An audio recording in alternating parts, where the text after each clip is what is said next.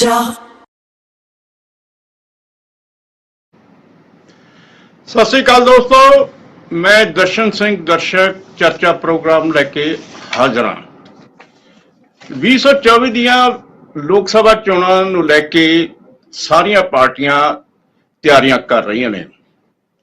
जिहड़ियां वड्डियां पार्टियां ने उन्हां वल्लों गठजोड़ तैयार करन वास्ते लगातार मीटिंगां कीतियां भी जा रही ने ते कल नूं कांग्रेस की अगवाई दे विच 24 पार्टियां की मीटिंग हो जा रही है, जिहड़ी 2 दिन तक जारी रहूगी। भारतीय जनता पार्टी वालों भी 18 तरीक नूं दिल्ली दे विच मीटिंग की जा रही है। इस तो यही अंदाजा लगाया जा सकता है कि जिहड़ियां वड्डियां पार्टियां दी भूमिका अलग है ते छोटी पार्टियां दी भी भूमिका बड़ी अहम है।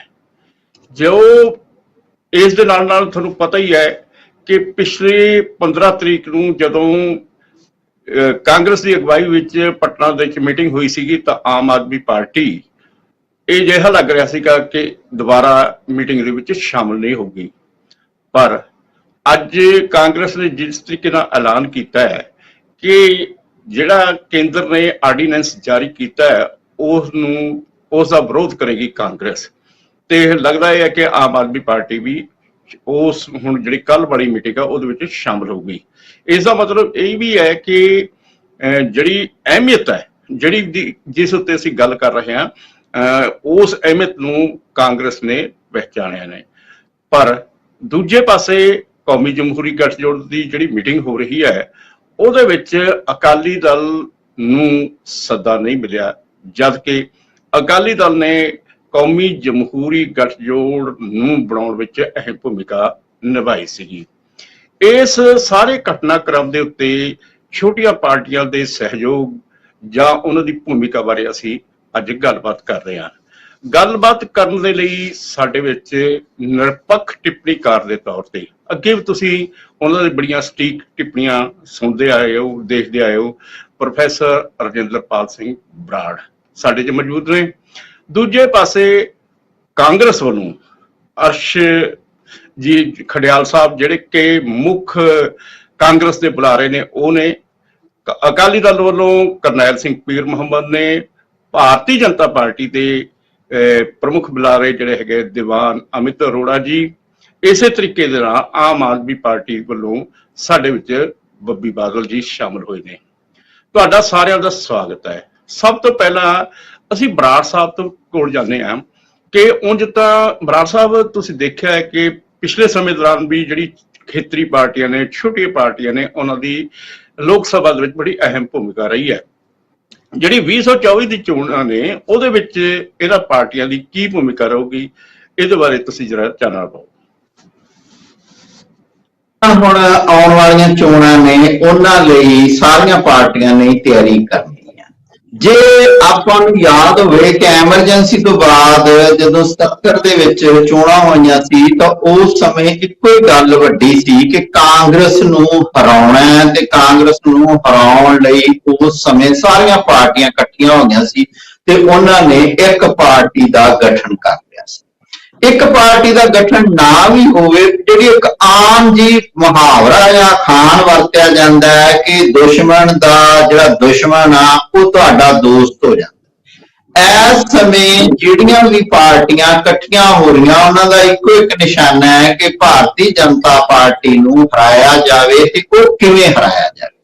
ਉਹਦੇ ਲਈ ਇੱਕ ਲੰਮਾ ਸਮਾਂ ਕਾਂਗਰਸ ਪਾਰਟੀ ਇਹ ਸਮਝਦੀ ਰਹੀ ਕਿ ਮੈਂ ਇਕੱਲੀ ਹੀ ਭਾਰਤੀ ਜਨਤਾ ਪਾਰਟੀ ਨੂੰ ਟੱਕਰ ਦੇ ਸਕਦੀ ਹਾਂ, ਕਿਉਂਕਿ ਅਸਲ ਚ ਰਾਜ ਮੇਰੇ ਕੋਲੋਂ ਭਾਰਤੀ ਜਨਤਾ ਪਾਰਟੀ ਨੇ ਖੋਇਆ।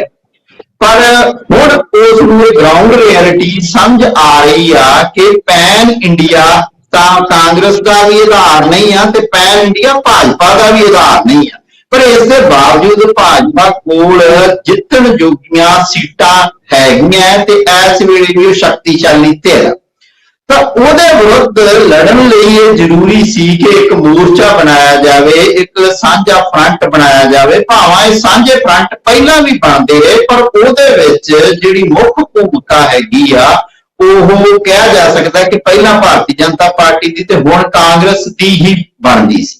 ਹੁਣ ਹਾਲਤ ਇਹ ਆ ਕਿ ਜਿਹੜੀਆਂ ਖੇਤਰੀ ਪਾਰਟੀਆਂ ਉਹਨਾਂ ਦਾ ਮਹੱਤਵ ਬਹੁਤ ਜ਼ਿਆਦਾ ਵੱਧ ਗਿਆ ਹੈਗਾ ਕਿ ਖੇਤਰੀ ਪਾਰਟੀਆਂ, ਕਿਉਂਕਿ ਵੱਖ-ਵੱਖ ਇਲਾਕਿਆਂ ਦੇ ਵਿੱਚ ਖੇਤਰੀ ਪਾਰਟੀਆਂ ਦਾ ਜ਼ੋਰ ਆ। ਜੇ ਅਸੀਂ ਬੰਗਾਲ ਦੀ ਗੱਲ ਕਰੀਏ ਤਾਂ ਉੱਥੇ ਮਮਤਾ ਦੀ ਪਾਰਟੀ ਦਾ ਜ਼ੋਰ ਆ। ਜੇ ਆਪਾਂ ਬਿਹਾਰ ਦੀ ਗੱਲ ਕਰੀਏ ਤਾਂ ਉੱਥੇ ਨੀਤੀਸ਼ ਦੀ ਪਾਰਟੀ ਟੱਕਰ ਦੇ ਸਕਦੀ ਆ। ਜੇ ਅਸੀਂ ਕਹਿ ਸਕਦੇ ਹਾਂ ਕਿ ਕਸ਼ਮੀਰ ਦੀ ਗੱਲ ਕਰੀਏ ਤਾਂ ਉੱਥੇ ਵੀ ਇਸ ਤਰ੍ਹਾਂ ਦੀ ਸਥਿਤੀ ਹੈ। ਉਸ ਸਥਿਤੀ ਦੇ ਵਿੱਚ ਮੈਨੂੰ ਲੱਗਦਾ ਹੈ ਕਿ ਇਹ ਪਾਰਟੀਆਂ, ਅਸੀਂ ਇਹ ਤਾਂ ਨਹੀਂ ਕਹਿ ਸਕਦੇ ਕਿ ਇਹਨਾਂ ਦੀ ਕੋਈ ਇੱਕ ਆਈਡੀਓਲੋਜੀ ਤਾਂ ਇੱਕ ਬਣਾਉਣ ਦੀ ਇਹ ਕੋਸ਼ਿਸ਼ ਕਰਨਗੀਆਂ, ਪਰ ਮੋਟੇ ਤੌਰ ਤੇ ਇਹਨਾਂ ਦਾ ਜਿਹੜਾ ਸਾਂਝਾ ਗੱਠਜੋੜ ਆ ਉਹਦਾ ਜ਼ੋਰ ਇਸ ਗੱਲ ਤੇ ਹੋਵੇਗਾ ਕਿ ਅਸੀਂ ਇੱਕ ਭਾਰਤੀ ਜਨਤਾ ਪਾਰਟੀ ਦੇ ਵਿਰੁੱਧ ਮਹਾਜ ਬਣਾ ਸਕੀਏ। ਪਰ ਇਹਦੇ ਨਾਲ ਦੀ ਨਾਲ ਹੀ ਸਾਨੂੰ ਦੂਜੇ ਪਾਸੇ ਵੇਖਣਾ ਪਊਗਾ ਕਿ ਭਾਰਤੀ ਜਨਤਾ ਪਾਰਟੀ ਵੀ ਚੁੱਪ ਬਹਿਣ ਵਾਲੀ ਨਹੀਂ ਹੈ। ਭਾਰਤੀ ਜਨਤਾ ਪਾਰਟੀ ਆਪਦੇ ਜਿਹੜੀ ਉਹ ਗਲਤੀ ਕਰ ਸਕਦੀ ਹੈ ਤਾਂ ਜਿਸ ਉਹ ਮੁਕਾਬਲੇ ਵਿੱਚ ਰਹਿ ਸਕਦੀ ਹੈ, ਉਹ ਇਸ ਚ ਰਹਿ ਸਕਦੀ ਆ ਕਿ ਮੈਂ ਇਕੱਲੀ ਜਿੱਤ ਸਕਦੀ ਹਾਂ। ਜੇ ਉਸਨੇ ਇਕੱਲੀ ਜਿੱਤਣ ਵਾਲੀ ਗੱਲ ਕੀਤੀ ਤਾਂ ਉਹਨੂੰ ਸਿਆਸੀ ਤੌਰ ਤੇ ਨੁਕਸਾਨ ਹੋਵੇਗਾ। ਜਿਵੇਂ ਕਿ ਉਹਨਾਂ ਨੇ ਮਹਾਰਾਸ਼ਟਰ ਦੇ ਵਿੱਚ ਵੀ ਜਿਹੜਾ ਪੁਰਾਣਾ ਉਹਦਾ ਸਾਥੀ ਆ ਉਹ ਗਵਾ ਲਿਆ ਹੈ, ਬਿਹਾਰ ਦੇ ਵਿੱਚ ਨੀਤੀਸ਼ ਗਵਾ ਲਿਆ ਹੈਗਾ, ਪੰਜਾਬ ਦੇ ਵਿੱਚ ਅਕਾਲੀ ਦਲ ਗਵਾ ਲਿਆ ਹੈਗਾ, ਜੰਮੂ ਦੇ ਵਿੱਚ ਕਸ਼ਮੀਰ ਦੇ ਵਿੱਚ PDF ਗਵਾ ਲਈ ਆ। ਕਿਤੇ ਇਹ ਨਾ ਹੋਵੇ ਕਿ ਭਾਰਤੀ ਜਨਤਾ ਪਾਰਟੀ ਜਿਹੜੀ ਇਕੱਲੀ ਹੀ ਅੱਗੇ ਵਧਣ ਦੀ ਕੋਸ਼ਿਸ਼ ਦੇ ਵਿੱਚ ਆ, ਕਿਤੇ ਉਹਦੇ ਵਿੱਚ ਨੁਕਸਾਨ ਹੋਵੇ। ਦੂਸਰੇ ਪਾਸੇ ਕਾਂਗਰਸ ਨੇ ਜਿਵੇਂ ਹੁਣ ਲਾਸਟ ਮੂਵਮੈਂਟ ਤੇ ਕਿਹਾ ਜਾ ਸਕਦਾ ਹੈ ਕਿ ਉਹ ਆਮ ਆਦਮੀ ਪਾਰਟੀ ਦੀ ਗੱਲ ਮੰਨ ਲਈ, ਜਾਂ ਕਹਿ ਲਓ ਕਿ ਇਹਦੀ ਬਲੈਕਮੇਲਿੰਗ ਅੱਗੇ ਝੁਕ ਗਈ, ਜਾਂ ਇਹ ਕਹਿ ਲਓ ਕਿ ਸਮੇਂ ਦੀ ਨਜ਼ਾਕਤ ਨੂੰ ਸਮਝਦਿਆਂ ਉਹਨਾਂ ਨੇ ਆਰਡੀਨੈਂਸ ਦਾ ਵਿਰੋਧ ਕਰਨ ਦਾ ਫੈਸਲਾ ਕਰ ਲਿਆ। ਮੈਨੂੰ ਲੱਗਦਾ ਹੈ ਕਿ ਇਹ ਉਹਨਾਂ ਦੀ ਸਿਆਸੀ ਸਿਆਣਪ ਕਹੀ ਜਾਵੇਗੀ। ਦੇਖੋ ਹਜੇ ਸਮਾਂ ਪਿਆ ਹੈਗਾ, ਇਹਨਾਂ 7-8 ਮਹੀਨਿਆਂ ਦੇ ਵਿੱਚ ਕੀ ਵਾਪਰਦਾ ਹੈ, ਪਰ ਜਿੱਥੋਂ ਤੱਕ ਜਿਹੜਾ ਕਾਂਗਰਸ ਦਾ ਇਹ ਗੱਠਜੋੜ ਬਣਾਉਣ ਦੀ ਕੋਸ਼ਿਸ਼ ਆ, ਉਹਦੇ ਵਿੱਚ ਵੱਡੀ ਗੱਲ ਹੈ ਕਿ ਕੀ ਉਹ ਸਿਰਫ ਭਾਰਤੀ ਜਨਤਾ ਪਾਰਟੀ ਦੇ ਵਿਰੋਧ ਤੇ ਟਿਕੇ ਰਹਿਣਗੇ ਜਾਂ ਸੈਕੂਲਰਿਜ਼ਮ, ਕੁਝ ਕਾਰਪੋਰੇਟ ਘਰਾਣਿਆਂ ਦਾ ਵਿਰੋਧ, ਖੇਤਰੀ ਜਿਹੜੀਆਂ ਮੰਗਾਂ ਨੇ ਉਹਨਾਂ ਨੂੰ ਥਾਂ ਦੇ ਕੇ ਕੋਈ ਆਈਡੀਓਲੋਜੀਕਲੀ ਜਿਹਨੂੰ ਕਹਿ ਸਕਦੇ ਆ ਮਿਨੀਮਮ ਸਿਆਸੀ ਪ੍ਰੋਗਰਾਮ ਵੀ ਬਣਾਉਣਗੀਆਂ, ਜਾਂ ਸਿਰਫ ਭਾਰਤੀ ਜਨਤਾ ਪਾਰਟੀ ਨੂੰ ਹਰਾਉਣ ਦਾ ਇੱਕੋ ਇੱਕ ਨਿਸ਼ਾਨਾ ਲੈ ਕੇ ਅੱਗੇ ਵਧਣਗੀਆਂ। ਇਸ ਗੱਲ ਤੇ ਇਸ ਗੱਠਜੋੜ ਦਾ ਆਧਾਰ ਆ। ਹਾਲਾਂਕਿ ਇਹ ਵੀ ਅਸੀਂ ਕਹਿ ਸਕਦੇ ਕਿ ਇਹ ਗੱਠਜੋੜ ਵਿੱਚ ਸਭ ਅੱਛਾ ਵਾਪਰੇਗਾ, ਪਰ ਘੱਟੋ ਘੱਟ ਕਿਉਂਕਿ ਹੁਣ ਜਿਹੜੀ ਲੜਾਈ ਆ ਉਹ ਲੋਕ ਸਭਾ ਦੀ ਇਲੈਕਸ਼ਨ ਵਿੱਚ ਆ, ਤੇ ਲੋਕ ਸਭਾ ਦੀ ਇਲੈਕਸ਼ਨ ਤੱਕ ਇਹ ਗੱਠਜੋੜ ਮਜ਼ਬੂਤ ਹੋ ਸਕਦਾ ਹੈ ਤੇ ਭਾਰਤੀ ਜਨਤਾ ਪਾਰਟੀ ਨੂੰ ਸਖਤ ਟੱਕਰ ਦੇ ਸਕਦਾ ਹੈ। ਹਾਂ, ਜਦੋਂ ਵਿਧਾਨ ਸਭਾ ਦੀਆਂ ਉਦੋਂ ਬਾਅਦ ਚੋਣਾਂ ਹੋਣਗੀਆਂ ਉਦੋਂ ਇਹਨਾਂ ਦੇ ਖੇਡਣੇ ਖਿਲਰ ਜਾਣਗੇ ਜਾਂ ਆਪਸ ਵਿੱਚ ਦੀਆਂ ਵਿਰੋਧਤਾਂ ਸਾਹਮਣੇ ਆ ਜਾਣਗੀਆਂ, ਉਹ ਬਾਤ ਦੀ ਗੱਲ ਆ। ਇੱਕ ਵਾਰ ਜਾਪਦਾ ਹੈਗਾ ਖੜਿਆਲ ਸਾਹਿਬ, ਤੁਸੀਂ ਜਿਹੜਾ ਹੈਗਾ ਕੱਲ ਨੂੰ ਤੁਹਾਡੀ ਪਾਰਟੀ ਦੀ ਅਗਵਾਈ ਦੇ ਵਿੱਚ ਬੰਗਲੌਰ ਦੇ ਵਿੱਚ ਮੀਟਿੰਗ ਹੋਣ ਜਾ ਰਹੀ ਹੈ ਤੇ ਜਿਹੜੀ ਕਿ 18 ਤਰੀਕ ਤੱਕ ਜਾਰੀ ਰਹੂਗੀ।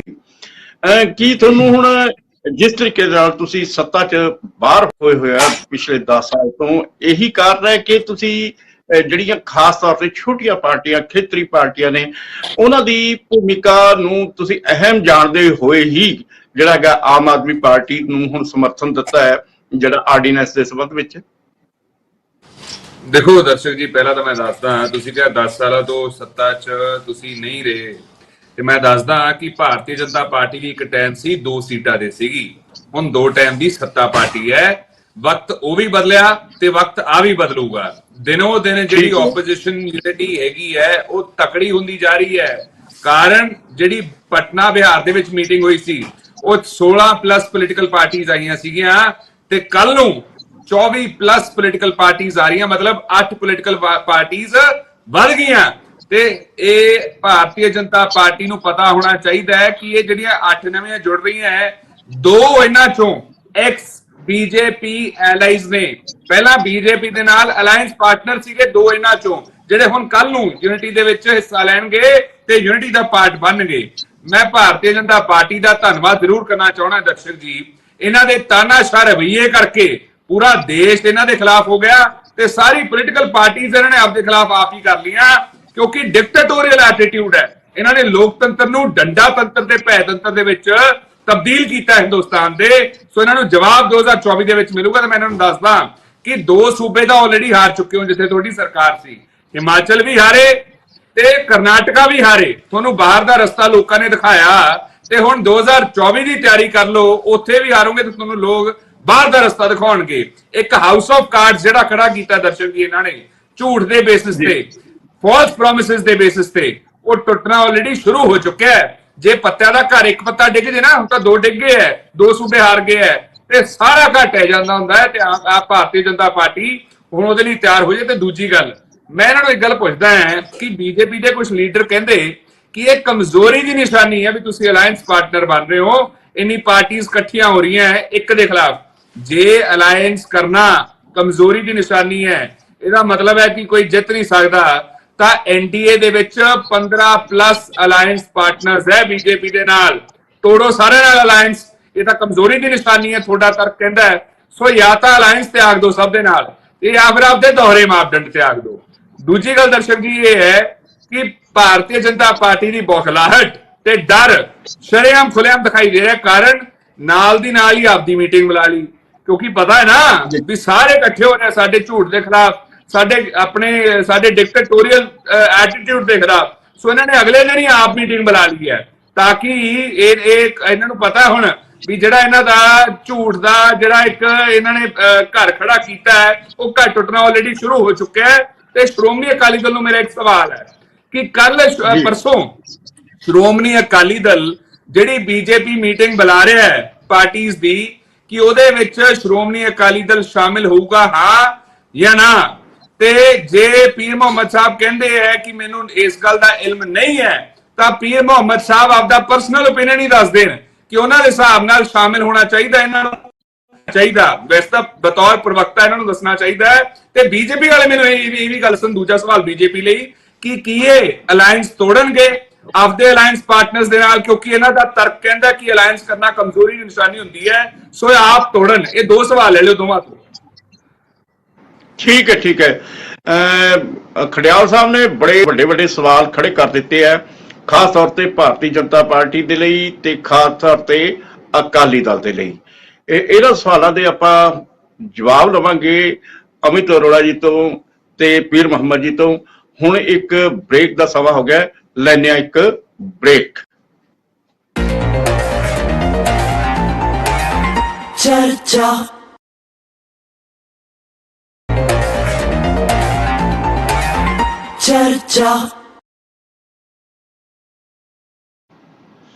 ਬ੍ਰੇਕ ਤੋਂ ਬਾਅਦ ਫਿਰ ਹਾਜ਼ਰ ਹੁੰਦੇ ਆ। ਖੜਿਆਲ ਸਾਹਿਬ ਨੇ ਬਹੁਤ ਸਾਰੇ ਸਵਾਲ ਕੀਤੇ ਨੇ, ਆਪਾਂ ਅਮਿਤ ਅਰੋੜਾ ਜੀ ਤੋਂ ਇਸ ਸੰਬੰਧ ਵਿੱਚ ਜਵਾਬ ਲੈਂਦੇ ਆ। ਅਮਿਤ ਅਰੋੜਾ ਜੀ, ਤੁਸੀਂ ਖੜਿਆਲ ਸਾਹਿਬ ਦੇ ਜਿਹੜੇ ਸੁਣਿਆ ਜੋ ਵੀ ਉਹਨਾਂ ਨੇ ਕਿਹਾ, ਖਾਸ ਤੌਰ ਤੇ ਕੌਮੀ ਜਮਹੂਰੀ ਗੱਠਜੋੜ, ਖਾਸ ਤੌਰ ਤੇ ਭਾਰਤੀ ਜਨਤਾ ਪਾਰਟੀ ਉੱਤੇ ਬਹੁਤ ਸਾਰੇ ਇਲਜ਼ਾਮ ਵੀ ਲਾਏ ਨੇ, ਤੇ ਜੋ ਕੁਛ ਤੁਸੀਂ ਕਾਂਗਰਸ ਬਾਰੇ ਕਹਿ ਰਹੇ ਹੋ ਉਹੀ ਕੁਛ ਉਸੇ ਤਰ੍ਹਾਂ ਦਾ ਗੱਠਜੋੜ ਤੁਸੀਂ ਕਰਨ ਲੱਗੇ ਹੋ। 18 ਤਰੀਕ ਨੂੰ ਤੁਹਾਨੂੰ ਪਤਾ ਹੀ ਹੈ ਮੀਟਿੰਗ ਹੈ, ਤੇ ਦੂਜੇ ਪਾਸੇ ਤੁਸੀਂ ਜਿਹੜਾ ਅਕਾਲੀ ਦਲ ਹੈ ਉਸ ਦਾ ਸਾਥ ਛੱਡ ਦਿੱਤਾ ਤੇ ਉਹਨਾਂ ਨੂੰ ਸੱਦਿਆ ਤੱਕ ਨਹੀਂ ਹੈਗਾ। ਦੇਖੋ ਏਦਾਂ ਦਰਸ਼ਕ ਜੀ ਕਿ ਸਵਾਲ ਤਾਂ ਇਹਨਾਂ ਦੇ ਵੀ ਬੜੇ ਖੜੇ ਆ ਜੀ। ਇਹ ਜਿਹੜੀ ਕੱਲ ਮੀਟਿੰਗ ਕਰਨ ਜਾ ਰਹੇ ਆ, ਪਹਿਲੇ ਇਹ ਦੱਸਿਆ ਤਾਂ ਖੜਿਆਲ ਸਾਹਿਬ ਕਿ ਇਹਨਾਂ ਦਾ ਲੀਡਰ ਕਿਹੜਾ ਵਾ ਯੂਪੀਏ ਦਾ। ਅਜੇ ਤੱਕ ਨੇਤਾ ਦਾ ਪਿਆ ਕਰਦੇ ਨਹੀਂ ਪਾਏ। ਕੀ ਇਹਨਾਂ ਨੇ ਕੇਜਰੀਵਾਲ ਨੂੰ ਲੀਡਰ ਮੰਨ ਲਿਆ? ਕੀ ਇਹਨਾਂ ਨੇ ਮਮਤਾ ਬਨਰਜੀ ਨੂੰ ਲੀਡਰ ਮੰਨ ਲਿਆ? ਤੁਸੀਂ ਦੇਖੋ ਜਿਹੜਾ ਇਹਨਾਂ ਨੇ ਸਮਰਥਨ ਦਿੱਤਾ ਵਾ ਕੇਜਰੀਵਾਲ ਨੂੰ, ਸਭ ਤੋਂ ਵੱਡਾ ਪ੍ਰਸ਼ਨ ਜਿਹੜਾ ਕਾਂਗਰਸ ਤੇ ਹੈ। ਉਹ ਪ੍ਰਸ਼ਨ ਕੀ ਹੈ ਕਿ ਕੇਜਰੀਵਾਲ ਨੇ ਦੁਨੀਆ ਦੀ ਸਭ ਤੋਂ ਭ੍ਰਸ਼ਟ ਪਾਰਟੀ ਕਾਂਗਰਸ ਨੂੰ ਕਿਹਾ ਸੀ। ਜੀ। ਇਹਦਾ ਮਤਲਬ ਭ੍ਰਸ਼ਟਾਚਾਰੀ ਇਕੱਠੇ ਹੋ ਗਏ। ਇਹ ਗੱਲ ਜਿਹੜੀ ਆ ਕਾਂਗਰਸ ਦੇ ਦਿੱਲੀ ਦੇ ਜਿਹੜੇ ਲੀਡਰ ਹੈਗੇ ਆ, ਉਹ ਮਨੀਸ਼ ਸਿਸੋਦੀਆ ਤੇ ਕੇਜਰੀਵਾਲ ਨੂੰ ਭ੍ਰਸ਼ਟ ਕਰ ਰਹੇ ਆ। ਇਹਦਾ ਮਤਲਬ ਭ੍ਰਸ਼ਟਾਚਾਰੀ ਚੋਰ ਮਸੇੜੇ ਭਾਈ ਇਕੱਠੇ ਹੋ ਗਏ।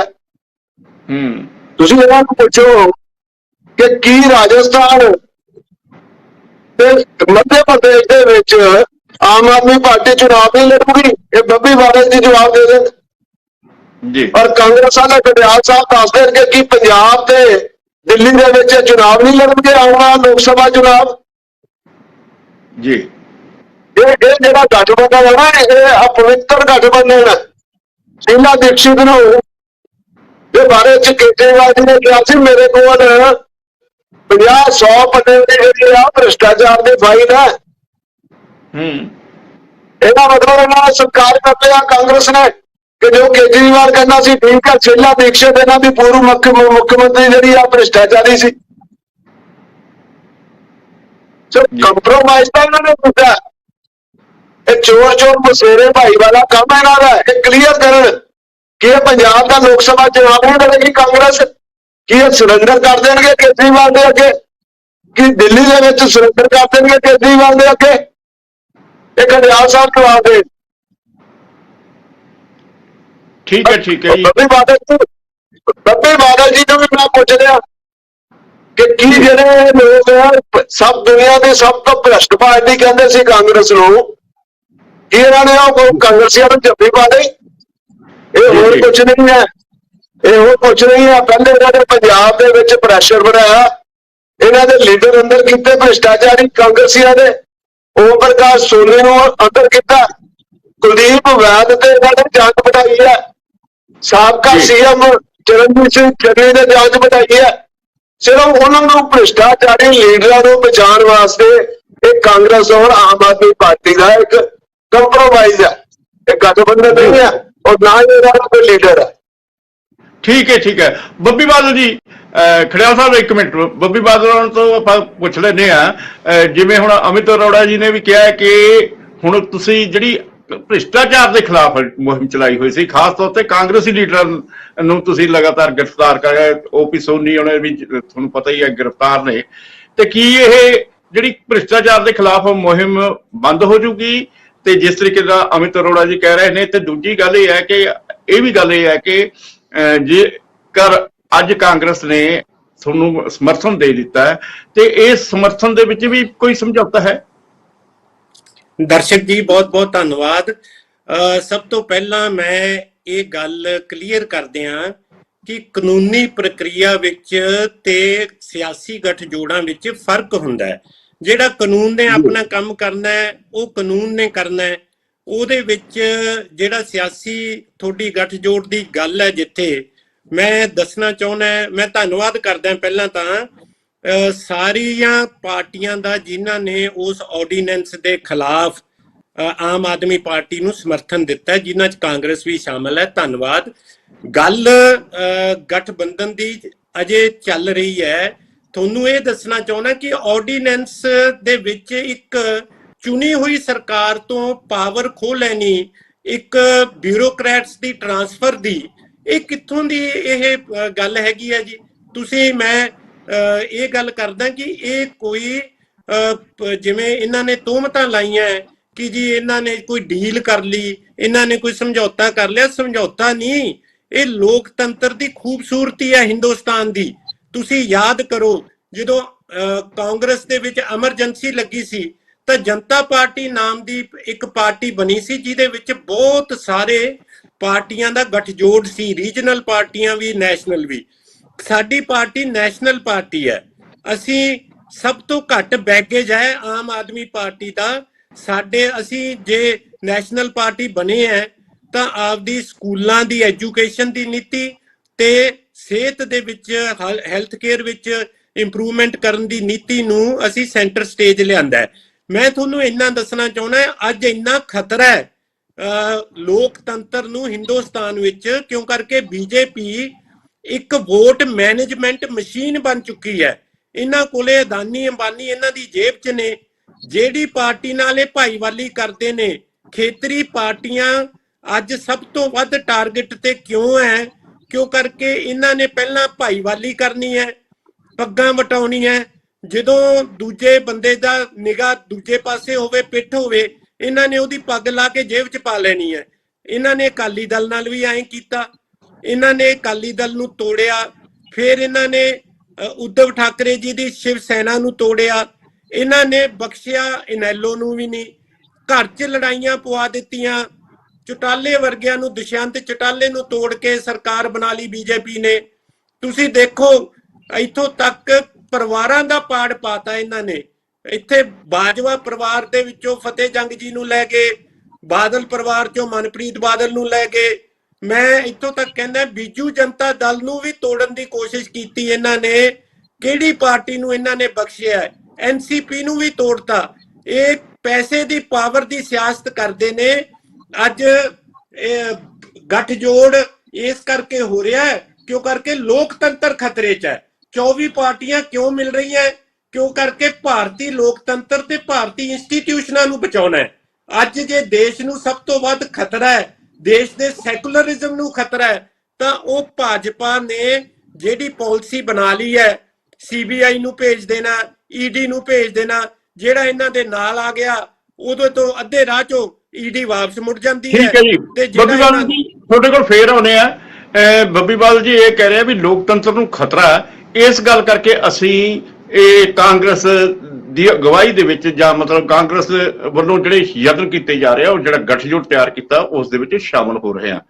ਪੀਰ ਮੁਹੰਮਦ ਜੀ, ਜਿਹੜਾ ਕੌਮੀ ਜਮਹੂਰੀ ਗੱਠਜੋੜ ਹੈ ਉਸ ਨੂੰ ਤਿਆਰ ਕਰਨ ਵਾਸਤੇ, ਬਣਾਉਣ ਵਾਸਤੇ ਸਰਦਾਰ ਪ੍ਰਕਾਸ਼ ਸਿੰਘ ਬਾਦਲ ਦੀ ਬਹੁਤ ਵੱਡੀ ਭੂਮਿਕਾ ਰਹੀ ਸੀ। ਤੇ ਹੁਣ ਹਾਲਾਤ ਇਹ ਹੈ ਕਿ ਜਿਹੜਾ ਅਕਾਲੀ ਦਲ ਨੂੰ ਵੀ ਅਣਗੌਲਿਆ ਕੀਤਾ ਜਾ ਰਿਹਾ, ਜਾਂ ਅਕਾਲੀ ਦਲ ਵੱਲੋਂ ਜਿਹੜਾ ਹੁਣ ਦੁਬਾਰਾ ਖੇਤਰੀ ਮੁੱਦਿਆਂ ਦੇ ਉੱਤੇ, ਸਿੱਖ ਮੁੱਦਿਆਂ ਉੱਤੇ ਜਿਹੜੇ ਨਵੇਂ ਸਟੈਂਡ ਲਏ ਜਾ ਰਿਹਾ, ਇਸ ਗੱਲ ਕਰਕੇ ਵੀ ਜਿਹੜੇ ਹੈ ਉਹ ਭਾਰਤੀ ਜਨਤਾ ਪਾਰਟੀ ਦੇ ਨਜ਼ਦੀਕ ਨਹੀਂ ਜਾ ਰਿਹਾ। ਤੇ ਉਹਨਾਂ ਦੇ ਮਤਲਬ ਤੁਸੀਂ ਜਿਹੜੇ ਪਾਰਟੀ ਵੱਲੋਂ ਜਿਹੜਾ ਹੈ ਕਿਸੇ ਵੀ ਗੱਠਜੋੜ ਵਿੱਚ ਹਾਲੇ ਤੱਕ ਹਾਮੀ ਨਹੀਂ ਭਰੀ ਗਈ, ਉਹਦੇ ਪਿੱਛੇ ਕੀ ਕਾਰਨ ਹੈ? ਪੀਰ ਮੁਹੰਮਦ ਜੀ, ਲੱਗਦਾ ਹੈ ਕਿ ਉੱਥੇ ਇੰਟਰਨੈਟ ਦੀ ਦੇਖੋ ਮੈਂ ਸਾਰਿਆਂ ਬੁਲਾਰਿਆਂ ਦੇ ਵਿੱਚ ਸੁਣਿਆ,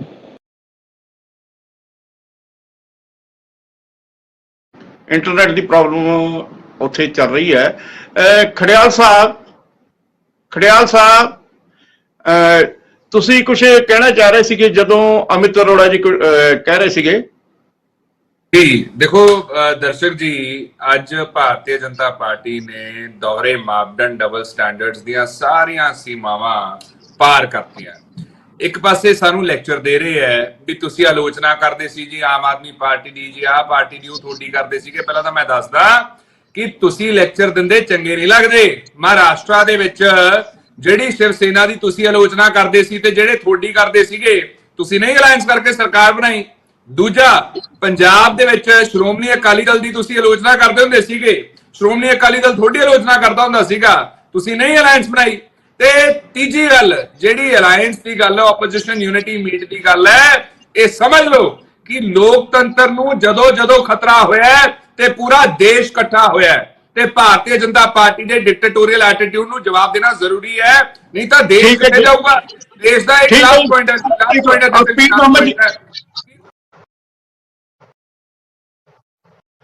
ਹਾਂਜੀ ਪੀਰ ਮੁਹੰਮਦ ਜੀ, ਤੁਸੀਂ ਕੁਝ ਕਹਿਣਾ ਚਾਹ ਰਹੇ ਸੀਗੇ, ਤੁਹਾਡਾ ਪਹਿਲਾਂ ਇੰਟਰਨੈਟ ਦੀ ਪ੍ਰੋਬਲਮ ਆ ਰਹੀ ਸੀਗੀ। ਪੀਰ ਮੁਹੰਮਦ ਜੀ, ਦੇਖੋ ਮੈਂ ਗੱਲ ਕਹਿ ਰਿਹਾ ਕਿ ਮੈਂ ਸਾਰੇ ਬੁਲਾ, ਮੇਰੀ ਆਵਾਜ਼ ਆ ਰਹੀ ਜੀ? ਆਵਾਜ਼ ਆ ਰਹੀ ਮੇਰੀ? ਬੋਲੋ ਜੀ, ਮੇਰੀ ਆਵਾਜ਼ ਆ ਰਹੀ ਆ ਰਹੀ ਹੈ, ਬੋਲੋ। ਮੈਂ ਪਾਰਟੀ ਦੇ ਲੱਗਦਾ ਫਿਰ ਇੰਟਰਨੈਟ ਦੀ ਪ੍ਰੋਬਲਮ ਚੱਲ ਰਹੀ ਹੈ। ਹਾਂਜੀ ਆਪਣਾ ਖੜਿਆਲ ਸਾਹਿਬ, ਤੁਸੀਂ ਕੁਝ ਕਹਿਣਾ ਚਾਹ ਰਹੇ ਸੀਗੇ।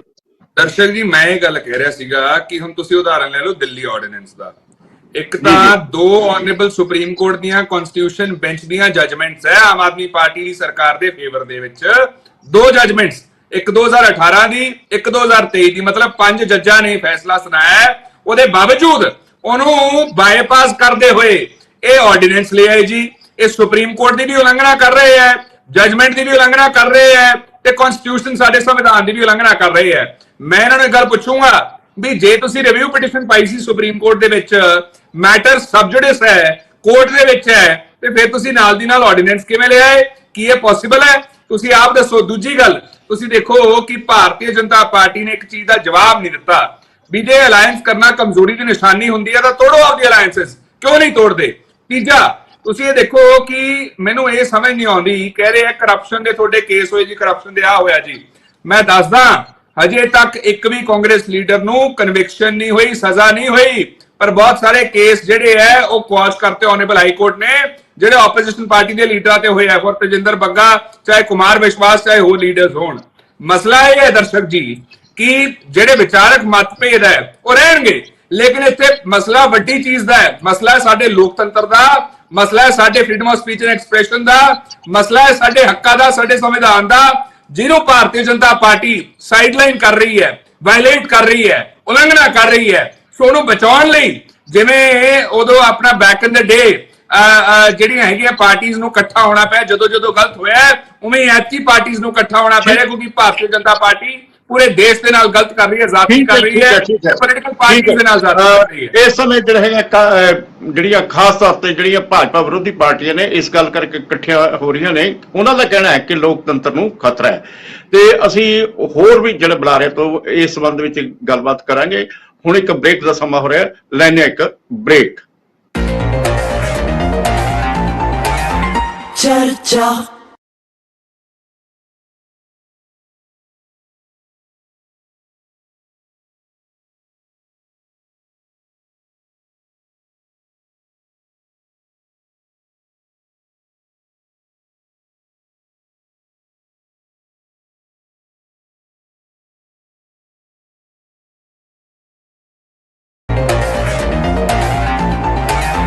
ਚਰਚਾ ਬ੍ਰੇਕ ਤੋਂ ਬਾਅਦ ਫਿਰ ਹਾਜ਼ਰ ਹੁੰਦੇ ਆ। ਖੜਿਆਲ ਸਾਹਿਬ ਨੇ ਬਹੁਤ ਸਾਰੇ ਸਵਾਲ ਕੀਤੇ ਨੇ, ਆਪਾਂ ਅਮਿਤ ਅਰੋੜਾ ਜੀ ਤੋਂ ਇਸ ਸੰਬੰਧ ਵਿੱਚ ਜਵਾਬ ਲੈਂਦੇ ਆ।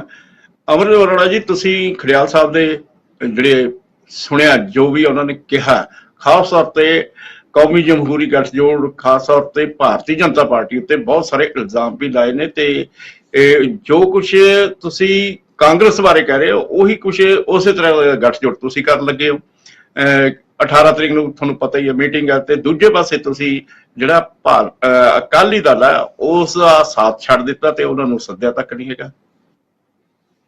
ਦੇਖੋ ਏਦਾਂ ਦਰਸ਼ਕ ਜੀ ਕਿ ਸਵਾਲ ਤਾਂ ਇਹਨਾਂ ਦੇ ਵੀ ਬੜੇ ਖੜੇ ਆ ਜੀ। ਇਹ ਜਿਹੜੀ ਕੱਲ ਮੀਟਿੰਗ ਕਰਨ ਜਾ ਰਹੇ ਆ, ਪਹਿਲੇ ਇਹ ਦੱਸਿਆ ਨਾ ਖੜਿਆਲ ਸਾਹਿਬ ਕਿ ਇਹਨਾਂ ਦਾ ਲੀਡਰ ਕਿਹੜਾ ਵਾ ਯੂਪੀਏ ਦਾ, ਅਜੇ ਤੱਕ ਨੇਤਾ ਦਾ ਪਿਆ ਕਰਦੇ ਨਹੀਂ ਪਾਏ। ਕੀ ਇਹਨਾਂ ਨੇ ਕੇਜਰੀਵਾਲ ਨੂੰ ਲੀਡਰ ਮੰਨ ਲਿਆ? ਕੀ ਇਹਨਾਂ ਨੇ ਮਮਤਾ ਬਨਰਜੀ ਨੂੰ ਲੀਡਰ ਮੰਨ ਲਿਆ?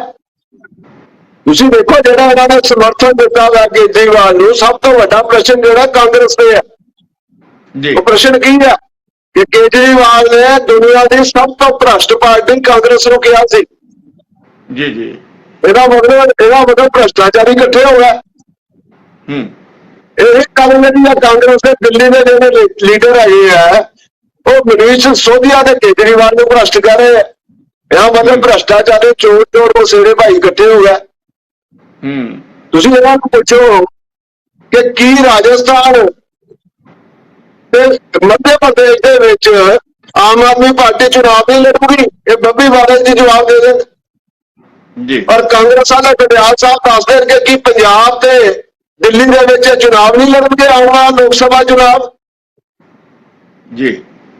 ਇਹ ਜਿਹੜਾ ਗਠਬੰਧਨ ਹੈ ਨਾ, ਇਹ ਅਪਵਿੱਤਰ ਗਠਬੰਧਨ ਹੈ। ਸ਼ੀਲਾ ਦੀਕਸ਼ਿਤ ਨੂੰ ਦੇ ਬਾਰੇ ਚ ਕੇਜਰੀਵਾਲ ਜੀ ਨੇ ਕਿਹਾ ਸੀ ਮੇਰੇ ਕੋਲ 50-100 ਪਤੇ ਦੇ ਜਿਹੜੇ ਆ ਭ੍ਰਿਸ਼ਟਾਚਾਰ ਦੇ ਫਾਈਲ ਹੈ। ਇਹਦਾ ਮਤਲਬ ਇਹਨਾਂ ਨੇ ਸਰਕਾਰ ਕਰ ਲਿਆ ਕਾਂਗਰਸ ਨੇ ਕਿ ਜੋ ਕੇਜਰੀਵਾਲ ਕਹਿੰਦਾ ਸੀ ਠੀਕ ਹੈ, ਸ਼ੀਲਾ ਦੀਕਸ਼ਿਤ ਇਹਨਾਂ ਦੀ ਪੂਰਵ ਮੁੱਖ ਮੰਤਰੀ ਜਿਹੜੀ ਆ ਭ੍ਰਿਸ਼ਟਾਚਾਰੀ ਸੀ। ਕੰਪਰੋਮਾਈਜ਼ ਤਾਂ ਇਹਨਾਂ ਨੇ ਕੀਤਾ। ਇਹ ਚੋਰ ਚੋਰ ਮਸੇਰੇ ਭਾਈ ਵਾਲਾ ਕੰਮ ਇਹਨਾਂ ਦਾ। ਇਹ ਕਲੀਅਰ ਕਰਨ ਕਿ ਇਹ ਪੰਜਾਬ ਦਾ ਲੋਕ ਸਭਾ ਚੁਣਾਵ ਨਹੀਂ ਲੜੇਗੀ ਕਾਂਗਰਸ। ਕੀ ਇਹ ਸਰੈਂਡਰ ਕਰ ਦੇਣਗੇ ਕੇਜਰੀਵਾਲ ਦੇ ਅੱਗੇ? ਕਿ ਦਿੱਲੀ ਦੇ ਵਿੱਚ ਸਰੈਂਡਰ ਕਰ ਦੇਣਗੇ ਕੇਜਰੀਵਾਲ ਦੇ ਅੱਗੇ? ਇਹ ਖੜਿਆਲ ਸਾਹਿਬ ਜਵਾਬ ਦੇ। ਠੀਕ ਹੈ ਜੀ। ਬੱਬੀ ਬਾਦਲ ਜੀ ਨੂੰ ਵੀ ਮੈਂ ਪੁੱਛ ਰਿਹਾ ਕਿ ਕੀ ਜਿਹੜੇ ਲੋਕ ਸਭ ਦੁਨੀਆ ਦੇ ਸਭ ਤੋਂ ਭ੍ਰਸ਼ਟ ਪਾਰਟੀ ਕਹਿੰਦੇ ਸੀ ਕਾਂਗਰਸ ਨੂੰ, ਕੀ ਇਹਨਾਂ ਨੇ ਉਹ ਕਾਂਗਰਸੀਆਂ ਨੂੰ ਜੱਫੀ ਪਾ ਲਈ? ਇਹ ਹੋਰ ਕੁਝ ਨਹੀਂ ਹੈ, ਇਹ ਹੋਰ ਕੁਝ ਨਹੀਂ ਹੈ। ਪਹਿਲੇ ਇਹਨਾਂ ਨੇ ਪੰਜਾਬ ਦੇ ਵਿੱਚ ਪ੍ਰੈਸ਼ਰ ਬਣਾਇਆ, ਇਹਨਾਂ ਦੇ ਲੀਡਰ ਅੰਦਰ ਕੀਤੇ ਭ੍ਰਿਸ਼ਟਾਚਾਰੀ ਕਾਂਗਰਸੀਆਂ ਨੇ, ਓਮ ਪ੍ਰਕਾਸ਼ ਸੋਨੀ ਨੂੰ ਅੰਦਰ ਕੀਤਾ, ਕੁਲਦੀਪ ਵੈਦ ਤੇ ਇਹਨਾਂ ਨੇ ਜਾਂਚ ਬਿਠਾਈ ਹੈ, ਸਾਬਕਾ ਸੀਐਮ ਚਰਨਜੀਤ ਸਿੰਘ ਚੰਨੀ ਨੇ ਜਾਂਚ ਬਿਠਾਈ ਹੈ। ਸਿਰਫ ਉਹਨਾਂ ਨੂੰ ਭ੍ਰਿਸ਼ਟਾਚਾਰੀ ਲੀਡਰਾਂ ਨੂੰ ਬਚਾਉਣ ਵਾਸਤੇ ਇਹ ਕਾਂਗਰਸ ਔਰ ਆਮ ਆਦਮੀ ਪਾਰਟੀ ਦਾ ਇੱਕ ਕੰਪਰੋਮਾਈਜ਼ ਹੈ, ਇਹ ਗਠਬੰਧਨ ਨਹੀਂ ਹੈ ਔਰ ਨਾ ਹੀ ਇਹਨਾਂ ਦਾ ਕੋਈ ਲੀਡਰ ਹੈ। ਠੀਕ ਹੈ ਬੱਬੀ ਬਾਦਲ ਜੀ, ਖੜਿਆਲ ਸਾਹਿਬ ਇੱਕ ਮਿੰਟ, ਬੱਬੀ ਬਾਦਲ ਤੋਂ ਆਪਾਂ ਪੁੱਛ ਲੈਂਦੇ ਆ, ਜਿਵੇਂ ਹੁਣ ਅਮਿਤ ਅਰੋੜਾ ਜੀ ਨੇ ਵੀ ਕਿਹਾ ਕਿ ਹੁਣ ਤੁਸੀਂ ਜਿਹੜੀ ਭ੍ਰਿਸ਼ਟਾਚਾਰ ਦੇ ਖਿਲਾਫ ਮੁਹਿੰਮ ਚਲਾਈ ਹੋਈ ਸੀ, ਖਾਸ ਤੌਰ ਤੇ ਕਾਂਗਰਸੀ ਲੀਡਰਾਂ ਨੂੰ ਤੁਸੀਂ ਲਗਾਤਾਰ ਗ੍ਰਿਫਤਾਰ ਕਰ ਰਹੇ, ਓਪੀ ਸੋਨੀ ਉਹਨੇ ਵੀ ਤੁਹਾਨੂੰ ਪਤਾ ਹੀ ਹੈ ਗ੍ਰਿਫਤਾਰ ਨੇ, ਤੇ ਕੀ ਇਹ ਜਿਹੜੀ ਭ੍ਰਿਸ਼ਟਾਚਾਰ ਦੇ ਖਿਲਾਫ ਮੁਹਿੰਮ ਬੰਦ ਹੋ ਜੂਗੀ? ਤੇ ਜਿਸ ਤਰੀਕੇ ਦਾ ਅਮਿਤ ਅਰੋੜਾ ਜੀ ਕਹਿ ਰਹੇ ਨੇ, ਤੇ ਦੂਜੀ ਗੱਲ ਇਹ ਹੈ ਕਿ ਜੇਕਰ ਅੱਜ ਕਾਂਗਰਸ ਨੇ ਤੁਹਾਨੂੰ ਸਮਰਥਨ ਦੇ ਦਿੱਤਾ ਹੈ ਤੇ ਇਸ ਸਮਰਥਨ ਦੇ ਵਿੱਚ ਵੀ ਕੋਈ ਸਮਝੌਤਾ ਹੈ? ਦਰਸ਼ਕ ਜੀ ਬਹੁਤ ਬਹੁਤ ਧੰਨਵਾਦ। ਸਭ ਤੋਂ ਪਹਿਲਾਂ ਮੈਂ ਇਹ ਗੱਲ ਕਲੀਅਰ ਕਰਦੇ ਹਾਂ ਕਿ ਕਾਨੂੰਨੀ ਪ੍ਰਕਿਰਿਆ ਵਿੱਚ ਤੇ ਸਿਆਸੀ ਗੱਠਜੋੜਾਂ ਵਿੱਚ ਫਰਕ ਹੁੰਦਾ ਹੈ। ਜਿਹੜਾ ਕਾਨੂੰਨ ਨੇ ਆਪਣਾ ਕੰਮ ਕਰਨਾ ਹੈ ਉਹ ਕਾਨੂੰਨ ਨੇ ਕਰਨਾ ਹੈ, ਉਹਦੇ ਵਿੱਚ ਜਿਹੜਾ ਸਿਆਸੀ ਤੁਹਾਡੀ ਗੱਠਜੋੜ ਦੀ ਗੱਲ ਹੈ, ਜਿੱਥੇ ਮੈਂ ਦੱਸਣਾ ਚਾਹੁੰਦਾ, ਮੈਂ ਧੰਨਵਾਦ ਕਰਦਾ ਪਹਿਲਾਂ ਤਾਂ ਸਾਰੀਆਂ ਪਾਰਟੀਆਂ ਦਾ ਜਿਨ੍ਹਾਂ ਨੇ ਉਸ ਆਰਡੀਨੈਂਸ ਦੇ ਖਿਲਾਫ ਆਮ ਆਦਮੀ ਪਾਰਟੀ ਨੂੰ ਸਮਰਥਨ ਦਿੱਤਾ, ਜਿਨ੍ਹਾਂ 'ਚ ਕਾਂਗਰਸ ਵੀ ਸ਼ਾਮਲ ਹੈ, ਧੰਨਵਾਦ। ਗੱਲ ਗਠਬੰਧਨ ਦੀ ਅਜੇ ਚੱਲ ਰਹੀ ਹੈ। ਤੁਹਾਨੂੰ ਇਹ ਦੱਸਣਾ ਚਾਹੁੰਦਾ ਕਿ ਆਰਡੀਨੈਂਸ ਦੇ ਵਿੱਚ ਇੱਕ ਚੁਣੀ ਹੋਈ ਸਰਕਾਰ ਤੋਂ ਪਾਵਰ ਖੋਹ ਲੈਣੀ, ਇੱਕ ਬਿਊਰੋਕਰੈਟਸ ਦੀ ਟਰਾਂਸਫਰ ਦੀ, ਇਹ ਕਿੱਥੋਂ ਦੀ ਇਹ ਗੱਲ ਹੈਗੀ ਹੈ ਜੀ? ਤੁਸੀਂ ਮੈਂ ਇਹ ਗੱਲ ਕਰਦਾ ਕਿ ਇਹ ਕੋਈ ਜਿਵੇਂ ਇਹਨਾਂ ਨੇ ਤੋਹਮਤਾਂ ਲਾਈਆਂ ਕਿ ਜੀ ਇਹਨਾਂ ਨੇ ਕੋਈ ਡੀਲ ਕਰ ਲਈ, ਇਹਨਾਂ ਨੇ ਕੋਈ ਸਮਝੌਤਾ ਕਰ ਲਿਆ। ਸਮਝੌਤਾ ਨਹੀਂ, ਇਹ ਲੋਕਤੰਤਰ ਦੀ ਖੂਬਸੂਰਤੀ ਹੈ ਹਿੰਦੁਸਤਾਨ ਦੀ। ਤੁਸੀਂ ਯਾਦ ਕਰੋ, ਜਦੋਂ ਕਾਂਗਰਸ ਦੇ ਵਿੱਚ ਐਮਰਜੈਂਸੀ ਲੱਗੀ ਸੀ ਤਾਂ ਜਨਤਾ ਪਾਰਟੀ ਨਾਮ ਦੀ ਇੱਕ ਪਾਰਟੀ ਬਣੀ ਸੀ, ਜਿਹਦੇ ਵਿੱਚ ਬਹੁਤ ਸਾਰੇ ਪਾਰਟੀਆਂ ਦਾ ਗੱਠਜੋੜ ਸੀ, ਰੀਜਨਲ ਪਾਰਟੀਆਂ ਵੀ, ਨੈਸ਼ਨਲ ਵੀ। ਸਾਡੀ ਪਾਰਟੀ ਨੈਸ਼ਨਲ ਪਾਰਟੀ ਹੈ, ਅਸੀਂ ਸਭ ਤੋਂ ਘੱਟ ਬੈਗੇਜ ਹੈ ਆਮ ਆਦਮੀ ਪਾਰਟੀ ਦਾ। ਅਸੀਂ ਜੇ ਨੈਸ਼ਨਲ ਪਾਰਟੀ ਬਣੇ ਹੈ ਤਾਂ ਆਪਦੀ ਸਕੂਲਾਂ ਦੀ ਐਜੂਕੇਸ਼ਨ ਦੀ ਨੀਤੀ ਤੇ ਸਿਹਤ ਦੇ ਵਿੱਚ, ਹੈਲਥ ਕੇਅਰ ਵਿੱਚ ਇੰਪਰੂਵਮੈਂਟ ਕਰਨ ਦੀ ਨੀਤੀ ਨੂੰ ਅਸੀਂ ਸੈਂਟਰ ਸਟੇਜ ਲਿਆਂਦਾ ਹੈ। ਮੈਂ ਤੁਹਾਨੂੰ ਇੰਨਾ ਦੱਸਣਾ ਚਾਹੁੰਦਾ, ਅੱਜ ਇੰਨਾ ਖਤਰਾ ਹੈ ਲੋਕਤੰਤਰ ਨੂੰ ਹਿੰਦੁਸਤਾਨ ਵਿੱਚ, ਕਿਉਂ ਕਰਕੇ ਬੀਜੇਪੀ ਇੱਕ ਵੋਟ ਮੈਨੇਜਮੈਂਟ ਮਸ਼ੀਨ ਬਣ ਚੁੱਕੀ ਹੈ। ਇਹਨਾਂ ਕੋਲੇ ਅਦਾਨੀ ਅੰਬਾਨੀ ਇਹਨਾਂ ਦੀ ਜੇਬ 'ਚ ਨੇ। ਜਿਹੜੀ ਪਾਰਟੀ ਨਾਲ ਇਹ ਭਾਈਵਾਲੀ ਕਰਦੇ ਨੇ, ਖੇਤਰੀ ਪਾਰਟੀਆਂ ਅੱਜ ਸਭ ਤੋਂ ਵੱਧ ਟਾਰਗੇਟ ਤੇ ਕਿਉਂ ਹੈ? ਕਿਉਂ ਕਰਕੇ ਇਹਨਾਂ ਨੇ ਪਹਿਲਾਂ ਭਾਈਵਾਲੀ ਕਰਨੀ ਹੈ, ਪੱਗਾਂ ਵਟਾਉਣੀ ਹੈ। ਜਦੋਂ ਦੂਜੇ ਬੰਦੇ ਦਾ ਨਿਗਾਹ ਦੂਜੇ ਪਾਸੇ ਹੋਵੇ, ਪਿੱਠ ਹੋਵੇ, ਇਹਨਾਂ ਨੇ ਉਹਦੀ ਪੱਗ ਲਾ ਕੇ ਜੇਬ 'ਚ ਪਾ ਲੈਣੀ ਹੈ। ਇਹਨਾਂ ਨੇ ਅਕਾਲੀ ਦਲ ਨਾਲ ਵੀ ਐਂ ਕੀਤਾ, ਇਹਨਾਂ ਨੇ ਅਕਾਲੀ ਦਲ ਨੂੰ ਤੋੜਿਆ, ਫਿਰ ਇਹਨਾਂ ਨੇ ਉद्धਵ ਠਾਕਰੇ ਜੀ ਦੀ ਸ਼ਿਵ ਸੈਨਾ ਨੂੰ ਤੋੜਿਆ, ਇਹਨਾਂ ਨੇ ਬਖਸ਼ਿਆ ਇਨੈਲੋ ਨੂੰ ਵੀ ਨਹੀਂ। ਘਰ 'ਚ ਲੜਾਈਆਂ ਪਵਾ ਦਿੱਤੀਆਂ, ਚੁਟਾਲੇ ਵਰਗਿਆਂ ਨੂੰ, ਦੁਸ਼ਯੰਤ ਚੁਟਾਲੇ ਨੂੰ ਤੋੜ ਕੇ ਸਰਕਾਰ ਬਣਾ ਲਈ ਬੀਜੇਪੀ ਨੇ। ਤੁਸੀਂ ਦੇਖੋ ਇੱਥੋਂ ਤੱਕ ਪਰਿਵਾਰਾਂ ਦਾ ਪਾੜ ਪਾਤਾ ਇਹਨਾਂ ਨੇ। ਇੱਥੇ ਬਾਜਵਾ ਪਰਿਵਾਰ ਦੇ ਵਿੱਚੋਂ ਫਤਿਹ ਜੰਗ ਜੀ ਨੂੰ ਲੈ ਗਏ, ਬਾਦਲ ਪਰਿਵਾਰ ਚੋਂ ਮਨਪ੍ਰੀਤ ਬਾਦਲ ਨੂੰ ਲੈ ਗਏ। ਮੈਂ ਇੱਥੋਂ ਤੱਕ ਕਹਿੰਦਾ ਬੀਜੂ ਜਨਤਾ ਦਲ ਨੂੰ ਵੀ ਤੋੜਨ ਦੀ ਕੋਸ਼ਿਸ਼ ਕੀਤੀ ਇਹਨਾਂ ਨੇ। ਕਿਹੜੀ ਪਾਰਟੀ ਨੂੰ ਇਹਨਾਂ ਨੇ ਬਖਸ਼ਿਆ? ਐਨਸੀਪੀ ਨੂੰ ਵੀ ਤੋੜਤਾ। ਇਹ ਪੈਸੇ ਦੀ ਪਾਵਰ ਦੀ ਸਿਆਸਤ ਕਰਦੇ ਨੇ। ਅੱਜ ਗੱਠਜੋੜ ਇਸ ਕਰਕੇ ਹੋ ਰਿਹਾ ਹੈ ਕਿਉਂ ਕਰਕੇ ਲੋਕਤੰਤਰ ਖਤਰੇ 'ਚ ਹੈ। 24 ਪਾਰਟੀਆਂ ਕਿਉਂ ਮਿਲ ਰਹੀਆਂ? ਕਿਉਂ ਕਰਕੇ ਭਾਰਤੀ ਲੋਕਤੰਤਰ ਤੇ ਭਾਰਤੀ ਇੰਸਟੀਟਿਊਸ਼ਨਾਂ ਨੂੰ ਬਚਾਉਣਾ ਹੈ। ਅੱਜ ਜੇ ਦੇਸ਼ ਨੂੰ ਸਭ ਤੋਂ ਵੱਧ ਖਤਰਾ ਹੈ, ਦੇਸ਼ ਦੇ ਸੈਕੂਲਰਿਜ਼ਮ ਨੂੰ ਖਤਰਾ ਹੈ, ਤਾਂ ਉਹ ਭਾਜਪਾ ਨੇ ਜਿਹੜੀ ਪਾਲਿਸੀ ਬਣਾ ਲਈ ਹੈ, ਸੀਬੀਆਈ ਨੂੰ ਭੇਜ ਦੇਣਾ, ਈਡੀ ਨੂੰ ਭੇਜ ਦੇਣਾ। ਜਿਹੜਾ ਇਹਨਾਂ ਦੇ ਨਾਲ ਆ ਗਿਆ ਉਦੋਂ ਤੋਂ ਅੱਧੇ ਰਾਹ ਚੋਂ ਈਡੀ ਵਾਪਸ ਮੁੜ ਜਾਂਦੀ ਹੈ। ਤੇ ਬੱਬੀ ਬਾਦਲ ਜੀ ਤੁਹਾਡੇ ਕੋਲ ਫੇਰ ਆਉਣੇ ਆ। ਬੱਬੀ ਬਾਦਲ ਜੀ ਇਹ ਕਹਿ ਰਿਹਾ ਵੀ ਲੋਕਤੰਤਰ ਨੂੰ ਖਤਰਾ ਹੈ, ਇਸ ਗੱਲ ਕਰਕੇ ਅਸੀਂ ਇਹ ਕਾਂਗਰਸ ਦੀ ਅਗਵਾਈ ਦੇ ਵਿੱਚ ਜਾਂ ਮਤਲਬ ਕਾਂਗਰਸ ਵੱਲੋਂ ਜਿਹੜੇ ਯਤਨ ਕੀਤੇ ਜਾ ਰਹੇ ਆ, ਉਹ ਜਿਹੜਾ ਗੱਠਜੋੜ ਤਿਆਰ ਕੀਤਾ ਉਸ ਦੇ ਵਿੱਚ ਸ਼ਾਮਲ ਹੋ ਰਹੇ ਆ। ਪੀਰ ਮੁਹੰਮਦ ਜੀ, ਜਿਹੜਾ ਕੌਮੀ ਜਮਹੂਰੀ ਗੱਠਜੋੜ ਹੈ ਉਸ ਨੂੰ ਤਿਆਰ ਕਰਨ ਵਾਸਤੇ, ਬਣਾਉਣ ਵਾਸਤੇ ਸਰਦਾਰ ਪ੍ਰਕਾਸ਼ ਸਿੰਘ ਬਾਦਲ ਦੀ ਬਹੁਤ ਵੱਡੀ ਭੂਮਿਕਾ ਰਹੀ ਸੀ। ਤੇ ਹੁਣ ਹਾਲਾਤ ਇਹ ਹੈ ਕਿ ਜਿਹੜਾ ਅਕਾਲੀ ਦਲ ਨੂੰ ਵੀ ਅਣਗੌਲਿਆ ਕੀਤਾ ਜਾ ਰਿਹਾ, ਜਾਂ ਅਕਾਲੀ ਦਲ ਵੱਲੋਂ ਜਿਹੜਾ ਹੁਣ ਦੁਬਾਰਾ ਖੇਤਰੀ ਮੁੱਦਿਆਂ ਦੇ ਉੱਤੇ, ਸਿੱਖ ਮੁੱਦਿਆਂ ਉੱਤੇ ਜਿਹੜੇ ਨਵੇਂ ਸਟੈਂਡ ਲਏ ਜਾ ਰਿਹਾ, ਇਸ ਗੱਲ ਕਰਕੇ ਵੀ ਜਿਹੜੇ ਹੈ ਉਹ ਭਾਰਤੀ ਜਨਤਾ ਪਾਰਟੀ ਦੇ ਨਜ਼ਦੀਕ ਨਹੀਂ ਜਾ ਰਿਹਾ। ਤੇ ਉਹਨਾਂ ਦੇ ਮਤਲਬ ਤੁਸੀਂ ਜਿਹੜੇ ਪਾਰਟੀ ਵੱਲੋਂ ਜਿਹੜਾ ਹੈ ਕਿਸੇ ਵੀ ਗੱਠਜੋੜ ਵਿੱਚ ਹਾਲੇ ਤੱਕ ਹਾਮੀ ਨਹੀਂ ਭਰੀ ਗਈ, ਉਹਦੇ ਪਿੱਛੇ ਕੀ ਕਾਰਨ ਹੈ? ਪੀਰ ਮੁਹੰਮਦ ਜੀ, ਲੱਗਦਾ ਹੈ ਕਿ ਉੱਥੇ ਇੰਟਰਨੈਟ ਦੀ ਦੇਖੋ ਮੈਂ ਸਾਰਿਆਂ ਬੁਲਾਰਿਆਂ ਦੇ ਵਿੱਚ ਸੁਣਿਆ,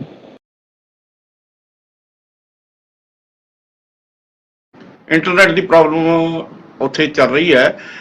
ਖੜਿਆਲ ਸਾਹਿਬ, ਤੁਸੀਂ ਕੁਝ ਕਹਿਣਾ ਚਾਹ ਰਹੇ ਸੀਗੇ ਜਦੋਂ ਅਮਿਤ ਅਰੋੜਾ ਜੀ ਕਹਿ ਰਹੇ ਸੀਗੇ? ਜੀ ਦੇਖੋ ਦਰਸ਼ਕ ਜੀ, ਅੱਜ ਭਾਰਤੀ ਜਨਤਾ ਪਾਰਟੀ ਨੇ ਦੋਹਰੇ ਮਾਪਦੰਡ, ਡਬਲ ਸਟੈਂਡਰਡਸ ਦੀਆਂ ਸਾਰੀਆਂ ਸੀਮਾਵਾਂ ਪਾਰ ਕਰਤੀਆਂ। ਇੱਕ ਪਾਸੇ ਸਾਨੂੰ ਲੈਕਚਰ ਦੇ ਰਹੇ ਹੈ ਵੀ ਤੁਸੀਂ ਆਲੋਚਨਾ ਕਰਦੇ ਸੀ ਜੀ ਆਮ ਆਦਮੀ ਪਾਰਟੀ ਦੀ, ਜੀ ਆਹ ਪਾਰਟੀ ਦੀ, ਉਹ ਤੁਹਾਡੀ ਕਰਦੇ ਸੀਗੇ। ਪਹਿਲਾਂ ਤਾਂ ਮੈਂ ਦੱਸਦਾ ਕਿ ਤੁਸੀਂ ਲੈਕਚਰ ਦਿੰਦੇ ਚੰਗੇ ਨਹੀਂ ਲੱਗਦੇ। ਮਹਾਰਾਸ਼ਟਰ ਦੇ ਵਿੱਚ ਜਿਹੜੀ ਸ਼ਿਵ ਸੈਨਾ ਦੀ ਤੁਸੀਂ ਆਲੋਚਨਾ ਕਰਦੇ ਸੀ ਤੇ ਜਿਹੜੇ ਤੁਹਾਡੀ ਕਰਦੇ ਸੀਗੇ, ਤੁਸੀਂ ਨਹੀਂ ਅਲਾਈਅੰਸ ਕਰਕੇ ਸਰਕਾਰ ਬਣਾਈ। ਦੂਜਾ, ਪੰਜਾਬ ਦੇ ਵਿੱਚ ਸ਼੍ਰੋਮਣੀ ਅਕਾਲੀ ਦਲ ਦੀ ਤੁਸੀਂ ਆਲੋਚਨਾ ਕਰਦੇ ਹੁੰਦੇ ਸੀਗੇ, ਸ਼੍ਰੋਮਣੀ ਅਕਾਲੀ ਦਲ ਤੁਹਾਡੀ ਆਲੋਚਨਾ ਕਰਦਾ ਹੁੰਦਾ ਸੀਗਾ, ਤੁਸੀਂ ਨਹੀਂ ਅਲਾਈਅੰਸ ਬਣਾਈ। ਤੇ ਤੀਜੀ ਗੱਲ, ਜਿਹੜੀ ਅਲਾਈਅੰਸ ਦੀ ਗੱਲ ਹੈ, ਆਪੋਜੀਸ਼ਨ ਯੂਨਿਟੀ ਮੀਟ ਦੀ ਗੱਲ ਹੈ, ਇਹ ਸਮਝ ਲਓ ਕਿ ਲੋਕਤੰਤਰ ਨੂੰ ਜਦੋਂ ਖਤਰਾ ਹੋਇਆ ਤੇ ਪੂਰਾ ਦੇਸ਼ ਇਕੱਠਾ ਹੋਇਆ, ਤੇ ਭਾਰਤੀ ਜਨਤਾ ਪਾਰਟੀ ਦੇ ਡਿਕਟੇਟੋਰੀਅਲ ਐਟੀਟਿਊਡ ਨੂੰ ਜਵਾਬ ਦੇਣਾ ਜ਼ਰੂਰੀ ਹੈ, ਨਹੀਂ ਤਾਂ ਦੇਸ਼ ਕਿੱਥੇ ਜਾਊਗਾ। ਦੇਸ਼ ਦਾ ਇੱਕ ਲਾਸਟ ਪੁਆਇੰਟ ਹੈ। ਹਾਂਜੀ ਪੀਰ ਮੁਹੰਮਦ ਜੀ, ਤੁਸੀਂ ਕੁਝ ਕਹਿਣਾ ਚਾਹ ਰਹੇ ਸੀਗੇ, ਤੁਹਾਡਾ ਪਹਿਲਾਂ ਇੰਟਰਨੈਟ ਦੀ ਪ੍ਰੋਬਲਮ ਆ ਰਹੀ ਸੀਗੀ। ਪੀਰ ਮੁਹੰਮਦ ਜੀ, ਦੇਖੋ ਮੈਂ ਗੱਲ ਕਹਿ ਰਿਹਾ ਕਿ ਮੈਂ ਸਾਰੇ ਬੁਲਾਰਿਆਂ, ਮੇਰੀ ਆਵਾਜ਼ ਆ ਰਹੀ ਜੀ? ਆਵਾਜ਼ ਆ ਰਹੀ ਮੇਰੀ? ਬੋਲੋ ਜੀ, ਮੇਰੀ ਆਵਾਜ਼ ਆ ਰਹੀ ਕੀ ਜੀ? ਆ ਰਹੀ ਹੈ, ਬੋਲੋ। ਮੈਂ ਪਾਰਟੀ ਦੇ ਲੱਗਦਾ ਫਿਰ ਇੰਟਰਨੈਟ ਦੀ ਪ੍ਰੋਬਲਮ ਚੱਲ ਰਹੀ ਹੈ। ਹਾਂਜੀ ਆਪਣਾ ਖੜਿਆਲ ਸਾਹਿਬ, ਤੁਸੀਂ ਕੁਝ ਕਹਿਣਾ ਚਾਹ ਰਹੇ ਸੀਗੇ? ਦਰਸ਼ਕ ਜੀ, ਮੈਂ ਇਹ ਗੱਲ ਕਹਿ ਰਿਹਾ ਸੀਗਾ ਕਿ ਹੁਣ ਤੁਸੀਂ ਉਦਾਹਰਨ ਲੈ ਲਓ ਦਿੱਲੀ ਆਰਡੀਨੈਂਸ ਦਾ। ਇੱਕ ਤਾਂ ਦੋ ਆਨਰੇਬਲ ਸੁਪਰੀਮ ਕੋਰਟ ਦੀਆਂ ਕਨਸਟੀਟਿਊਸ਼ਨ ਬੈਂਚ ਦੀਆਂ ਜਜਮੈਂਟਸ ਹੈ ਆਮ ਆਦਮੀ ਪਾਰਟੀ ਦੀ ਸਰਕਾਰ ਦੇ ਫੇਵਰ ਦੇ ਵਿੱਚ, ਦੋ ਜਜਮੈਂਟਸ, ਇੱਕ 2018 ਦੀ, ਇੱਕ 2023 ਦੀ, ਮਤਲਬ 5 ਜੱਜਾਂ ਨੇ ਫੈਸਲਾ ਸੁਣਾਇਆ। ਉਹਦੇ ਬਾਵਜੂਦ ਉਹਨੂੰ ਬਾਈਪਾਸ ਕਰਦੇ ਹੋਏ ਇਹ ਆਰਡੀਨੈਂਸ ਲੈ ਆਏ ਜੀ। ਇਹ ਸੁਪਰੀਮ ਕੋਰਟ ਦੀ ਵੀ ਉਲੰਘਣਾ ਕਰ ਰਹੇ ਹੈ, ਜਜਮੈਂਟ ਦੀ ਵੀ ਉਲੰਘਣਾ ਕਰ ਰਹੇ ਹੈ, ਤੇ ਕਨਸਟੀਟਿਊਸ਼ਨ ਸਾਡੇ ਸੰਵਿਧਾਨ ਦੀ ਵੀ ਉਲੰਘਣਾ ਕਰ ਰਹੇ ਹੈ। ਮੈਂ ਇਹਨਾਂ ਨੂੰ ਗੱਲ ਪੁੱਛੂੰਗਾ ਵੀ ਜੇ ਤੁਸੀਂ ਰਿਵਿਊ ਪਟੀਸ਼ਨ ਪਾਈ ਸੀ ਸੁਪਰੀਮ ਕੋਰਟ ਦੇ ਵਿੱਚ, ਮੈਟਰ ਸਬ ਜੁਡਿਸ ਹੈ, ਕੋਰਟ ਦੇ ਵਿੱਚ ਹੈ, ਤੇ ਫਿਰ ਤੁਸੀਂ ਨਾਲ ਦੀ ਨਾਲ ਆਰਡੀਨੈਂਸ ਕਿਵੇਂ ਲੈ ਆਏ? ਕੀ ਇਹ ਪੋਸੀਬਲ ਹੈ? ਤੁਸੀਂ ਆਪ ਦੱਸੋ। ਦੂਜੀ ਗੱਲ, ਤੁਸੀਂ ਦੇਖੋ ਕਿ ਭਾਰਤੀ ਜਨਤਾ ਪਾਰਟੀ ਨੇ ਇੱਕ ਚੀਜ਼ ਦਾ ਜਵਾਬ ਨਹੀਂ ਦਿੱਤਾ ਵੀ ਜੇ ਅਲਾਈਅੰਸ ਕਰਨਾ ਕਮਜ਼ੋਰੀ ਦੀ ਨਿਸ਼ਾਨੀ ਹੁੰਦੀ ਹੈ ਤਾਂ ਤੋੜੋ ਆਪਦੀ ਅਲਾਈਅੰਸਸ, ਕਿਉਂ ਨਹੀਂ ਤੋੜਦੇ? ਤੀਜਾ, ਤੁਸੀਂ ਇਹ ਦੇਖੋ ਕਿ ਮੈਨੂੰ ਇਹ ਸਮਝ ਨਹੀਂ ਆਉਂਦੀ, ਕਹਿ ਰਹੇ ਆ ਕਰਪਸ਼ਨ ਦੇ ਤੁਹਾਡੇ ਕੇਸ ਹੋਏ ਜੀ, ਕਰਪਸ਼ਨ ਦੇ ਆ ਹੋਇਆ ਜੀ। ਮੈਂ ਦੱਸਦਾ ਹਜੇ ਤੱਕ ਇੱਕ ਵੀ ਕਾਂਗਰਸ ਲੀਡਰ ਨੂੰ ਕਨਵਿਕਸ਼ਨ ਨਹੀਂ ਹੋਈ, ਸਜ਼ਾ ਨਹੀਂ ਹੋਈ, ਪਰ ਬਹੁਤ ਸਾਰੇ ਕੇਸ ਜਿਹੜੇ ਹੈ ਉਹ ਕੁਆਸ਼ ਕਰਤੇ ਆਨਰੇਬਲ ਹਾਈ ਕੋਰਟ ਨੇ, ਜਿਹੜੇ ਆਪੋਜੀਸ਼ਨ ਪਾਰਟੀ ਦੇ ਲੀਡਰਾਂ ਤੇ ਹੋਏ ਆ, ਫॉर ਤੇਜਿੰਦਰ ਬੱਗਾ, ਚਾਹੇ ਕੁਮਾਰ ਵਿਸ਼ਵਾਸ, ਚਾਹੇ ਹੋਰ ਲੀਡਰਸ ਹੋਣ। ਮਸਲਾ ਇਹ ਹੈ ਦਰਸ਼ਕ ਜੀ ਕਿ ਜਿਹੜੇ ਵਿਚਾਰਕ ਮਤਭੇਦ ਹੈ ਉਹ ਰਹਿਣਗੇ, ਲੇਕਿਨ ਇੱਥੇ ਮਸਲਾ ਵੱਡੀ ਚੀਜ਼ ਦਾ ਹੈ। ਮਸਲਾ ਹੈ ਸਾਡੇ ਲੋਕਤੰਤਰ ਦਾ, ਮਸਲਾ ਹੈ ਸਾਡੇ freedom of speech and expression ਦਾ, ਮਸਲਾ ਹੈ ਸਾਡੇ ਹੱਕਾਂ ਦਾ, ਸਾਡੇ ਸੰਵਿਧਾਨ ਦਾ, ਜਿਹਨੂੰ ਭਾਰਤੀ ਜਨਤਾ ਪਾਰਟੀ ਸਾਈਡਲਾਈਨ ਕਰ ਰਹੀ ਹੈ, ਵਾਇਲੇਟ ਕਰ ਰਹੀ ਹੈ, ਉਲੰਘਣਾ ਕਰ ਰਹੀ ਹੈ। ਸੋ ਉਹਨੂੰ ਬਚਾਉਣ ਲਈ ਜਿਵੇਂ ਉਦੋਂ ਆਪਣਾ ਬੈਕ ਇਨ ਦ ਡੇ ਜਿਹੜੀਆਂ ਹੈਗੀਆਂ ਪਾਰਟੀਆਂ ਨੂੰ ਇਕੱਠਾ ਹੋਣਾ ਪਿਆ ਜਦੋਂ ਗਲਤ ਹੋਇਆ, ਉਵੇਂ ਐਤਕੀ ਪਾਰਟੀਆਂ ਨੂੰ ਇਕੱਠਾ ਹੋਣਾ ਪਿਆ, ਕਿਉਂਕਿ ਭਾਰਤੀ ਜਨਤਾ ਪਾਰਟੀ ਪੂਰੇ ਦੇਸ਼ ਦੇ ਨਾਲ ਗਲਤ ਕਰ ਰਹੀ ਹੈ, ਜ਼ਾਤੀ ਕਰ ਰਹੀ ਹੈ, ਪੋਲੀਟੀਕਲ ਪਾਰਟੀ ਦੇ ਨਾਲ ਜ਼ਾਤੀ ਕਰ ਰਹੀ ਹੈ। ਇਸ ਸਮੇਂ ਜਿਹੜੀਆਂ ਖਾਸ ਤੌਰ ਤੇ ਜਿਹੜੀਆਂ ਭਾਜਪਾ ਵਿਰੋਧੀ ਪਾਰਟੀਆਂ ਨੇ ਇਸ ਗੱਲ ਕਰਕੇ ਇਕੱਠੀਆਂ ਹੋ ਰਹੀਆਂ ਨੇ, ਉਹਨਾਂ ਦਾ ਕਹਿਣਾ ਹੈ ਕਿ ਲੋਕਤੰਤਰ ਨੂੰ ਖਤਰਾ ਹੈ। ਤੇ ਅਸੀਂ ਹੋਰ ਵੀ ਜਿਹੜੇ ਬੁਲਾਰੇ ਤੋਂ ਇਸ ਸੰਬੰਧ ਵਿੱਚ ਗੱਲਬਾਤ ਕਰਾਂਗੇ। ਹੁਣ ਇੱਕ ਬ੍ਰੇਕ ਦਾ ਸਮਾਂ ਹੋ ਰਿਹਾ, ਲੈਣੇ ਇੱਕ ਬ੍ਰੇਕ।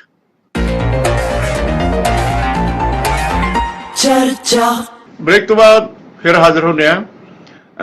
ਅੱਜ ਕੁਝ ਤਕਨੀਕੀ ਕਾਰਨਾਂ ਕਰਕੇ ਅਕਾਲੀ ਦਲ ਦੇ ਜਿਹੜੇ ਹੈਗੇ ਬੁਲਾਰੇ, ਉਹਨਾਂ ਦੇ ਇੰਟਰਨੈਟ ਦੇ ਵਿੱਚ ਪ੍ਰੋਬਲਮ ਆ ਰਹੀ ਹੈ।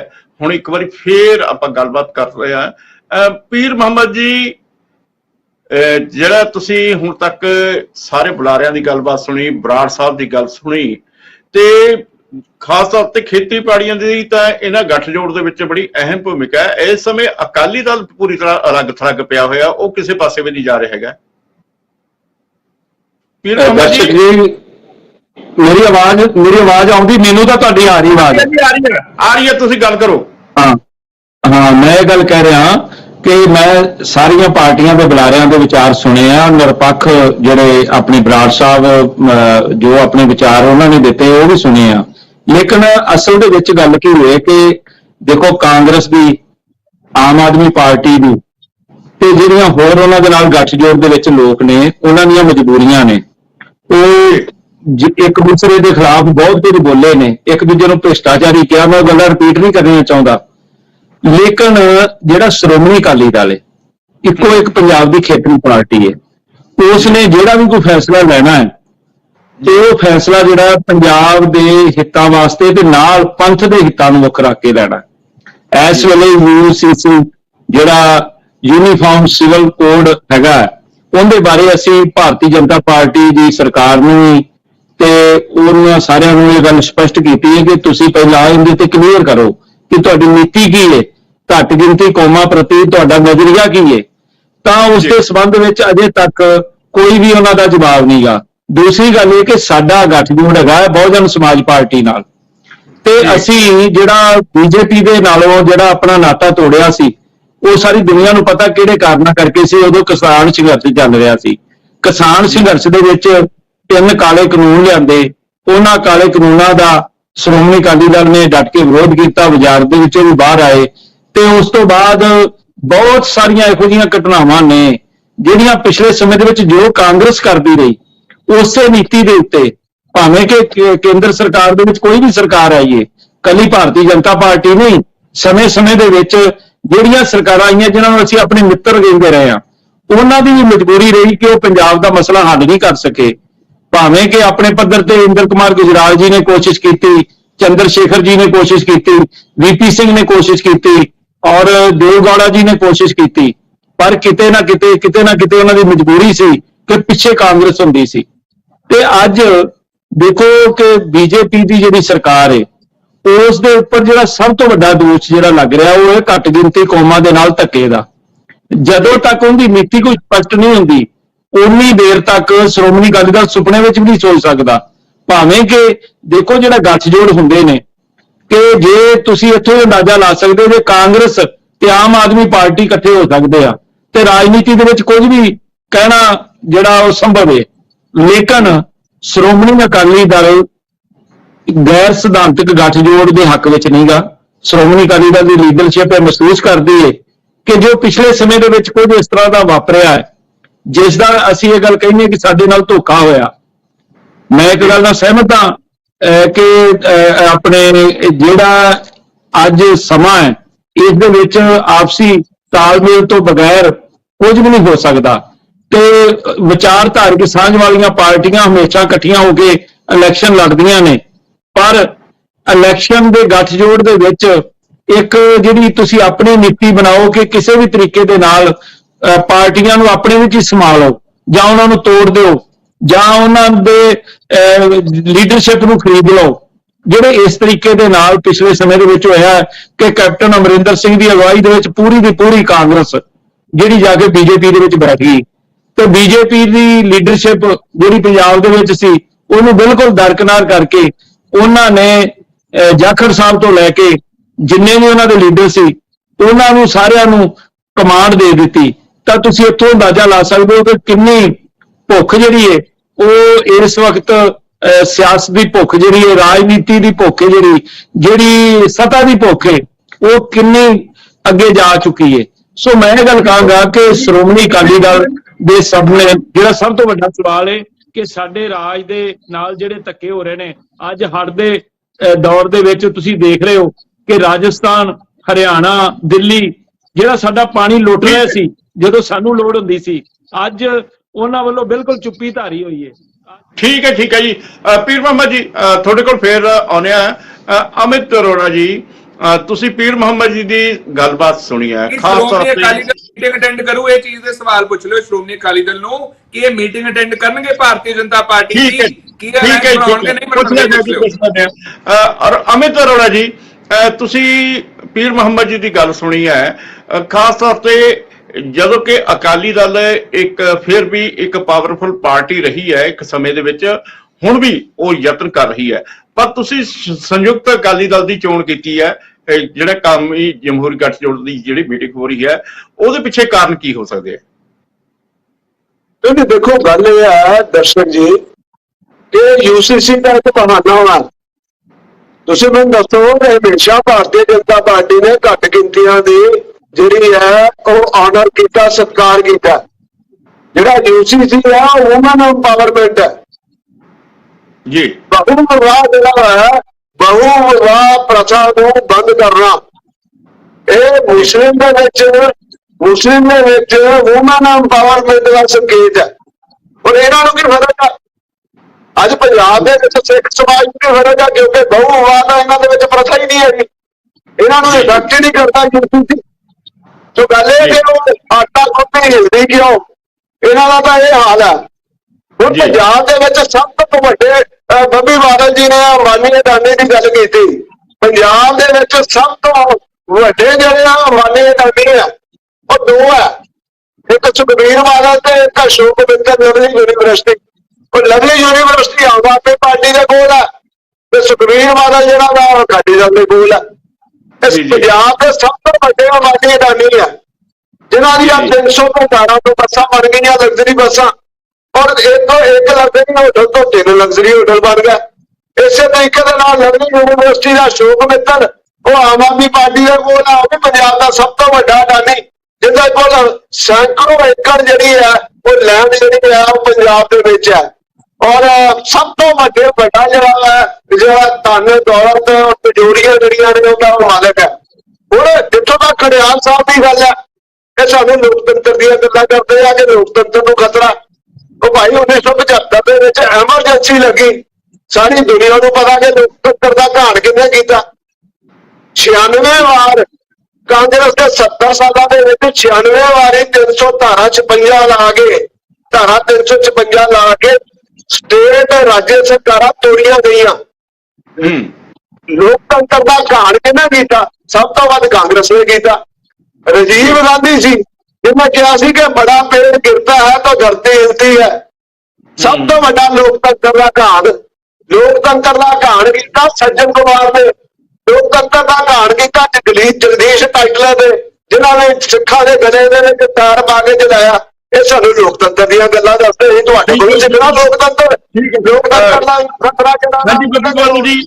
ਬੱਬੀ ਬਾਦਲ ਜੀ, ਇੱਕ ਹੋਰ ਤੁਹਾਡੇ ਕੋਲ ਸਵਾਲ ਹੈ ਕਿ ਜਦੋਂ ਤਾਂ ਕੇਂਦਰ ਨੇ ਆਰਡੀਨੈਂਸ ਜਾਰੀ ਕੀਤਾ, ਤੁਸੀਂ ਕਿਹਾ ਵੀ ਲੋਕਤੰਤਰ ਨੂੰ ਖਤਰਾ ਹੈ, ਪਰ ਜਦੋਂ ਭਾਰਤੀ ਜਨਤਾ ਪਾਰਟੀ ਨੇ ਧਾਰਾ 370 ਖਤਮ ਕੀਤੀ, ਹੋਰ ਜਿਹੜੇ ਹੈਗੇ ਐਂਟੀ ਮੁਸਲਿਮ ਜਿਹੜੇ ਕਾਨੂੰਨ ਲੈ ਕੇ ਆਉਂਦੇ, ਉਦੋਂ ਤੁਸੀਂ ਕਦੇ ਵੀ ਲੋਕਤੰਤਰ ਦੀ ਦੁਹਾਈ ਨਹੀਂ ਦਿੱਤੀ ਹੈਗੀ?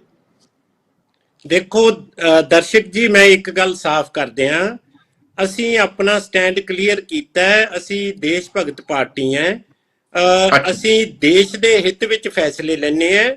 ਅਸੀਂ ਇਹ ਗੱਲ ਕਹੀ ਹੈ ਕਿ ਸਾਰੀਆਂ ਰਿਲੀਜਨਸ ਵਿੱਚ ਪ੍ਰੋਪਰ ਗੱਲਬਾਤ ਹੋਣੀ ਚਾਹੀਦੀ ਹੈ। ਅਸੀਂ ਮੁਸਲਿਮ ਐਂਟੀ ਮੁਸਲਿਮ ਥੋੜਾ ਜੀ, ਅਸੀਂ ਤਾਂ ਇਹ ਗੱਲ ਕਹਿੰਦੇ ਆ ਕਿ ਸਾਰੀਆਂ ਕਮਿਊਨਿਟੀਜ਼ ਜੇ ਖੁਸ਼ ਹੈ ਤਾਂ ਹਿੰਦੁਸਤਾਨ ਤਾਕਤਵਰ ਹੈ, ਤੇ ਜੇ ਤੁਸੀਂ ਕਿਸੇ ਇੱਕ ਨੂੰ ਟਾਰਗੇਟ ਕਰੋਗੇ ਤਾਂ ਦੇਸ਼ ਕਮਜ਼ੋਰ ਹੋਊਗਾ। ਮੈਂ ਇੱਕ ਪੀਰ ਮੁਹੰਮਦ ਸਾਹਿਬ ਨੇ ਅਕਾਲੀ ਦਲ ਨੂੰ ਇੱਕ ਬੜਾ ਜਿਹੜੀ ਰੰਗਤ ਦਿੱਤੀ ਹੈ ਮੈਂ ਉਹਦੇ ਬਾਰੇ ਪੁੱਛਣਾ ਚਾਹੁੰਦਾ ਹਾਂ ਕਿ ਪੀਰ ਮੁਹੰਮਦ ਸਾਹਿਬ ਤੁਸੀਂ 20 ਸਾਲ ਰਾਜ ਕਰ ਗਏ ਬੀਜੇਪੀ ਨਾਲ, ਤੁਹਾਨੂੰ ਅਜੇ ਤੱਕ ਉਹਦੀਆਂ ਪਾਲਿਸੀਆਂ ਹੀ ਕਲੀਅਰ ਨਹੀਂ ਹੋਈਆਂ। 20 ਸਾਲ ਤੁਸੀਂ ਕੇਂਦਰ 'ਚ ਵੀ ਵਜ਼ੀਰ ਰੱਖੇ, ਪੰਜਾਬ 'ਚ ਉਹਨਾਂ ਦੀ ਮਦਦ ਨਾਲ ਰਾਜ ਕੀਤਾ, ਤੇ ਤੁਹਾਨੂੰ ਅਜੇ ਤੱਕ ਬੀਜੇਪੀ ਦਾ ਹੁਣ ਜਾ ਕੇ ਯਾਦ ਆਉਂਦੀ ਹੈ। ਅਸਲ ਰੌਲਾ ਇਹਨਾਂ ਦਾ ਸੀਟਾਂ ਦਾ ਹੈ, ਮੁੱਖ ਮੰਤਰੀ ਦੀ ਗੱਦੀ ਦਾ ਹੈ। ਪਰ ਦੇਖੋ ਤੁਸੀਂ ਵੀ ਸ਼ਬਦਾਂ ਦੇ ਹੇਰ ਫੇਰ ਨਾਲ ਅਕਾਲੀ ਦਲ ਉਹ ਪਾਰਟੀ ਹੈ ਜਿਹੜੀ ਕਹਿੰਦੀ ਹੁੰਦੀ ਸੀ ਕਿ ਸਟੇਟ ਸਰਕਾਰਾਂ ਨੂੰ ਵੱਧ ਪਾਵਰ ਦਿਓ, ਤੇ ਅੱਜ ਜਦੋਂ ਦਿੱਲੀ ਦੀ ਸਟੇਟ ਸਰਕਾਰ ਦੀ ਪਾਵਰ ਖੋ ਰਹੇ ਨੇ ਆਰਡੀਨੈਂਸ ਦੇ ਨਾਲ, ਤਾਂ ਪੀਰ ਮੁਹੰਮਦ ਸਾਹਿਬ ਸਾਡੀ ਮਦਦ ਕਰਨ ਦੀ ਬਜਾਏ ਸਾਡੇ ਤੇ ਦੂਸ਼ਣ ਲਾ ਰਹੇ ਨੇ। ਮੈਂ ਪੁੱਛਦਾ ਠੀਕ ਹੈ ਪੀਰ ਮੁਹੰਮਦ ਜੀ ਤਾਂ ਪੁੱਛ ਲੈਣਾ ਜੋ ਤੁਸੀਂ ਸਵਾਲ ਕੀਤਾ। ਹਾਂਜੀ ਪੀਰ ਮੁਹੰਮਦ ਜੀ, ਤੁਸੀਂ 20 ਸਾਲ ਬੱਬੀ ਜੀ ਨੇ ਸਿਰਫ ਸਾਡੇ ਗੱਠਜੋੜ ਤੇ 20 ਸਾਲ ਦੀ ਗੱਲ ਕੀਤੀ ਹੈ, ਪਰ ਜਿਹੜੀ 50 ਸਾਲ ਤੋਂ ਜਿਹੜੀ ਪਾਰਟੀ ਨੇ ਦੇਸ਼ ਨੂੰ ਲੁੱਟਿਆ ਕੁੱਟਿਆ ਮਾਰਿਆ, ਫਿਰਕਾ ਪ੍ਰਸਤੀ ਫੈਲਾਈ, ਨਵੰਬਰ 1984 ਸਿੱਖ ਨਸਲਕੁਸ਼ੀ ਕਰਾਈ, ਦਰਬਾਰ ਸਾਹਿਬ ਦੇ ਉੱਤੇ ਹਮਲਾ ਕਰਾਇਆ, ਉਸ ਪਾਰਟੀ ਦੇ ਵਿਰੋਧ ਦੇ ਵਿੱਚ ਤੁਸੀਂ ਇਲੈਕਸ਼ਨ ਲੜਿਆ, ਪੰਜਾਬ ਦੇ ਲੋਕਾਂ ਨੇ ਤੁਹਾਨੂੰ ਜਿੱਤ ਦਿੱਤੀ। ਤੇ ਤੁਸੀਂ ਬੱਬੀ ਜੀ, ਜੇ ਤੁਹਾਨੂੰ 50 ਸਾਲਾਂ ਵਾਲੀ ਜਿਹੜੀ ਪਾਰਟੀ ਦੇ ਬਾਰੇ ਨਹੀਂ ਪਤਾ ਲੱਗਾ, ਤੇ ਅਸੀਂ ਤਾਂ ਇੱਕ ਗੱਠਜੋੜ ਦੇ ਵਿੱਚ ਰਹੇ ਹਾਂ, ਤੁਸੀਂ ਤਾਂ ਲੋਕਾਂ ਨੂੰ ਦੱਸਦੇ ਰਹੇ ਹੋ ਕਿ ਇਹਦੇ ਤਾਂ ਲਾਗੇ ਨਹੀਂ ਜਾਣਾ, ਕਾਂਗਰਸ ਦੇ ਬਹੁਤ ਮਾੜਾ, ਤੇ ਤੁਸੀਂ ਅੱਜ ਇੱਕ ਮਜਬੂਰੀ ਵਸ ਕਿ ਤੁਹਾਨੂੰ ਉੱਥੇ ਤੁਹਾਡੇ ਅਫਸਰਾਂ ਨੂੰ ਬਦਲੀਆਂ ਕਰਨ ਦਾ ਮੌਕਾ ਜਿਹੜਾ ਮੁੱਖ ਮੰਤਰੀ ਸਾਹਿਬ ਨੂੰ ਮਿਲ ਜਾਵੇ, ਤੇ ਦਿੱਲੀ ਦੇ ਵਿੱਚ ਜਿਹੜਾ ਪੂਰਨ ਰਾਜ ਦਾ ਦਰਜਾ ਜਿਹੜਾ ਹੈ ਉਹ ਸਾਨੂੰ ਮਿਲ ਜਾਵੇ, ਤੇ ਉਹਦੇ ਲਈ ਤੁਸੀਂ ਇੱਕ ਨਿਰਪੱਖ ਗੱਠਜੋੜ ਦੀ ਸ਼ੁਰੂਆਤ ਕੀਤੀ ਹੈ। ਇਹ ਤਾਂ ਆਪਣੇ ਆਪ ਦੇ ਵਿੱਚ ਜਿਹੜੇ ਰਜਿੰਦਰਪਾਲ ਸਿੰਘ ਬਰਾੜ ਜੀ ਬੈਠੇ ਉਹ ਹੀ ਦੱਸ ਸਕਦੇ ਨੇ, ਕਿਉਂਕਿ ਨਿਰਪੱਖ ਜਿਹੜੇ ਆਪਣਾ ਵਿਸ਼ਲੇਸ਼ਣ ਕਰਨਗੇ ਉਹ ਸਾਰਾ ਕੁਝ ਦੱਸ। ਰਜਿੰਦਰ ਬਰਾੜ ਜੀ ਕੋਲ ਹੀ ਜਾਂਦੇ ਆ। ਬਰਾੜ ਸਾਹਿਬ, ਤੁਸੀਂ ਸਾਰੀਆਂ ਪਾਰਟੀਆਂ ਦੀ ਗੱਲਬਾਤ ਸੁਣੀ, ਤੇ ਮੌਕੇ ਦੇ ਉੱਤੇ ਅਸੀਂ ਇਹ ਵੀ ਦੇਖਿਆ ਹੈ ਕਿ ਜਿਵੇਂ ਹੁਣ ਮੈਂ ਪਹਿਲਾਂ ਗੱਲ ਕੀਤੀ ਸੀ ਕਿ ਵੀ ਧਾਰਾ 370 ਦੇ ਮਾਮਲੇ ਦੇ ਵਿੱਚ ਆਮ ਆਦਮੀ ਪਾਰਟੀ ਚੁੱਪ ਰਹੀ, ਤੇ ਹੁਣ ਜਦੋਂ ਇਹਨਾਂ ਦੇ ਉੱਤੇ ਬੋਝ ਪਿਆ ਤਾਂ ਇਹਨਾਂ ਨੇ ਕਿਹਾ ਵੀ ਲੋਕਤੰਤਰ ਦਾ ਨੁਕਸਾਨ ਹੋ ਰਿਹਾ ਹੈ। ਤੇ ਇਹ ਸਾਰੇ ਜਿਹੜੀ ਗੱਲਬਾਤ ਹੋਈ ਆ ਉਸ ਦੇ ਨਿਚੋੜ ਵਿੱਚ ਤੁਸੀਂ ਕੀ ਕਹਿਣਾ ਚਾਹੋਗੇ, ਤੁਹਾਡੇ ਕੀ ਸ਼ਬਦ ਨੇ? ਦੇਖੋ, ਇੱਕ ਗੱਲ ਤੇ ਹੈਗੀ ਆ ਕਿ ਦੋਵੇਂ ਹੀ ਧਿਰਾਂ ਜਿਹੜੀਆਂ ਗੱਠਜੋੜ ਬਣਾ ਰਹੀਆਂ, ਉਹ ਜਿਹਨੂੰ ਕਹਿ ਸਕਦੇ ਸਹੂਲਤ ਦਾ ਵਿਆਹ, ਮੈਰਿਜ ਆਫ ਕਨਵੀਨੀਅੰਸ ਹੀ ਕਰ ਰਹੀਆਂ ਨੇ। ਉਹਨਾਂ ਦਾ ਕੋਈ ਸਿਧਾਂਤਕ ਲੰਮਾ ਚੌੜਾ ਆਧਾਰ ਨਹੀਂ ਬਣ ਰਿਹਾ। ਇੱਕ ਗੱਲ ਵਾਰ-ਵਾਰ ਆ ਰਹੀ ਆ ਕਿ ਭਾਰਤੀ ਜਨਤਾ ਪਾਰਟੀ ਦੀ ਡਿਕਟੇਟਰਸ਼ਿਪ ਦੇ ਖਿਲਾਫ ਅਸੀਂ ਸਾਰੇ ਇਕੱਠੇ ਹਾਂ। ਅਸਲ ਦੇ ਵਿੱਚ ਤਾਂ ਇਹ ਕਿ ਇਹਦੇ ਵਿੱਚ ਨਾ ਤਾਂ ਸੈਕੂਲਰਿਜ਼ਮ ਦੀ ਗੱਲ ਆ ਰਹੀ, ਨਾ ਜਿਹੜਾ ਬਹੁਤ ਸੱਭਿਆਚਾਰਵਾਦ ਆ ਉਹਦੀ ਗੱਲ ਆ ਰਹੀ ਹੈ, ਨਾ ਜਿਹੜੀਆਂ ਖੇਤਰੀ ਇਛਾਵਾਂ ਹੈ ਉਹਦੀ ਗੱਲ ਆ ਰਹੀ ਹੈ, ਨਾ ਜਿਹੜਾ ਕਾਰਪੋਰੇਟ ਜਗਤ ਦਿਨੋਂ ਦਿਨ ਲੋਕਾਂ ਦੀ ਜ਼ਿੰਦਗੀ ਨੂੰ ਔਖਾ ਕਰਦਾ ਜਾ ਰਿਹਾ ਹੈ, ਨਾ ਉਹਦੀ ਗੱਲ ਆ ਰਹੀ ਹੈ। ਸਾਰੀ ਗੱਲਬਾਤ ਆ ਜਿਹੜੀ ਦੂਸ਼ਣਬਾਜ਼ੀ ਆ ਉਹ ਭ੍ਰਿਸ਼ਟਾਚਾਰ ਤੇ ਕੇਂਦਰਿਤ, ਤੇ ਜਿਹੜਾ ਆਈਡੀਓਲੋਜੀ ਆ ਉਹ ਡਿਕਟੇਟਰਸ਼ਿਪ ਦੇ ਉੱਪਰ ਹੀ ਘੁੰਮ ਰਹੀ ਆ। ਮੈਨੂੰ ਲੱਗਦਾ ਹੈ ਕਿ ਜੇ ਕਾਂਗਰਸ ਨੇ ਗੱਠਜੋੜ ਬਣਾਉਣਾ ਹੈ ਤਾਂ ਉਹਨੂੰ ਦੋ ਗੱਲਾਂ ਬਾਰੇ ਜ਼ਰੂਰ ਕਲੀਅਰ ਹੋਣਾ ਚਾਹੀਦਾ ਹੈ। ਇੱਕ ਤਾਂ ਇਹ ਕਿ ਉਸ ਦੇ ਗੱਠਜੋੜ ਦਾ ਭਾਰਤੀ ਜਨਤਾ ਪਾਰਟੀ ਨਾਲੋਂ ਨੀਤੀਗਤ ਫਰਕ ਕੀ ਹੋਵੇਗਾ, ਸੈਕੂਲਰਿਜ਼ਮ ਤੇ ਉਹਦਾ ਸਟੈਂਡ ਪੁਰਾਣਾ ਹੋਵੇਗਾ ਜਾਂ ਉਹਨਾਂ ਦਾ ਬਦਲਿਆ ਹੋਇਆ ਸਟੈਂਡ ਹੋਵੇਗਾ। ਇਵੇਂ ਖੇਤਰੀ ਪਾਰਟੀਆਂ ਨਾਲ ਪਾਵਰ ਸ਼ੇਅਰਿੰਗ ਉਹਨਾਂ ਦੀ ਕਿਸ ਕਿਸਮ ਦੀ ਚੱਲੇਗੀ, ਕਿਉਂਕਿ ਪੁਰਾਣਾ ਇਤਿਹਾਸ ਬਹੁਤਾ ਵਧੀਆ ਨਹੀਂ ਹੈ। ਦੂਜੇ ਪਾਸੇ ਜਿਹੜੀ ਭਾਰਤੀ ਜਨਤਾ ਪਾਰਟੀ ਆ, ਉਹ ਜਿਵੇਂ ਉਹਨੇ ਨਵੇਂ ਆਪਣੇ ਅਲਾਈ ਲੱਭੇ ਆ ਤੇ ਪੁਰਾਣੇ ਅਲਾਈਜ਼ ਨੂੰ ਕਿਹਾ ਜਾ ਸਕਦਾ ਹੈ ਕਿ ਧੋਖਾ ਦਿੱਤਾ ਹੈ, ਜਾਂ ਉਹਨਾਂ ਨੂੰ ਖਰੀਦਿਆ, ਜਾਂ ਉਹਨਾਂ ਨੂੰ ਛਾਂਗਿਆ, ਜਾਂ ਉਹਨਾਂ ਦੇ ਵਿੱਚ ਫੁੱਟ ਪਾਈ ਆ। ਕੀ ਭਾਰਤੀ ਜਨਤਾ ਪਾਰਟੀ ਸਮਝਦੀ ਆ ਕਿ ਮੈਂ ਸਿਰਫ ਇਕੱਲੀ ਹੀ ਜਿੱਤ ਜਾਵਾਂਗੀ? ਇਹ ਤਾਂ ਸਿਰਫ ਦੂਜੀਆਂ ਪਾਰਟੀਆਂ ਨੂੰ ਨਾਲ ਲੈਣ ਦਾ ਤੇ ਇੱਕ ਪਬਲਿਕ ਫੇਸ ਬਣਾਉਣ ਦਾ ਤਰੀਕਾ ਹੈ। ਮੈਨੂੰ ਲੱਗਦਾ ਹੈ ਕਿ ਅੱਜ ਕੁਝ ਵੀ ਕਹਿਣਾ ਬਹੁਤਾ ਸਿਆਣਪ ਭਰੀ ਗੱਲ ਨਹੀਂ ਆ, ਕਿਉਂਕਿ ਹਜੇ ਹੜ੍ਹਾਂ ਦਾ ਨਹੀਂ, ਸਿਆਸਤ ਦਾ ਬਹੁਤ ਜਿਹੜਾ ਪਾਣੀ ਆ ਉਹ ਪੁਲਾਂ ਹੇਠ ਦੀ ਵਹਿਣਾ ਹੈ, ਤੇ ਉਹਦੇ ਨਾਲ ਫਿਰ ਇਹ ਨਿਰਣਾ ਹੋਣਾ ਹੈ ਕਿ ਭਾਰਤ ਦੇ ਲੋਕ ਆ ਜਿਹੜੇ ਉਹ ਡੈਮੋਕ੍ਰੇਸੀ ਨੂੰ, ਸੈਕੂਲਰਿਜ਼ਮ ਨੂੰ, ਖੇਤਰੀ ਪਾਰਟੀਆਂ ਦੀਆਂ ਇਛਾਵਾਂ ਨੂੰ ਮਹੱਤਵਪੂਰਨ ਸਮਝਦੇ ਆ, ਜਾਂ ਉਹ ਇੱਕ ਪਾਰਟੀ ਦਾ ਇੱਕੋ ਰੰਗ ਵਾਲਾ ਡਿਕਟੇਟਰਸ਼ਿਪ ਵਾਲਾ ਰੂਪ ਚਾਹੁੰਦੇ ਆ। ਇਹ ਗੱਲ ਮੇਰਾ ਖਿਆਲ 24 ਚ ਕਲੀਅਰ ਹੋਊਗੀ, ਪਰ ਇਹਦੇ ਲਈ ਜ਼ਰੂਰ ਕਾਂਗਰਸ ਲਈ ਚੁਣੌਤੀਆਂ ਵੱਡੀਆਂ ਨੇ। ਤੁਸੀਂ ਵਾਰ-ਵਾਰ ਸ਼ਬਦ ਵਰਤ ਰਹੇ ਕਿ ਕਾਂਗਰਸ ਦੀ ਲੀਡਰਸ਼ਿਪ, ਕੀ ਬਾਕੀ ਜਿਹੜੀਆਂ ਖੇਤਰੀ ਪਾਰਟੀਆਂ ਹੈ ਉਹ ਕਾਂਗਰਸ ਦੀ ਲੀਡਰਸ਼ਿਪ ਮੰਨਣਗੀਆਂ ਜਾਂ ਸਹਿਯੋਗੀ ਪਾਰਟੀ ਹੀ ਮੰਨਣਗੀਆਂ? ਦੇਖੋ, ਲੀਡਰਸ਼ਿਪ ਮੰਨਣਾ ਹੋਰ ਗੱਲ ਆ, ਸਹਿਯੋਗੀ ਧੜਾ ਹੋਣਾ ਇੱਕ। ਠੀਕ ਹੈ ਬਰਾੜ ਸਾਹਿਬ, ਇਸ ਸਮੇਂ ਜਿਹੜਾ ਹੈਗਾ ਲਗਭਗ ਟਾਈਮ ਖਤਮ ਹੋ ਗਿਆ। ਲਗਭਗ ਜਿਹੜਾ ਹੈਗਾ ਕੱਲ ਨੂੰ ਕਾਂਗਰਸ ਦੀ ਜਿਹੜੀ ਹੈਗੀ ਹੈ, ਕਾਂਗਰਸ ਤੇ ਹੋਰ ਪਾਰਟੀਆਂ ਦੀ ਮੀਟਿੰਗ ਹੋਣ ਜਾ ਰਹੀ ਹੈ ਤੇ 18 ਨੂੰ ਭਾਜਪਾ ਦੇ ਹੋਰ ਪਾਰਟੀਆਂ ਦੀ ਮੀਟਿੰਗ ਹੋ ਜਾ ਰਹੀ ਹੈ, ਜਿਹੜੀਆਂ ਭਾਜਪਾ ਦੇ ਨਾਲ ਨੇ, ਜਿਹੜੀਆਂ ਕਾਂਗਰਸ ਦੇ ਨਾਲ ਨੇ। ਤੇ ਇਸ ਤੋਂ ਬਾਅਦ ਪਤਾ ਲੱਗੂਗਾ ਪੰਜਾਬ ਜਿਹੜਾ ਭਾਰਤ ਦੇ ਵਿੱਚ ਕਿਸ ਤਰੀਕੇ ਦੇ ਨਾਲ ਜਿਹੜੇ ਇਹ ਗੱਠਜੋੜ ਤਿਆਰ ਹੁੰਦੇ ਨੇ। ਤੇ ਇਹਦੇ ਵਿੱਚ ਇਹ ਗੱਲ ਪੱਕੀ ਹੈ ਕਿ ਜਿਹੜੀਆਂ ਛੋਟੀਆਂ ਪਾਰਟੀਆਂ ਨੇ, ਜਿਹੜੀਆਂ ਖੇਤਰੀ ਪਾਰਟੀਆਂ ਨੇ, ਉਹਨਾਂ ਦੀ ਅਹਿਮ ਭੂਮਿਕਾ ਰਹੂਗੀ ਤੇ ਪਹਿਲਾਂ ਵੀ ਰਹੀ ਹੈ ਤੇ ਆਉਣ ਵਾਲੇ ਸਮੇਂ ਦੇ ਵਿੱਚ ਵੀ ਰਹੂਗੀ। ਬਰਾੜ ਸਾਹਿਬ, ਖੰਡਿਆਲ ਸਾਹਿਬ, ਪੀਰ ਮੁਹੰਮਦ ਸਾਹਿਬ, ਅਰੋੜਾ ਸਾਹਿਬ ਤੇ ਬੱਬੀ ਬਾਦਲ ਸਾਹਿਬ, ਤੁਸੀਂ ਸਾਰਿਆਂ ਨੇ ਆਪਣੇ ਆਪਣੇ ਜਿਹੜੇ ਹੈਗੇ ਆ ਵਿਚਾਰ ਪ੍ਰਗਟ ਕੀਤੇ ਤੇ ਲੋਕ ਸਾਡੇ ਦਰਸ਼ਕਾਂ ਨੂੰ ਵੀ ਪਤਾ ਲੱਗਿਆ ਜਿਹੜੇ ਇਸ ਸਮੇਂ ਇਸ ਚਰਚਾ ਦੇ ਵਿੱਚ ਜੁੜੇ ਹੋਏ ਨੇ। ਤੇ ਕੱਲ ਨੂੰ ਕਿਸੇ ਹੋਰ ਮੁੱਦੇ ਨੂੰ ਲੈ ਕੇ ਫਿਰ ਹਾਜ਼ਰ ਹੋਵਾਂਗੇ। ਉਦੋਂ ਤੱਕ ਦੇ ਲਈ ਸਾਨੂੰ ਦਿਓ ਆਗਿਆ। ਸਤਿ ਸ੍ਰੀ ਅਕਾਲ।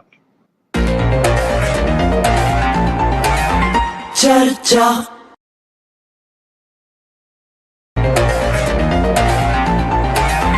ਚਰਚਾ ਸਤਿ ਸ੍ਰੀ ਅਕਾਲ ਦੋਸਤੋ, ਮੈਂ ਦਰਸ਼ਨ ਸਿੰਘ ਦਰਸ਼ਕ ਚਰਚਾ ਪ੍ਰੋਗਰਾਮ ਲੈ ਕੇ ਹਾਜ਼ਰ ਹਾਂ। 2024 ਦੀਆਂ ਲੋਕ ਸਭਾ ਚੋਣਾਂ ਨੂੰ ਲੈ ਕੇ ਸਾਰੀਆਂ ਪਾਰਟੀਆਂ ਤਿਆਰੀਆਂ ਕਰ ਰਹੀਆਂ ਨੇ। ਜਿਹੜੀਆਂ ਵੱਡੀਆਂ ਪਾਰਟੀਆਂ ਨੇ ਉਹਨਾਂ ਵੱਲੋਂ ਗੱਠਜੋੜ ਤਿਆਰ ਕਰਨ ਵਾਸਤੇ ਲਗਾਤਾਰ ਮੀਟਿੰਗਾਂ ਕੀਤੀਆਂ ਵੀ ਜਾ ਰਹੀਆਂ ਨੇ ਤੇ ਕੱਲ ਨੂੰ ਕਾਂਗਰਸ ਦੀ ਅਗਵਾਈ ਦੇ ਵਿੱਚ 24 ਪਾਰਟੀਆਂ ਦੀ ਮੀਟਿੰਗ ਹੋਣ ਜਾ ਰਹੀ ਹੈ, ਜਿਹੜੀ 2 ਦਿਨ ਤੱਕ ਜਾਰੀ ਰਹੂਗੀ। ਭਾਰਤੀ ਜਨਤਾ ਪਾਰਟੀ ਵੱਲੋਂ ਵੀ 18 ਤਰੀਕ ਨੂੰ ਦਿੱਲੀ ਦੇ ਵਿੱਚ ਮੀਟਿੰਗ ਕੀਤੀ ਜਾ ਰਹੀ ਹੈ। ਇਸ ਤੋਂ ਇਹੀ ਅੰਦਾਜ਼ਾ ਲਗਾਇਆ ਜਾ ਸਕਦਾ ਹੈ ਕਿ ਜਿਹੜੀਆਂ ਵੱਡੀਆਂ ਪਾਰਟੀਆਂ ਦੀ ਭੂਮਿਕਾ ਅਲੱਗ ਹੈ ਤੇ ਛੋਟੀ ਪਾਰਟੀਆਂ ਦੀ ਵੀ ਭੂਮਿਕਾ ਬੜੀ ਅਹਿਮ ਹੈ। ਜੋ ਇਸ ਦੇ ਨਾਲ ਨਾਲ ਤੁਹਾਨੂੰ ਪਤਾ ਹੀ ਹੈ ਕਿ ਪਿਛਲੇ 15 ਤਰੀਕ ਨੂੰ ਜਦੋਂ ਕਾਂਗਰਸ ਦੀ ਅਗਵਾਈ ਵਿੱਚ ਪਟਨਾ ਦੇ ਵਿੱਚ ਮੀਟਿੰਗ ਹੋਈ ਸੀਗੀ ਤਾਂ ਆਮ ਆਦਮੀ ਪਾਰਟੀ ਇਹ ਜਿਹਾ ਲੱਗ ਰਿਹਾ ਸੀਗਾ ਕਿ ਦੁਬਾਰਾ ਮੀਟਿੰਗ ਦੇ ਵਿੱਚ ਸ਼ਾਮਲ ਨਹੀਂ ਹੋਊਗੀ। ਪਰ ਅੱਜ ਕਾਂਗਰਸ ਨੇ ਜਿਸ ਤਰੀਕੇ ਨਾਲ ਐਲਾਨ ਕੀਤਾ ਹੈ ਕਿ ਜਿਹੜਾ ਕੇਂਦਰ ਨੇ ਆਰਡੀਨੈਂਸ ਜਾਰੀ ਕੀਤਾ ਹੈ ਉਸ ਦਾ ਵਿਰੋਧ ਕਰੇਗੀ ਕਾਂਗਰਸ, ਤੇ ਲੱਗਦਾ ਹੈ ਕਿ ਆਮ ਆਦਮੀ ਪਾਰਟੀ ਵੀ ਉਸ ਹੁਣ ਜਿਹੜੀ ਕੱਲ ਵਾਲੀ ਮੀਟਿੰਗ ਆ ਉਹਦੇ ਵਿੱਚ ਸ਼ਾਮਲ ਹੋਊਗੀ। ਇਸ ਦਾ ਮਤਲਬ ਇਹ ਵੀ ਹੈ ਕਿ ਜਿਹੜੀ ਅਹਿਮੀਅਤ ਹੈ ਜਿਹੜੀ ਜਿਸ ਉੱਤੇ ਅਸੀਂ ਗੱਲ ਕਰ ਰਹੇ ਹਾਂ ਉਸ ਅਹਿਮੀਅਤ ਨੂੰ ਕਾਂਗਰਸ ਨੇ ਪਹਿਚਾਣਿਆ ਨੇ। ਪਰ ਦੂਜੇ ਪਾਸੇ ਕੌਮੀ ਜਮਹੂਰੀ ਗੱਠਜੋੜ ਦੀ ਜਿਹੜੀ ਮੀਟਿੰਗ ਹੋ ਰਹੀ ਹੈ ਉਹਦੇ ਵਿੱਚ ਅਕਾਲੀ ਦਲ ਨੂੰ ਸੱਦਾ ਨਹੀਂ ਮਿਲਿਆ, ਜਦ ਕਿ ਅਕਾਲੀ ਦਲ ਨੇ ਕੌਮੀ ਜਮਹੂਰੀ ਗੱਠਜੋੜ ਨੂੰ ਬਣਾਉਣ ਵਿੱਚ ਅਹਿਮ ਭੂਮਿਕਾ ਨਿਭਾਈ ਸੀਗੀ। ਇਸ ਸਾਰੇ ਘਟਨਾਕ੍ਰਮ ਦੇ ਉੱਤੇ ਛੋਟੀਆਂ ਪਾਰਟੀਆਂ ਦੇ ਸਹਿਯੋਗ ਜਾਂ ਉਹਨਾਂ ਦੀ ਭੂਮਿਕਾ ਬਾਰੇ ਅਸੀਂ ਅੱਜ ਗੱਲਬਾਤ ਕਰ ਰਹੇ ਹਾਂ। ਗੱਲਬਾਤ ਕਰਨ ਦੇ ਲਈ ਸਾਡੇ ਵਿੱਚ ਨਿਰਪੱਖ ਟਿੱਪਣੀਕਾਰ ਦੇ ਤੌਰ ਤੇ ਅੱਗੇ ਵੀ ਤੁਸੀਂ ਉਹਨਾਂ ਦੀ ਬੜੀਆਂ ਸਟੀਕ ਟਿੱਪਣੀਆਂ ਸੁਣਦੇ ਆਏ ਹੋ, ਦੇਖਦੇ ਆਏ ਹੋ, ਪ੍ਰੋਫੈਸਰ ਰਜਿੰਦਰਪਾਲ ਸਿੰਘ ਬਰਾੜ ਸਾਡੇ 'ਚ ਮੌਜੂਦ ਨੇ। ਦੂਜੇ ਪਾਸੇ ਕਾਂਗਰਸ ਵੱਲੋਂ ਅਰਸ਼ ਜੀ ਖੰਡਿਆਲ ਸਾਹਿਬ ਜਿਹੜੇ ਕਿ ਮੁੱਖ ਕਾਂਗਰਸ ਦੇ ਬੁਲਾਰੇ ਨੇ ਉਹ ਨੇ। ਅਕਾਲੀ ਦਲ ਵੱਲੋਂ ਕਰਨੈਲ ਸਿੰਘ ਪੀਰ ਮੁਹੰਮਦ ਨੇ। ਭਾਰਤੀ ਜਨਤਾ ਪਾਰਟੀ ਦੇ ਪ੍ਰਮੁੱਖ ਬੁਲਾਰੇ ਜਿਹੜੇ ਹੈਗੇ ਦੀਵਾਨ ਅਮਿਤ ਅਰੋੜਾ ਜੀ। ਇਸੇ ਤਰੀਕੇ ਦੇ ਨਾਲ ਆਮ ਆਦਮੀ ਪਾਰਟੀ ਵੱਲੋਂ ਸਾਡੇ ਵਿੱਚ ਬੱਬੀ ਬਾਦਲ ਜੀ ਸ਼ਾਮਲ ਹੋਏ ਨੇ। ਤੁਹਾਡਾ ਸਾਰਿਆਂ ਦਾ ਸਵਾਗਤ ਹੈ। ਸਭ ਤੋਂ ਪਹਿਲਾਂ ਅਸੀਂ ਬਰਾੜ ਸਾਹਿਬ ਤੋਂ ਕੋਲ ਜਾਂਦੇ ਹਾਂ ਕਿ ਉਂਝ ਤਾਂ ਬਰਾੜ ਸਾਹਿਬ ਤੁਸੀਂ ਦੇਖਿਆ ਹੈ ਕਿ ਪਿਛਲੇ ਸਮੇਂ ਦੌਰਾਨ ਵੀ ਜਿਹੜੀ ਖੇਤਰੀ ਪਾਰਟੀਆਂ ਨੇ, ਛੋਟੀਆਂ ਪਾਰਟੀਆਂ ਨੇ, ਉਹਨਾਂ ਦੀ ਲੋਕ ਸਭਾ ਦੇ ਵਿੱਚ ਬੜੀ ਅਹਿਮ ਭੂਮਿਕਾ ਰਹੀ ਹੈ। ਜਿਹੜੀ 2024 ਦੀ ਚੋਣਾਂ ਨੇ ਉਹਦੇ ਵਿੱਚ ਇਹਨਾਂ ਪਾਰਟੀਆਂ ਦੀ ਕੀ ਭੂਮਿਕਾ ਰਹੂਗੀ, ਇਹਦੇ ਬਾਰੇ ਤੁਸੀਂ ਜਰਾ ਚਾਨਣਾ ਪਾਓ। ਹੁਣ ਆਉਣ ਵਾਲੀਆਂ ਚੋਣਾਂ ਨੇ ਉਹਨਾਂ ਲਈ ਸਾਰੀਆਂ ਪਾਰਟੀਆਂ ਨੇ ਤਿਆਰੀ ਕਰਨੀ ਹੈ। ਜੇ ਆਪਾਂ ਨੂੰ ਯਾਦ ਹੋਵੇ ਕਿ ਐਮਰਜੈਂਸੀ ਤੋਂ ਬਾਅਦ ਜਦੋਂ 77 ਦੇ ਵਿੱਚ ਚੋਣਾਂ ਹੋਈਆਂ ਸੀ ਤਾਂ ਉਸ ਸਮੇਂ ਇੱਕੋ ਹੀ ਗੱਲ ਵੱਡੀ ਸੀ ਕਿ ਕਾਂਗਰਸ ਨੂੰ ਹਰਾਉਣਾ ਹੈ, ਤੇ ਕਾਂਗਰਸ ਨੂੰ ਹਰਾਉਣ ਲਈ ਉਸ ਸਮੇਂ ਸਾਰੀਆਂ ਪਾਰਟੀਆਂ ਇਕੱਠੀਆਂ ਹੋਈਆਂ ਸੀ ਤੇ ਉਹਨਾਂ ਨੇ ਇੱਕ ਪਾਰਟੀ ਦਾ ਗਠਨ ਕਰ ਲਿਆ ਸੀ। ਇੱਕ ਪਾਰਟੀ ਦਾ ਗਠਨ ਨਾ ਵੀ ਹੋਵੇ, ਜਿਹੜੀ ਇੱਕ ਆਮ ਜੀ ਮੁਹਾਵਰਾ ਜਾਂ ਅਖਾਣ ਵਰਤਿਆ ਜਾਂਦਾ ਹੈ ਕਿ ਦੁਸ਼ਮਣ ਦਾ ਜਿਹੜਾ ਦੁਸ਼ਮਣ ਆ ਉਹ ਤੁਹਾਡਾ ਦੋਸਤ ਹੋ ਜਾਂਦਾ। ਇਸ ਸਮੇਂ ਜਿਹੜੀਆਂ ਵੀ ਪਾਰਟੀਆਂ ਇਕੱਠੀਆਂ ਹੋ ਰਹੀਆਂ ਉਹਨਾਂ ਦਾ ਇੱਕੋ ਇੱਕ ਨਿਸ਼ਾਨਾ ਹੈ ਕਿ ਭਾਰਤੀ ਜਨਤਾ ਪਾਰਟੀ ਨੂੰ ਹਰਾਇਆ ਜਾਵੇ, ਤੇ ਉਹ ਕਿਵੇਂ ਹਰਾਇਆ ਜਾਵੇ। ਉਹਦੇ ਲਈ ਇਹ ਕਿ ਲੰਮਾ ਸਮਾਂ ਕਾਂਗਰਸ ਪਾਰਟੀ ਇਹ ਸਮਝਦੀ ਰਹੀ ਕਿ ਮੈਂ ਇਕੱਲੀ ਹੀ ਭਾਰਤੀ ਜਨਤਾ ਪਾਰਟੀ ਨੂੰ ਟੱਕਰ ਦੇ ਸਕਦੀ ਹਾਂ, ਕਿਉਂਕਿ ਅਸਲ ਚ ਰਾਜ ਮੇਰੇ ਕੋਲੋਂ ਭਾਰਤੀ ਜਨਤਾ ਪਾਰਟੀ ਨੇ ਖੋਇਆ। ਪਰ ਹੁਣ ਉਸ ਨੂੰ ਗਰਾਊਂਡ ਰਿਐਲਿਟੀ ਸਮਝ ਆ ਰਹੀ ਆ ਕਿ ਪੈਨ ਇੰਡੀਆ ਤਾਂ ਕਾਂਗਰਸ ਦਾ ਵੀ ਆਧਾਰ ਨਹੀਂ ਆ ਤੇ ਪੈਨ ਇੰਡੀਆ ਭਾਜਪਾ ਦਾ ਵੀ ਆਧਾਰ ਨਹੀਂ ਆ।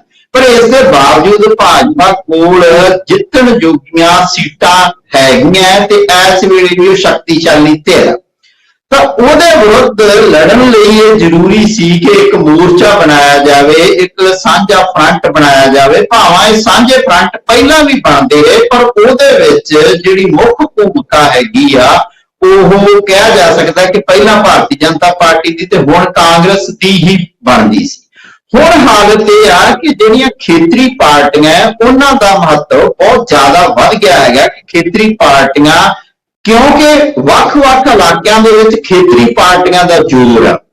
ਜੇ ਅਸੀਂ ਬੰਗਾਲ ਦੀ ਗੱਲ ਕਰੀਏ ਤਾਂ ਉੱਥੇ ਮਮਤਾ ਦੀ ਪਾਰਟੀ ਦਾ ਜ਼ੋਰ ਆ। ਜੇ ਆਪਾਂ ਬਿਹਾਰ ਦੀ ਗੱਲ ਕਰੀਏ ਤਾਂ ਉੱਥੇ ਨਿਤੀਸ਼ ਦੀ ਪਾਰਟੀ ਟੱਕਰ ਦੇ ਸਕਦੀ ਆ। ਜੇ ਅਸੀਂ ਕਹਿ ਸਕਦੇ ਹਾਂ ਕਿ ਕਸ਼ਮੀਰ ਦੀ ਗੱਲ ਕਰੀਏ ਤਾਂ ਉੱਥੇ ਵੀ ਇਸ ਤਰ੍ਹਾਂ ਦੀ ਸਥਿਤੀ ਹੈ।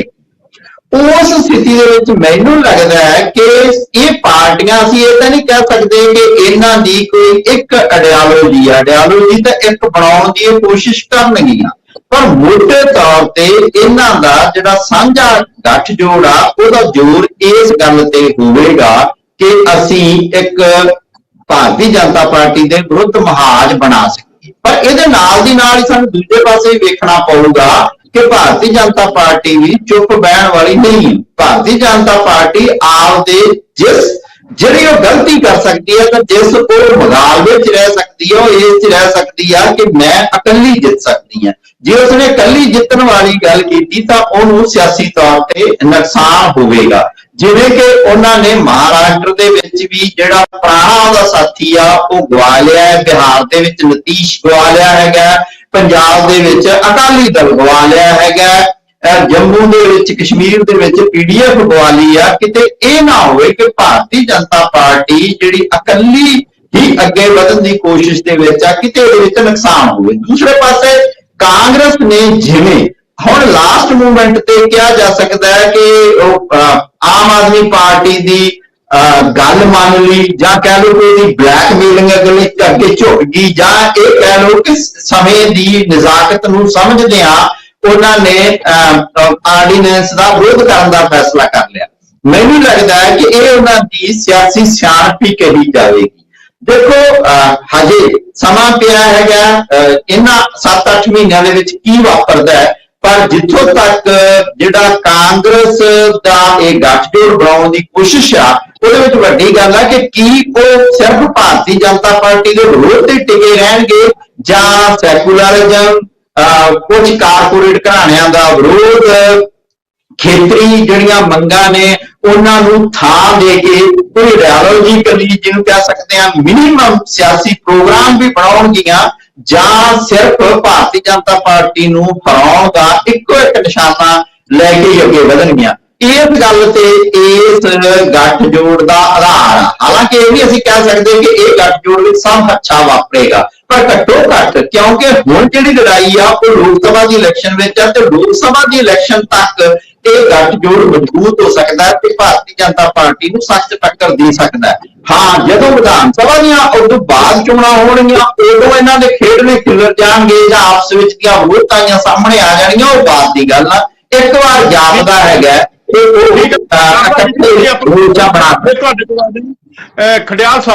ਖੜਿਆਲ ਸਾਹਿਬ ਤੁਸੀਂ ਜਿਹੜਾ ਹੈਗਾ ਕੱਲ ਨੂੰ ਤੁਹਾਡੀ ਪਾਰਟੀ ਦੀ ਅਗਵਾਈ ਦੇ ਵਿੱਚ ਬੰਗਲੌਰ ਦੇ ਵਿੱਚ ਮੀਟਿੰਗ ਹੋਣ ਜਾ ਰਹੀ ਹੈ ਤੇ ਜਿਹੜੀ ਕਿ 18 ਤਰੀਕ ਤੱਕ ਜਾਰੀ ਰਹੂਗੀ। ਕੀ ਤੁਹਾਨੂੰ ਹੁਣ ਜਿਸ ਤਰੀਕੇ ਨਾਲ ਤੁਸੀਂ ਸੱਤਾ 'ਚ ਬਾਹਰ ਹੋਏ ਆ ਪਿਛਲੇ 10 ਸਾਲ ਤੋਂ, ਇਹੀ ਕਾਰਨ ਹੈ ਕਿ ਤੁਸੀਂ ਜਿਹੜੀਆਂ ਖਾਸ ਤੌਰ ਤੇ ਛੋਟੀਆਂ ਪਾਰਟੀਆਂ, ਖੇਤਰੀ ਪਾਰਟੀਆਂ ਨੇ, ਉਹਨਾਂ ਦੀ ਭੂਮਿਕਾ ਨੂੰ ਤੁਸੀਂ ਅਹਿਮ ਜਾਣਦੇ ਹੋਏ ਹੀ ਜਿਹੜਾ ਹੈਗਾ ਆਮ ਆਦਮੀ ਪਾਰਟੀ ਨੂੰ ਹੁਣ ਸਮਰਥਨ ਦਿੱਤਾ ਹੈ ਜਿਹੜਾ ਆਰਡੀਨੈਂਸ ਦੇ ਸੰਬੰਧ ਵਿੱਚ? ਦੇਖੋ ਦਰਸ਼ਕ ਜੀ, ਪਹਿਲਾਂ ਤਾਂ ਮੈਂ ਦੱਸਦਾ, ਤੁਸੀਂ ਕਿਹਾ 10 ਸਾਲਾਂ ਤੋਂ ਸੱਤਾ 'ਚ ਤੁਸੀਂ ਨਹੀਂ ਰਹੇ, ਤੇ ਮੈਂ ਦੱਸਦਾ ਕਿ ਭਾਰਤੀ ਜਨਤਾ ਪਾਰਟੀ ਦੀ ਇੱਕ ਟਾਈਮ ਸੀ 2 ਸੀਟਾਂ ਦੇ ਸੀਗੀ, ਹੁਣ 2 ਟਾਈਮ ਦੀ ਸੱਤਾ ਪਾਰਟੀ ਹੈ। ਵਕਤ ਉਹ ਵੀ ਬਦਲਿਆ ਤੇ ਵਕਤ ਆ ਵੀ ਬਦਲੂਗਾ। ਦਿਨੋਂ ਦਿਨ ਜਿਹੜੀ ਆਪੋਜੀਸ਼ਨ ਯੂਨਿਟੀ ਹੈਗੀ ਹੈ ਉਹ ਤਕੜੀ ਹੁੰਦੀ ਜਾ ਰਹੀ ਹੈ। ਕਾਰਨ ਜਿਹੜੀ ਪਟਨਾ ਬਿਹਾਰ ਦੇ ਵਿੱਚ ਮੀਟਿੰਗ ਹੋਈ ਸੀ, ਉਹ 16+ ਪੋਲੀਟੀਕਲ ਪਾਰਟੀਆਂ ਆਈਆਂ ਸੀਗੀਆਂ ਤੇ ਕੱਲ ਨੂੰ 24+ ਪੋਲੀਟੀਕਲ ਪਾਰਟੀਆਂ ਆ ਰਹੀਆਂ, ਮਤਲਬ 8 ਪੋਲੀਟੀਕਲ ਪਾਰਟੀਆਂ ਵੱਧ ਗਈਆਂ। ਤੇ ਇਹ ਭਾਰਤੀ ਜਨਤਾ ਪਾਰਟੀ ਨੂੰ ਪਤਾ ਹੋਣਾ ਚਾਹੀਦਾ ਹੈ ਕਿ ਇਹ ਜਿਹੜੀਆਂ 8 ਨਵੀਆਂ ਜੁੜ ਰਹੀਆਂ ਹੈ, 2 ਇਹਨਾਂ ਚੋਂ ਐਕਸ ਬੀਜੇਪੀ ਐਲਾਈਜ਼ ਨੇ। ਪਹਿਲਾਂ ਬੀਜੇਪੀ ਦੇ ਨਾਲ ਅਲਾਈਅੰਸ ਪਾਰਟਨਰ ਸੀਗੇ 2 ਇਹਨਾਂ ਚੋਂ, ਜਿਹੜੇ ਹੁਣ ਕੱਲ ਨੂੰ ਯੂਨਿਟੀ ਦੇ ਵਿੱਚ ਹਿੱਸਾ ਲੈਣਗੇ ਤੇ ਯੂਨਿਟੀ ਦਾ ਪਾਰਟ ਬਣਨਗੇ। ਮੈਂ ਭਾਰਤੀ ਜਨਤਾ ਪਾਰਟੀ ਦਾ ਧੰਨਵਾਦ ਜ਼ਰੂਰ ਕਰਨਾ ਚਾਹੁੰਦਾ ਦਰਸ਼ਕ ਜੀ। ਇਹਨਾਂ ਦੇ ਤਾਨਾਸ਼ਾਹ ਰਵੱਈਏ ਕਰਕੇ ਪੂਰਾ ਦੇਸ਼ ਇਹਨਾਂ ਦੇ ਖਿਲਾਫ ਹੋ ਗਿਆ ਤੇ ਸਾਰੀ ਪੋਲੀਟੀਕਲ ਪਾਰਟੀਆਂ ਇਹਨਾਂ ਨੇ ਆਪਦੇ ਖਿਲਾਫ ਆਪ ਹੀ ਕਰ ਲੀਆਂ, ਕਿਉਂਕਿ ਡਿਕਟੇਟੋਰੀਅਲ ਐਟੀਟਿਊਡ ਹੈ। ਇਹਨਾਂ ਨੇ ਲੋਕਤੰਤਰ ਨੂੰ ਡੰਡਾ ਤੰਤਰ ਤੇ ਭੈ ਤੰਤਰ ਦੇ ਵਿੱਚ ਤਬਦੀਲ ਕੀਤਾ ਹਿੰਦੁਸਤਾਨ ਦੇ। ਸੋ ਇਹਨਾਂ ਨੂੰ ਜਵਾਬ 2024 ਦੇ ਵਿੱਚ ਮਿਲੂਗਾ। ਤੇ ਮੈਂ ਇਹਨਾਂ ਨੂੰ ਦੱਸਦਾ ਕਿ 2 ਸੂਬੇ ਤਾਂ ਆਲਰੇਡੀ ਹਾਰ ਚੁੱਕੇ ਹੋ ਜਿੱਥੇ ਤੁਹਾਡੀ ਸਰਕਾਰ ਸੀ। ਹਿਮਾਚਲ ਵੀ ਹਾਰੇ ਤੇ ਕਰਨਾਟਕਾ ਵੀ ਹਾਰੇ। ਤੁਹਾਨੂੰ ਬਾਹਰ ਦਾ ਰਸਤਾ ਲੋਕਾਂ ਨੇ ਦਿਖਾਇਆ ਤੇ ਹੁਣ 2024 ਦੀ ਤਿਆਰੀ ਕਰ ਲਓ, ਉੱਥੇ ਵੀ ਹਾਰੋਗੇ ਤੇ ਤੁਹਾਨੂੰ ਲੋਕ ਬਾਹਰ ਦਾ ਰਸਤਾ ਦਿਖਾਉਣਗੇ। ਇੱਕ ਹਾਊਸ ਆਫ ਕਾਰਡਸ ਜਿਹੜਾ ਖੜਾ ਕੀਤਾ ਦਰਸ਼ਕ ਜੀ ਇਹਨਾਂ ਨੇ, ਝੂਠ ਦੇ ਬੇਸਿਸ ਤੇ, ਫਾਲਸ ਪ੍ਰੋਮਿਸਿਸ ਦੇ ਬੇਸਿਸ ਤੇ, ਉਹ ਟੁੱਟਣਾ ਆਲਰੇਡੀ ਸ਼ੁਰੂ ਹੋ ਚੁੱਕਿਆ ਹੈ। ਜੇ ਪੱਤਿਆਂ ਦਾ ਘਰ ਇੱਕ ਪੱਤਾ ਡਿੱਗ ਜੇ ਨਾ, ਹੁਣ ਤਾਂ 2 ਡਿੱਗ ਗਏ ਹੈ, 2 ਸੂਬੇ ਹਾਰ ਗਏ ਹੈ ਤੇ ਸਾਰਾ ਘਰ ਟਹਿ ਜਾਂਦਾ ਹੁੰਦਾ ਹੈ। ਤੇ ਆ ਭਾਰਤੀ ਜਨਤਾ ਪਾਰਟੀ ਹੁਣ ਉਹਦੇ ਲਈ ਤਿਆਰ ਹੋ ਜਾਏ। ਤੇ ਦੂਜੀ ਗੱਲ, ਮੈਂ ਇਹਨਾਂ ਨੂੰ ਇੱਕ ਗੱਲ ਪੁੱਛਦਾ ਹਾਂ ਕਿ ਬੀਜੇਪੀ ਦੇ ਕੁਝ ਲੀਡਰ ਕਹਿੰਦੇ ਕਿ ਇਹ ਕਮਜ਼ੋਰੀ ਦੀ ਨਿਸ਼ਾਨੀ ਹੈ ਵੀ ਤੁਸੀਂ ਅਲਾਈਅੰਸ ਪਾਰਟਨਰ ਬਣ ਰਹੇ ਹੋ, ਇੰਨੀ ਪਾਰਟੀਆਂ ਇਕੱਠੀਆਂ ਹੋ ਰਹੀਆਂ ਹੈ ਇੱਕ ਦੇ ਖਿਲਾਫ। ਜੇ ਅਲਾਈਅੰਸ ਕਰਨਾ ਕਮਜ਼ੋਰੀ ਦੀ ਨਿਸ਼ਾਨੀ ਹੈ, ਇਹਦਾ ਮਤਲਬ ਹੈ ਕਿ ਕੋਈ ਜਿੱਤ ਨਹੀਂ ਸਕਦਾ, ਤਾਂ ਐਨਡੀਏ ਦੇ ਵਿੱਚ 15+ ਅਲਾਈਅੰਸ ਪਾਰਟਨਰਸ ਹੈ ਬੀਜੇਪੀ ਦੇ ਨਾਲ। ਤੋੜੋ ਸਾਰੇ ਨਾਲ ਅਲਾਈਅੰਸ, ਇਹ ਤਾਂ ਕਮਜ਼ੋਰੀ ਦੀ ਨਿਸ਼ਾਨੀ ਹੈ ਤੁਹਾਡਾ ਤਰਕ ਕਹਿੰਦਾ ਹੈ। ਸੋ ਜਾਂ ਤਾਂ ਅਲਾਈਅੰਸ ਤਿਆਗ ਦਿਓ ਸਭ ਦੇ ਨਾਲ, ਤੇ ਜਾਂ ਫਿਰ ਆਪਦੇ ਦੋਹਰੇ ਮਾਪਦੰਡ ਤਿਆਗ ਦਿਓ। ਦੂਜੀ ਗੱਲ ਦਰਸ਼ਕ ਜੀ ਇਹ ਹੈ ਕਿ ਭਾਰਤੀ ਜਨਤਾ ਪਾਰਟੀ ਦੀ ਬੌਖਲਾਹਟ ਤੇ ਡਰ ਸ਼ਰੇਆਮ ਖੁੱਲ੍ਹੇਆਮ ਦਿਖਾਈ ਦੇ ਰਿਹਾ। ਕਾਰਨ ਨਾਲ ਦੀ ਨਾਲ ਹੀ ਆਪਦੀ ਮੀਟਿੰਗ ਬੁਲਾ ਲਈ, ਕਿਉਂਕਿ ਪਤਾ ਹੈ ਨਾ ਵੀ ਸਾਰੇ ਇਕੱਠੇ ਹੋ ਰਹੇ ਸਾਡੇ ਝੂਠ ਦੇ ਖਿਲਾਫ, ਸਾਡੇ ਡਿਕਟੇਟੋਰੀਅਲ ਐਟੀਟਿਊਡ ਦੇ ਖਿਲਾਫ। ਸੋ ਇਹਨਾਂ ਨੇ ਅਗਲੇ ਦਿਨ ਹੀ ਆਪ ਮੀਟਿੰਗ ਬੁਲਾ ਲਈ ਹੈ ਤਾਂ ਕਿ ਇਹਨਾਂ ਨੂੰ ਪਤਾ ਹੁਣ ਵੀ ਜਿਹੜਾ ਇਹਨਾਂ ਦਾ ਝੂਠ ਦਾ ਜਿਹੜਾ ਇੱਕ ਇਹਨਾਂ ਨੇ ਘਰ ਖੜਾ ਕੀਤਾ ਹੈ, ਉਹ ਘਰ ਟੁੱਟਣਾ ਆਲਰੇਡੀ ਸ਼ੁਰੂ ਹੋ ਚੁੱਕਿਆ ਹੈ। ਤੇ ਸ਼੍ਰੋਮਣੀ ਅਕਾਲੀ ਦਲ ਨੂੰ ਮੇਰਾ ਇੱਕ ਸਵਾਲ ਹੈ ਕਿ ਕੱਲ ਪਰਸੋਂ ਸ਼੍ਰੋਮਣੀ ਅਕਾਲੀ ਦਲ ਜਿਹੜੀ ਬੀਜੇਪੀ ਮੀਟਿੰਗ ਬੁਲਾ ਰਿਹਾ ਹੈ ਪਾਰਟੀਆਂ ਦੀ, ਕਿ ਉਹਦੇ ਵਿੱਚ ਸ਼੍ਰੋਮਣੀ ਅਕਾਲੀ ਦਲ ਸ਼ਾਮਿਲ ਹੋਊਗਾ, ਹਾਂ ਜਾਂ ਨਾ? ਤੇ ਜੇ ਪੀਰ ਮੁਹੰਮਦ ਸਾਹਿਬ ਕਹਿੰਦੇ ਹੈ ਕਿ ਮੈਨੂੰ ਇਸ ਗੱਲ ਦਾ ਇਲਮ ਨਹੀਂ ਹੈ, ਤਾਂ ਪੀਰ ਮੁਹੰਮਦ ਸਾਹਿਬ ਆਪਦਾ ਪਰਸਨਲ ਓਪੀਨੀਅਨ ਹੀ ਦੱਸ ਦੇਣ ਕਿ ਉਹਨਾਂ ਦੇ ਹਿਸਾਬ ਨਾਲ ਸ਼ਾਮਿਲ ਹੋਣਾ ਚਾਹੀਦਾ ਇਹਨਾਂ ਨੂੰ ਚਾਹੀਦਾ। ਵੈਸੇ ਤਾਂ ਬਤੌਰ ਪ੍ਰਵਕਤਾ ਇਹਨਾਂ ਨੂੰ ਦੱਸਣਾ ਚਾਹੀਦਾ ਹੈ। ਤੇ ਬੀਜੇਪੀ ਵਾਲੇ ਮੈਨੂੰ ਇਹ ਵੀ ਗੱਲ ਸੁਣ, ਦੂਜਾ ਸਵਾਲ ਬੀਜੇਪੀ ਲਈ ਕਿ ਕੀ ਇਹ ਅਲਾਈਅੰਸ ਤੋੜਨਗੇ ਆਪਦੇ ਅਲਾਈਅੰਸ ਪਾਰਟਨਰਸ ਦੇ ਨਾਲ? ਕਿਉਂਕਿ ਇਹਨਾਂ ਦਾ ਤਰਕ ਕਹਿੰਦਾ ਕਿ ਅਲਾਈਅੰਸ ਕਰਨਾ ਕਮਜ਼ੋਰੀ ਦੀ ਨਿਸ਼ਾਨੀ ਹੁੰਦੀ ਹੈ, ਸੋ ਆਪ ਤੋੜਨ। ਇਹ 2 ਸਵਾਲ ਲੈ ਲਿਓ ਦੋਵਾਂ ਤੋਂ। ਠੀਕ ਹੈ। ਖੜਿਆਲ ਸਾਹਿਬ ਨੇ ਬੜੇ ਵੱਡੇ ਸਵਾਲ ਖੜੇ ਕਰ ਦਿੱਤੇ ਹੈ, ਖਾਸ ਤੌਰ ਤੇ ਭਾਰਤੀ ਜਨਤਾ ਪਾਰਟੀ ਦੇ ਲਈ ਤੇ ਖਾਸ ਤੌਰ ਤੇ ਅਕਾਲੀ ਦਲ ਦੇ ਲਈ। ਇਹਨਾਂ ਸਵਾਲਾਂ ਦੇ ਆਪਾਂ ਜਵਾਬ ਲਵਾਂਗੇ ਅਮਿਤ ਅਰੋੜਾ ਜੀ ਤੋਂ ਤੇ ਪੀਰ ਮੁਹੰਮਦ ਜੀ ਤੋਂ। ਹੁਣ ਇੱਕ ਬ੍ਰੇਕ ਦਾ ਸਮਾਂ ਹੋ ਗਿਆ, ਲੈਂਦੇ ਹਾਂ ਇੱਕ ਬ੍ਰੇਕ। ਚਰਚਾ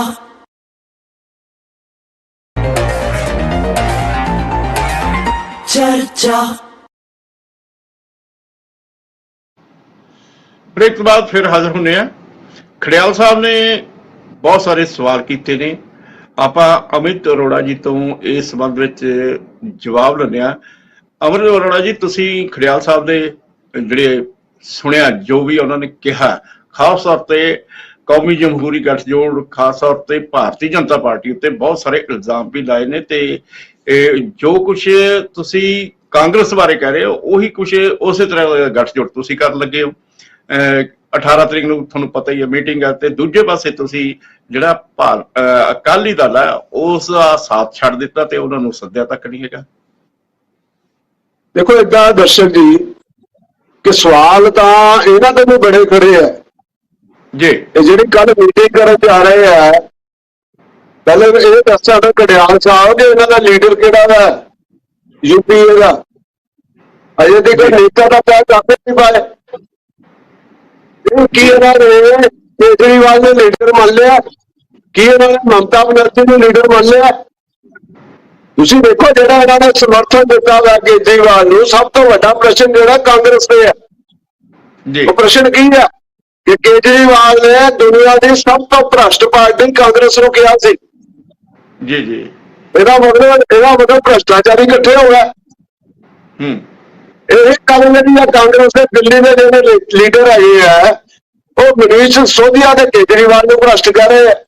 ਇਹਦਾ ਮਤਲਬ ਭ੍ਰਸ਼ਟਾਚਾਰੀ ਚੋਰ ਮਸੇੜੇ ਭਾਈ ਇਕੱਠੇ ਹੋ ਗਏ। ਤੁਸੀਂ ਇਹਨਾਂ ਨੂੰ ਪੁੱਛੋ ਕਿ ਕੀ ਰਾਜਸਥਾਨ ਤੇ ਮੱਧ ਪ੍ਰਦੇਸ਼ ਦੇ ਵਿੱਚ ਆਮ ਆਦਮੀ ਪਾਰਟੀ ਚੁਣਾਵ ਨਹੀਂ ਲੜੂਗੀ? ਇਹ ਬੱਬੀ ਬਾਦਲ ਜੀ ਜਵਾਬ ਦੇ ਦੇਣ ਜੀ। ਪਰ ਕਾਂਗਰਸ ਵਾਲੇ ਕੜਿਆਲ ਸਾਹਿਬ ਦੱਸ ਦੇਣਗੇ ਕਿ ਪੰਜਾਬ ਤੇ ਦਿੱਲੀ ਦੇ ਵਿੱਚ ਚੁਣਾਵ ਨਹੀਂ ਲੜਨਗੇ, ਆਉਣਾ ਲੋਕ ਸਭਾ ਚੁਣਾਵ। ਜੀ। ਇਹ ਜਿਹੜਾ ਗਠਬੰਧਨ ਹੈ ਨਾ, ਇਹ ਅਪਵਿੱਤਰ ਗਠਬੰਧਨ ਹੈ। ਸ਼ੀਲਾ ਦੀਕਸ਼ਿਤ ਨੂੰ ਦੇ ਬਾਰੇ ਚ ਕੇਜਰੀਵਾਲ ਜੀ ਨੇ ਕਿਹਾ ਸੀ ਮੇਰੇ ਕੋਲ 50-100 ਪੱਤੇ ਦੀ ਜਿਹੜੀ ਆ ਭ੍ਰਿਸ਼ਟਾਚਾਰ ਦੀ ਫਾਈਲ ਹੈ। ਇਹਦਾ ਮਤਲਬ ਇਹਨਾਂ ਨੇ ਸਰਕਾਰ ਕਰ ਲਿਆ ਕਾਂਗਰਸ ਨੇ ਕਿ ਜੋ ਕੇਜਰੀਵਾਲ ਕਹਿੰਦਾ ਸੀ ਠੀਕ ਹੈ, ਸ਼ੀਲਾ ਦੀਕਸ਼ਿਤ ਇਹਨਾਂ ਦੀ ਪੂਰਵ ਮੁੱਖ ਮੰਤਰੀ ਜਿਹੜੀ ਆ ਭ੍ਰਿਸ਼ਟਾਚਾਰੀ ਸੀ। ਕੰਪਰੋਮਾਈਜ਼ ਤਾਂ ਇਹਨਾਂ ਨੇ ਕੀਤਾ। ਇਹ ਚੋਰ ਮਸੇਰੇ ਭਾਈ ਵਾਲਾ ਕੰਮ ਇਹਨਾਂ ਦਾ। ਇਹ ਕਲੀਅਰ ਕਰਨ ਕਿ ਇਹ ਪੰਜਾਬ ਦਾ ਲੋਕ ਸਭਾ ਚੁਣਾਵ ਨਹੀਂ ਲੜੇਗੀ ਕਾਂਗਰਸ। ਕੀ ਇਹ ਸਰੈਂਡਰ ਕਰ ਦੇਣਗੇ ਕੇਜਰੀਵਾਲ ਦੇ ਅੱਗੇ? ਕਿ ਦਿੱਲੀ ਦੇ ਵਿੱਚ ਸਰੈਂਡਰ ਕਰ ਦੇਣਗੇ ਕੇਜਰੀਵਾਲ ਦੇ ਅੱਗੇ? ਇਹ ਕੜਿਆਲ ਸਾਹਿਬ ਜਵਾਬ ਦੇ। ਠੀਕ ਹੈ ਜੀ। ਬੱਬੀ ਬਾਦਲ ਜੀ ਨੂੰ ਵੀ ਮੈਂ ਪੁੱਛ ਰਿਹਾ ਕਿ ਕੀ ਜਿਹੜੇ ਲੋਕ ਸਭ ਦੁਨੀਆ ਦੇ ਸਭ ਤੋਂ ਭ੍ਰਸ਼ਟ ਪਾਰਟੀ ਕਹਿੰਦੇ ਸੀ ਕਾਂਗਰਸ ਨੂੰ, ਕੀ ਇਹਨਾਂ ਨੇ ਉਹ ਕਾਂਗਰਸੀਆਂ ਨੂੰ ਜੱਫੀ ਪਾ ਦੇ? ਇਹ ਹੋਰ ਕੁਝ ਨਹੀਂ ਹੈ। ਪਹਿਲੇ ਇਹਨਾਂ ਨੇ ਪੰਜਾਬ ਦੇ ਵਿੱਚ ਪ੍ਰੈਸ਼ਰ ਬਣਾਇਆ, ਇਹਨਾਂ ਦੇ ਲੀਡਰ ਅੰਦਰ ਕੀਤੇ ਭ੍ਰਿਸ਼ਟਾਚਾਰੀ ਕਾਂਗਰਸੀਆਂ ਦੇ। ਓਮ ਪ੍ਰਕਾਸ਼ ਸੋਨੀ ਨੂੰ ਅੰਦਰ ਕੀਤਾ, ਕੁਲਦੀਪ ਵੈਦ ਤੇ ਇਹਨਾਂ ਨੇ ਜਾਂਚ ਬਿਠਾਈ ਹੈ। ਸਾਬਕਾ ਸੀਐਮ ਚਰਨਜੀਤ ਸਿੰਘ ਚੰਨੀ ਨੇ ਜਾਂਚ ਬਿਠਾਈ ਹੈ। ਸਿਰਫ ਉਹਨਾਂ ਨੂੰ ਭ੍ਰਿਸ਼ਟਾਚਾਰੀ ਲੀਡਰਾਂ ਨੂੰ ਬਚਾਉਣ ਵਾਸਤੇ ਇਹ ਕਾਂਗਰਸ ਔਰ ਆਮ ਆਦਮੀ ਪਾਰਟੀ ਦਾ ਇੱਕ ਕੰਪਰੋਮਾਈਜ਼ ਹੈ। ਇਹ ਗਠਬੰਧਨ ਨਹੀਂ ਹੈ ਔਰ ਨਾ ਹੀ ਇਹਨਾਂ ਦਾ ਕੋਈ ਲੀਡਰ ਹੈ। ਠੀਕ ਹੈ। ਬੱਬੀ ਬਾਦਲ ਜੀ, ਖੜਿਆਲ ਸਾਹਿਬ ਇੱਕ ਮਿੰਟ, ਬੱਬੀ ਬਾਦਲ ਤੋਂ ਆਪਾਂ ਪੁੱਛ ਲੈਂਦੇ ਆ। ਜਿਵੇਂ ਹੁਣ ਅਮਿਤ ਅਰੋੜਾ ਜੀ ਨੇ ਵੀ ਕਿਹਾ ਕਿ ਹੁਣ ਤੁਸੀਂ ਜਿਹੜੀ ਭ੍ਰਿਸ਼ਟਾਚਾਰ ਦੇ ਖਿਲਾਫ ਮੁਹਿੰਮ ਚਲਾਈ ਹੋਈ ਸੀ, ਖਾਸ ਤੌਰ ਤੇ ਕਾਂਗਰਸੀ ਲੀਡਰਾਂ ਨੂੰ ਤੁਸੀਂ ਲਗਾਤਾਰ ਗ੍ਰਿਫਤਾਰ ਕਰ ਰਹੇ। ਓਪੀ ਸੋਨੀ ਉਹਨੇ ਵੀ ਤੁਹਾਨੂੰ ਪਤਾ ਹੀ ਹੈ ਗ੍ਰਿਫਤਾਰ ਨੇ। ਤੇ ਕੀ ਇਹ ਜਿਹੜੀ ਭ੍ਰਿਸ਼ਟਾਚਾਰ ਦੇ ਖਿਲਾਫ ਮੁਹਿੰਮ ਬੰਦ ਹੋ ਜੂਗੀ? ਤੇ ਜਿਸ ਤਰੀਕੇ ਦਾ ਅਮਿਤ ਅਰੋੜਾ ਜੀ ਕਹਿ ਰਹੇ ਨੇ, ਤੇ ਦੂਜੀ ਗੱਲ ਇਹ ਹੈ ਕਿ ਜੇਕਰ ਅੱਜ ਕਾਂਗਰਸ ਨੇ ਤੁਹਾਨੂੰ ਸਮਰਥਨ ਦੇ ਦਿੱਤਾ ਹੈ ਤੇ ਇਸ ਸਮਰਥਨ ਦੇ ਵਿੱਚ ਵੀ ਕੋਈ ਸਮਝੌਤਾ ਹੈ? ਦਰਸ਼ਕ ਜੀ ਬਹੁਤ ਬਹੁਤ ਧੰਨਵਾਦ। ਸਭ ਤੋਂ ਪਹਿਲਾਂ ਮੈਂ ਇਹ ਗੱਲ ਕਲੀਅਰ ਕਰਦੇ ਹਾਂ ਕਿ ਕਾਨੂੰਨੀ ਪ੍ਰਕਿਰਿਆ ਵਿੱਚ ਤੇ ਸਿਆਸੀ ਗੱਠਜੋੜਾਂ ਵਿੱਚ ਫਰਕ ਹੁੰਦਾ ਹੈ। ਜਿਹੜਾ ਕਾਨੂੰਨ ਨੇ ਆਪਣਾ ਕੰਮ ਕਰਨਾ ਹੈ ਉਹ ਕਾਨੂੰਨ ਨੇ ਕਰਨਾ ਹੈ। ਉਹਦੇ ਵਿੱਚ ਜਿਹੜਾ ਸਿਆਸੀ ਤੁਹਾਡੀ ਗੱਠਜੋੜ ਦੀ ਗੱਲ ਹੈ, ਜਿੱਥੇ ਮੈਂ ਦੱਸਣਾ ਚਾਹੁੰਦਾ, ਮੈਂ ਧੰਨਵਾਦ ਕਰਦਾ ਪਹਿਲਾਂ ਤਾਂ ਸਾਰੀਆਂ ਪਾਰਟੀਆਂ ਦਾ ਜਿਨ੍ਹਾਂ ਨੇ ਉਸ ਆਰਡੀਨੈਂਸ ਦੇ ਖਿਲਾਫ ਆਮ ਆਦਮੀ ਪਾਰਟੀ ਨੂੰ ਸਮਰਥਨ ਦਿੱਤਾ, ਜਿਨ੍ਹਾਂ 'ਚ ਕਾਂਗਰਸ ਵੀ ਸ਼ਾਮਲ ਹੈ। ਧੰਨਵਾਦ। ਗੱਲ ਗਠਬੰਧਨ ਦੀ ਅਜੇ ਚੱਲ ਰਹੀ ਹੈ ਤੁਹਾਨੂੰ ਇਹ ਦੱਸਣਾ ਚਾਹੁੰਦਾ ਕਿ ਆਰਡੀਨੈਂਸ ਦੇ ਵਿੱਚ ਇੱਕ ਚੁਣੀ ਹੋਈ ਸਰਕਾਰ ਤੋਂ ਪਾਵਰ ਖੋਹ ਲੈਣੀ, ਇੱਕ ਬਿਊਰੋਕਰੈਟਸ ਦੀ ਟਰਾਂਸਫਰ ਦੀ, ਇਹ ਕਿੱਥੋਂ ਦੀ ਇਹ ਗੱਲ ਹੈਗੀ ਹੈ ਜੀ? ਤੁਸੀਂ ਮੈਂ ਇਹ ਗੱਲ ਕਰਦਾ ਕਿ ਇਹ ਕੋਈ ਜਿਵੇਂ ਇਹਨਾਂ ਨੇ ਤੋਹਮਤਾਂ ਲਾਈਆਂ ਕਿ ਜੀ ਇਹਨਾਂ ਨੇ ਕੋਈ ਡੀਲ ਕਰ ਲਈ, ਇਹਨਾਂ ਨੇ ਕੋਈ ਸਮਝੌਤਾ ਕਰ ਲਿਆ। ਸਮਝੌਤਾ ਨਹੀਂ, ਇਹ ਲੋਕਤੰਤਰ ਦੀ ਖੂਬਸੂਰਤੀ ਹੈ ਹਿੰਦੁਸਤਾਨ ਦੀ। ਤੁਸੀਂ ਯਾਦ ਕਰੋ ਜਦੋਂ ਕਾਂਗਰਸ ਦੇ ਵਿੱਚ ਐਮਰਜੈਂਸੀ ਲੱਗੀ ਸੀ ਤਾਂ ਜਨਤਾ ਪਾਰਟੀ ਨਾਮ ਦੀ ਇੱਕ ਪਾਰਟੀ ਬਣੀ ਸੀ ਜਿਹਦੇ ਵਿੱਚ ਬਹੁਤ ਸਾਰੇ ਪਾਰਟੀਆਂ ਦਾ ਗੱਠਜੋੜ ਸੀ, ਰੀਜਨਲ ਪਾਰਟੀਆਂ ਵੀ, ਨੈਸ਼ਨਲ ਵੀ। ਸਾਡੀ ਪਾਰਟੀ ਨੈਸ਼ਨਲ ਪਾਰਟੀ ਹੈ। ਅਸੀਂ ਸਭ ਤੋਂ ਘੱਟ ਬੈਗੇਜ ਹੈ ਆਮ ਆਦਮੀ ਪਾਰਟੀ ਦਾ। ਅਸੀਂ ਜੇ ਨੈਸ਼ਨਲ ਪਾਰਟੀ ਬਣੇ ਹੈ ਤਾਂ ਆਪਦੀ ਸਕੂਲਾਂ ਦੀ ਐਜੂਕੇਸ਼ਨ ਦੀ ਨੀਤੀ ਤੇ ਸਿਹਤ ਦੇ ਵਿੱਚ, ਹੈਲਥ ਕੇਅਰ ਵਿੱਚ ਇੰਪਰੂਵਮੈਂਟ ਕਰਨ ਦੀ ਨੀਤੀ ਨੂੰ ਅਸੀਂ ਸੈਂਟਰ ਸਟੇਜ ਲਿਆਂਦਾ ਹੈ। ਮੈਂ ਤੁਹਾਨੂੰ ਇੰਨਾ ਦੱਸਣਾ ਚਾਹੁੰਦਾ ਅੱਜ ਇੰਨਾ ਖਤਰਾ ਹੈ ਲੋਕਤੰਤਰ ਨੂੰ ਹਿੰਦੁਸਤਾਨ ਵਿੱਚ, ਕਿਉਂ ਕਰਕੇ ਬੀਜੇਪੀ ਇੱਕ ਵੋਟ ਮੈਨੇਜਮੈਂਟ ਮਸ਼ੀਨ ਬਣ ਚੁੱਕੀ ਹੈ। ਇਹਨਾਂ ਕੋਲੇ ਅਦਾਨੀ ਅੰਬਾਨੀ ਇਹਨਾਂ ਦੀ ਜੇਬ 'ਚ ਨੇ। ਜਿਹੜੀ ਪਾਰਟੀ ਨਾਲ ਇਹ ਭਾਈਵਾਲੀ ਕਰਦੇ ਨੇ, ਖੇਤਰੀ ਪਾਰਟੀਆਂ ਅੱਜ ਸਭ ਤੋਂ ਵੱਧ ਟਾਰਗੇਟ ਤੇ ਕਿਉਂ ਹੈ? ਕਿਉਂ ਕਰਕੇ ਇਹਨਾਂ ਨੇ ਪਹਿਲਾਂ ਭਾਈਵਾਲੀ ਕਰਨੀ ਹੈ, ਪੱਗਾਂ ਵਟਾਉਣੀ ਹੈ। ਜਦੋਂ ਦੂਜੇ ਬੰਦੇ ਦਾ ਨਿਗਾਹ ਦੂਜੇ ਪਾਸੇ ਹੋਵੇ, ਪਿੱਠ ਹੋਵੇ, ਇਹਨਾਂ ਨੇ ਉਹਦੀ ਪੱਗ ਲਾ ਕੇ ਜੇਬ 'ਚ ਪਾ ਲੈਣੀ ਹੈ। ਇਹਨਾਂ ਨੇ ਅਕਾਲੀ ਦਲ ਨਾਲ ਵੀ ਐਂ ਕੀਤਾ, ਇਹਨਾਂ ਨੇ ਅਕਾਲੀ ਦਲ ਨੂੰ ਤੋੜਿਆ, ਫਿਰ ਇਹਨਾਂ ਨੇ ਉद्धਵ ਠਾਕਰੇ ਜੀ ਦੀ ਸ਼ਿਵ ਸੈਨਾ ਨੂੰ ਤੋੜਿਆ, ਇਹਨਾਂ ਨੇ ਬਖਸ਼ਿਆ ਇਨੈਲੋ ਨੂੰ ਵੀ ਨਹੀਂ। ਘਰ 'ਚ ਲੜਾਈਆਂ ਪਵਾ ਦਿੱਤੀਆਂ। ਚੁਟਾਲੇ ਵਰਗਿਆਂ ਨੂੰ, ਦੁਸ਼ਯੰਤ ਚੁਟਾਲੇ ਨੂੰ ਤੋੜ ਕੇ ਸਰਕਾਰ ਬਣਾ ਲਈ ਬੀਜੇਪੀ ਨੇ। ਤੁਸੀਂ ਦੇਖੋ ਇੱਥੋਂ ਤੱਕ ਪਰਿਵਾਰਾਂ ਦਾ ਪਾੜ ਪਾਤਾ ਇਹਨਾਂ ਨੇ। ਇੱਥੇ ਬਾਜਵਾ ਪਰਿਵਾਰ ਦੇ ਵਿੱਚੋਂ ਫਤਿਹ ਜੰਗ ਜੀ ਨੂੰ ਲੈ ਗਏ, ਬਾਦਲ ਪਰਿਵਾਰ ਚੋਂ ਮਨਪ੍ਰੀਤ ਬਾਦਲ ਨੂੰ ਲੈ ਗਏ। ਮੈਂ ਇੱਥੋਂ ਤੱਕ ਕਹਿੰਦਾ ਬੀਜੂ ਜਨਤਾ ਦਲ ਨੂੰ ਵੀ ਤੋੜਨ ਦੀ ਕੋਸ਼ਿਸ਼ ਕੀਤੀ ਇਹਨਾਂ ਨੇ। ਕਿਹੜੀ ਪਾਰਟੀ ਨੂੰ ਇਹਨਾਂ ਨੇ ਬਖਸ਼ਿਆ? ਐਨਸੀਪੀ ਨੂੰ ਵੀ ਤੋੜਤਾ। ਇਹ ਪੈਸੇ ਦੀ ਪਾਵਰ ਦੀ ਸਿਆਸਤ ਕਰਦੇ ਨੇ। ਅੱਜ ਗੱਠਜੋੜ ਇਸ ਕਰਕੇ ਹੋ ਰਿਹਾ ਹੈ ਕਿਉਂ ਕਰਕੇ ਲੋਕਤੰਤਰ ਖਤਰੇ 'ਚ ਹੈ। 24 ਪਾਰਟੀਆਂ ਕਿਉਂ ਮਿਲ ਰਹੀਆਂ? ਕਿਉਂ ਕਰਕੇ ਭਾਰਤੀ ਲੋਕਤੰਤਰ ਤੇ ਭਾਰਤੀ ਇੰਸਟੀਟਿਊਸ਼ਨਾਂ ਨੂੰ ਬਚਾਉਣਾ ਹੈ। ਅੱਜ ਜੇ ਦੇਸ਼ ਨੂੰ ਸਭ ਤੋਂ ਵੱਧ ਖਤਰਾ ਹੈ, ਦੇਸ਼ ਦੇ ਸੈਕੂਲਰਿਜ਼ਮ ਨੂੰ ਖਤਰਾ ਹੈ, ਤਾਂ ਉਹ ਭਾਜਪਾ ਨੇ ਜਿਹੜੀ ਪਾਲਿਸੀ ਬਣਾ ਲਈ ਹੈ, ਸੀਬੀਆਈ ਨੂੰ ਭੇਜ ਦੇਣਾ, ਈਡੀ ਨੂੰ ਭੇਜ ਦੇਣਾ। ਜਿਹੜਾ ਇਹਨਾਂ ਦੇ ਨਾਲ ਆ ਗਿਆ ਉਦੋਂ ਤੋਂ ਅੱਧੇ ਰਾਹ ਚੋਂ ਈਡੀ ਵਾਪਸ ਮੁੜ ਜਾਂਦੀ ਹੈ। ਠੀਕ ਹੈ ਜੀ, ਬੱਬੀ ਬਾਦਲ ਜੀ ਤੁਹਾਡੇ ਕੋਲ ਫੇਰ ਆਉਣੇ ਆ। ਬੱਬੀ ਬਾਦਲ ਜੀ ਇਹ ਕਹਿ ਰਹੇ ਆ ਵੀ ਲੋਕਤੰਤਰ ਨੂੰ ਖਤਰਾ ਹੈ। ਇਸ ਗੱਲ ਕਰਕੇ ਅਸੀਂ ਇਹ ਕਾਂਗਰਸ ਦੀ ਅਗਵਾਈ ਦੇ ਵਿੱਚ ਜਾਂ ਮਤਲਬ ਕਾਂਗਰਸ ਵੱਲੋਂ ਜਿਹੜੇ ਯਤਨ ਕੀਤੇ ਜਾ ਰਹੇ ਆ, ਉਹ ਜਿਹੜਾ ਗੱਠਜੋੜ ਤਿਆਰ ਕੀਤਾ ਉਸ ਦੇ ਵਿੱਚ ਸ਼ਾਮਲ ਹੋ ਰਹੇ ਆ। ਪੀਰ ਮੁਹੰਮਦ ਜੀ, ਜਿਹੜਾ ਕੌਮੀ ਜਮਹੂਰੀ ਗੱਠਜੋੜ ਹੈ ਉਸ ਨੂੰ ਤਿਆਰ ਕਰਨ ਵਾਸਤੇ, ਬਣਾਉਣ ਵਾਸਤੇ ਸਰਦਾਰ ਪ੍ਰਕਾਸ਼ ਸਿੰਘ ਬਾਦਲ ਦੀ ਬਹੁਤ ਵੱਡੀ ਭੂਮਿਕਾ ਰਹੀ ਸੀ। ਤੇ ਹੁਣ ਹਾਲਾਤ ਇਹ ਹੈ ਕਿ ਜਿਹੜਾ ਅਕਾਲੀ ਦਲ ਨੂੰ ਵੀ ਅਣਗੌਲਿਆ ਕੀਤਾ ਜਾ ਰਿਹਾ ਹੈ, ਜਾਂ ਅਕਾਲੀ ਦਲ ਵੱਲੋਂ ਜਿਹੜਾ ਹੁਣ ਦੁਬਾਰਾ ਖੇਤਰੀ ਮੁੱਦਿਆਂ ਦੇ ਉੱਤੇ, ਸਿੱਖ ਮੁੱਦਿਆਂ ਉੱਤੇ ਜਿਹੜੇ ਨਵੇਂ ਸਟੈਂਡ ਲਏ ਜਾ ਰਿਹਾ ਹੈ, ਇਸ ਗੱਲ ਕਰਕੇ ਵੀ ਜਿਹੜੇ ਹੈ ਉਹ ਭਾਰਤੀ ਜਨਤਾ ਪਾਰਟੀ ਦੇ ਨਜ਼ਦੀਕ ਨਹੀਂ ਜਾ ਰਿਹਾ। ਤੇ ਉਹਨਾਂ ਦੇ ਮਤਲਬ ਤੁਸੀਂ ਜਿਹੜੇ ਪਾਰਟੀ ਵੱਲੋਂ ਜਿਹੜਾ ਹੈ ਕਿਸੇ ਵੀ ਗੱਠਜੋੜ ਵਿੱਚ ਹਾਲੇ ਤੱਕ ਹਾਮੀ ਨਹੀਂ ਭਰੀ ਗਈ, ਉਹਦੇ ਪਿੱਛੇ ਕੀ ਕਾਰਨ ਹੈ? ਪੀਰ ਮੁਹੰਮਦ ਜੀ, ਲੱਗਦਾ ਹੈ ਕਿ ਉੱਥੇ ਇੰਟਰਨੈਟ ਦੀ ਦੇਖੋ ਮੈਂ ਸਾਰਿਆਂ ਬੁਲਾਰਿਆਂ ਦੇ ਵਿੱਚ ਸੁਣਿਆ,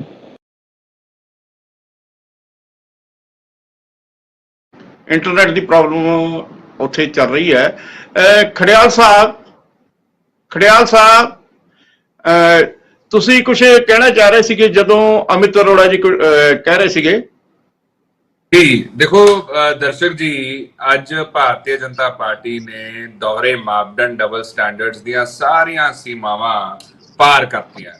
ਇੱਕ ਪਾਸੇ ਸਾਨੂੰ ਲੈਕਚਰ ਦੇ ਰਹੇ ਹੈ ਵੀ ਤੁਸੀਂ ਆਲੋਚਨਾ ਕਰਦੇ ਸੀ ਜੀ ਆਮ ਆਦਮੀ ਪਾਰਟੀ ਦੀ, ਜੀ ਆਹ ਪਾਰਟੀ ਦੀ, ਉਹ ਤੁਹਾਡੀ ਕਰਦੇ ਸੀਗੇ। ਪਹਿਲਾਂ ਤਾਂ ਮੈਂ ਦੱਸਦਾ ਕਿ ਤੁਸੀਂ ਲੈਕਚਰ ਦਿੰਦੇ ਚੰਗੇ ਨਹੀਂ ਲੱਗਦੇ। ਮਹਾਰਾਸ਼ਟਰ ਦੇ ਵਿੱਚ ਜਿਹੜੀ ਸ਼ਿਵ ਸੈਨਾ ਦੀ ਤੁਸੀਂ ਆਲੋਚਨਾ ਕਰਦੇ ਸੀ ਤੇ ਜਿਹੜੇ ਤੁਹਾਡੀ ਕਰਦੇ ਸੀਗੇ, ਤੁਸੀਂ ਨਹੀਂ ਅਲਾਈਅੰਸ ਕਰਕੇ ਸਰਕਾਰ ਬਣਾਈ। ਦੂਜਾ, ਪੰਜਾਬ ਦੇ ਵਿੱਚ ਸ਼੍ਰੋਮਣੀ ਅਕਾਲੀ ਦਲ ਦੀ ਤੁਸੀਂ ਆਲੋਚਨਾ ਕਰਦੇ ਹੁੰਦੇ ਸੀਗੇ। ਸ਼੍ਰੋਮਣੀ ਅਕਾਲੀ ਦਲ ਤੁਹਾਡੀ ਆਲੋਚਨਾ ਕਰਦਾ ਹੁੰਦਾ ਸੀਗਾ, ਤੁਸੀਂ ਨਹੀਂ ਅਲਾਈਅੰਸ ਬਣਾਈ। ਤੇ ਤੀਜੀ ਗੱਲ ਜਿਹੜੀ ਅਲਾਈਅੰਸ ਦੀ ਗੱਲ ਹੈ, ਆਪੋਜੀਸ਼ਨ ਯੂਨਿਟੀ ਮੀਟ ਦੀ ਗੱਲ ਹੈ, ਇਹ ਸਮਝ ਲਓ ਕਿ ਲੋਕਤੰਤਰ ਨੂੰ ਜਦੋਂ ਜਦੋਂ ਖਤਰਾ ਹੋਇਆ ਤੇ ਪੂਰਾ ਦੇਸ਼ ਇਕੱਠਾ ਹੋਇਆ ਤੇ ਭਾਰਤੀ ਜਨਤਾ ਪਾਰਟੀ ਦੇ ਡਿਕਟੇਟੋਰੀਅਲ ਐਟੀਟਿਊਡ ਨੂੰ ਜਵਾਬ ਦੇਣਾ ਜ਼ਰੂਰੀ ਹੈ, ਨਹੀਂ ਤਾਂ ਦੇਸ਼ ਕਿੱਥੇ ਜਾਊਗਾ। ਦੇਸ਼ ਦਾ ਇੱਕ ਲਾਸਟ ਪੁਆਇੰਟ ਹੈ, ਪੀਰ ਮੁਹੰਮਦ ਜੀ। ਹਾਂਜੀ ਪੀਰ ਮੁਹੰਮਦ ਜੀ, ਤੁਸੀਂ ਕੁਝ ਕਹਿਣਾ ਚਾਹ ਰਹੇ ਸੀਗੇ, ਤੁਹਾਡਾ ਪਹਿਲਾਂ ਇੰਟਰਨੈਟ ਦੀ ਪ੍ਰੋਬਲਮ ਆ ਰਹੀ ਸੀਗੀ। ਪੀਰ ਮੁਹੰਮਦ ਜੀ ਦੇਖੋ, ਮੈਂ ਗੱਲ ਕਹਿ ਰਿਹਾ ਕਿ ਮੈਂ ਸਾਰੇ ਬੁਲਾ ਮੇਰੀ ਆਵਾਜ਼ ਆ ਰਹੀ ਜੀ? ਆਵਾਜ਼ ਆ ਰਹੀ ਮੇਰੀ? ਬੋਲੋ ਬੋਲੋ ਜੀ, ਮੇਰੀ ਆਵਾਜ਼ ਆ ਰਹੀ ਆ ਜੀ, ਆ ਰਹੀ ਹੈ, ਬੋਲੋ। ਮੈਂ ਪਾਰਟੀ ਦੇ ਲੱਗਦਾ ਫਿਰ ਇੰਟਰਨੈਟ ਦੀ ਪ੍ਰੋਬਲਮ ਚੱਲ ਰਹੀ ਹੈ। ਹਾਂਜੀ ਆਪਣਾ ਖੜਿਆਲ ਸਾਹਿਬ, ਤੁਸੀਂ ਕੁਝ ਕਹਿਣਾ ਚਾਹ ਰਹੇ ਸੀਗੇ।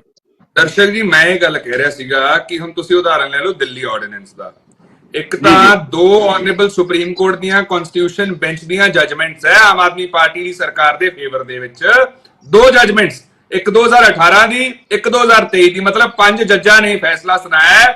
ਉਹਦੇ ਬਾਵਜੂਦ ਉਹਨੂੰ ਬਾਈਪਾਸ ਕਰਦੇ ਹੋਏ ਇਹ ਆਰਡੀਨੈਂਸ ਲੈ ਆਏ ਜੀ। ਇਹ ਸੁਪਰੀਮ ਕੋਰਟ ਦੀ ਵੀ ਉਲੰਘਣਾ ਕਰ ਰਹੇ ਹੈ, ਜਜਮੈਂਟ ਦੀ ਵੀ ਉਲੰਘਣਾ ਕਰ ਰਹੇ ਹੈ ਤੇ ਕਨਸਟੀਟਿਊਸ਼ਨ ਸਾਡੇ ਸੰਵਿਧਾਨ ਦੀ ਵੀ ਉਲੰਘਣਾ ਕਰ ਰਹੇ ਹੈ। ਮੈਂ ਇਹਨਾਂ ਨੂੰ ਇੱਕ ਗੱਲ ਪੁੱਛੂੰਗਾ ਵੀ ਜੇ ਤੁਸੀਂ ਰਿਵਿਊ ਪਟੀਸ਼ਨ ਪਾਈ ਸੀ ਸੁਪਰੀਮ ਕੋਰਟ ਦੇ ਵਿੱਚ, ਮੈਟਰ ਸਬ ਜੁਡਿਸ ਹੈ, ਕੋਰਟ ਦੇ ਵਿੱਚ ਹੈ, ਤੇ ਫਿਰ ਤੁਸੀਂ ਨਾਲ ਦੀ ਨਾਲ ਆਰਡੀਨੈਂਸ ਕਿਵੇਂ ਲੈ ਆਏ? ਕੀ ਇਹ ਪੋਸੀਬਲ ਹੈ? ਤੁਸੀਂ ਆਪ ਦੱਸੋ। ਦੂਜੀ ਗੱਲ, ਤੁਸੀਂ ਦੇਖੋ ਕਿ ਭਾਰਤੀ ਜਨਤਾ ਪਾਰਟੀ ਨੇ ਇੱਕ ਚੀਜ਼ ਦਾ ਜਵਾਬ ਨਹੀਂ ਦਿੱਤਾ ਵੀ ਜੇ ਅਲਾਈਅੰਸ ਕਰਨਾ ਕਮਜ਼ੋਰੀ ਦੀ ਨਿਸ਼ਾਨੀ ਹੁੰਦੀ ਹੈ ਤਾਂ ਤੋੜੋ ਆਪਦੀ ਅਲਾਈਅੰਸਸ, ਕਿਉਂ ਨਹੀਂ ਤੋੜਦੇ? ਤੀਜਾ, ਤੁਸੀਂ ਇਹ ਦੇਖੋ ਕਿ ਮੈਨੂੰ ਇਹ ਸਮਝ ਨਹੀਂ ਆਉਂਦੀ, ਕਹਿ ਰਹੇ ਆ ਕਰਪਸ਼ਨ ਦੇ ਤੁਹਾਡੇ ਕੇਸ ਹੋਏ ਜੀ, ਕਰਪਸ਼ਨ ਦੇ ਆ ਹੋਇਆ ਜੀ।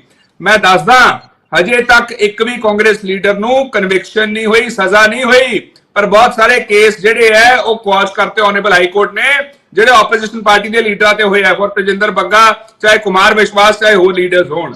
ਮਸਲਾ ਇਹ ਹੈ ਦਰਸ਼ਕ ਜੀ ਕਿ ਜਿਹੜੇ ਵਿਚਾਰਕ ਮਤਭੇਦ ਹੈ ਉਹ ਰਹਿਣਗੇ, ਲੇਕਿਨ ਇੱਥੇ ਮਸਲਾ ਵੱਡੀ ਚੀਜ਼ ਦਾ ਹੈ। ਮਸਲਾ ਹੈ ਸਾਡੇ ਲੋਕਤੰਤਰ ਦਾ, ਮਸਲਾ ਹੈ ਸਾਡੇ freedom of speech and expression ਦਾ, ਮਸਲਾ ਹੈ ਸਾਡੇ ਹੱਕਾਂ ਦਾ, ਸਾਡੇ ਸੰਵਿਧਾਨ ਦਾ, ਜਿਹਨੂੰ ਭਾਰਤੀ ਜਨਤਾ ਪਾਰਟੀ ਸਾਈਡਲਾਈਨ ਕਰ ਰਹੀ ਹੈ, ਵਾਇਲੇਟ ਕਰ ਰਹੀ ਹੈ, ਉਲੰਘਣਾ ਕਰ ਰਹੀ ਹੈ। ਸੋ ਉਹਨੂੰ ਬਚਾਉਣ ਲਈ ਜਿਵੇਂ ਉਦੋਂ ਆਪਣਾ ਬੈਕ ਇਨ ਦ ਡੇ ਜਿਹੜੀਆਂ ਹੈਗੀਆਂ ਪਾਰਟੀਆਂ ਨੂੰ ਇਕੱਠਾ ਹੋਣਾ ਪਿਆ ਜਦੋਂ ਜਦੋਂ ਗਲਤ ਹੋਇਆ, ਉਵੇਂ ਐਤਕੀ ਪਾਰਟੀਆਂ ਨੂੰ ਇਕੱਠਾ ਹੋਣਾ ਪੈ ਰਿਹਾ, ਕਿਉਂਕਿ ਭਾਰਤੀ ਜਨਤਾ ਪਾਰਟੀ ਪੂਰੇ ਦੇਸ਼ ਦੇ ਨਾਲ ਗਲਤ ਕਰ ਰਹੀ ਹੈ, ਜ਼ਾਤੀ ਕਰ ਰਹੀ ਹੈ, ਪੋਲੀਟੀਕਲ ਪਾਰਟੀ ਦੇ ਨਾਲ ਜ਼ਾਤੀ ਕਰ ਰਹੀ ਹੈ। ਇਸ ਸਮੇਂ ਜਿਹੜਾ ਹੈਗਾ ਜਿਹੜੀਆਂ ਖਾਸ ਤੌਰ ਤੇ ਜਿਹੜੀਆਂ ਭਾਜਪਾ ਵਿਰੋਧੀ ਪਾਰਟੀਆਂ ਨੇ ਇਸ ਗੱਲ ਕਰਕੇ ਇਕੱਠੀਆਂ ਹੋ ਰਹੀਆਂ ਨੇ, ਉਹਨਾਂ ਦਾ ਕਹਿਣਾ ਹੈ ਕਿ ਲੋਕਤੰਤਰ ਨੂੰ ਖਤਰਾ ਹੈ। ਤੇ ਅਸੀਂ ਹੋਰ ਵੀ ਜਿਹੜੇ ਬੁਲਾਰੇ ਤੋਂ ਇਸ ਸੰਬੰਧ ਵਿੱਚ ਗੱਲਬਾਤ ਕਰਾਂਗੇ। ਹੁਣ ਇੱਕ ਬ੍ਰੇਕ ਦਾ ਸਮਾਂ ਹੋ ਰਿਹਾ, ਲੈਣੇ ਇੱਕ ਬ੍ਰੇਕ। ਚਰਚਾ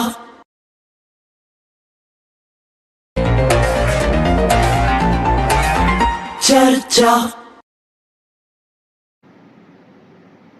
ਬ੍ਰੇਕ ਤੋਂ ਬਾਅਦ ਫਿਰ ਹਾਜ਼ਰ ਹੋਣੇ ਆ।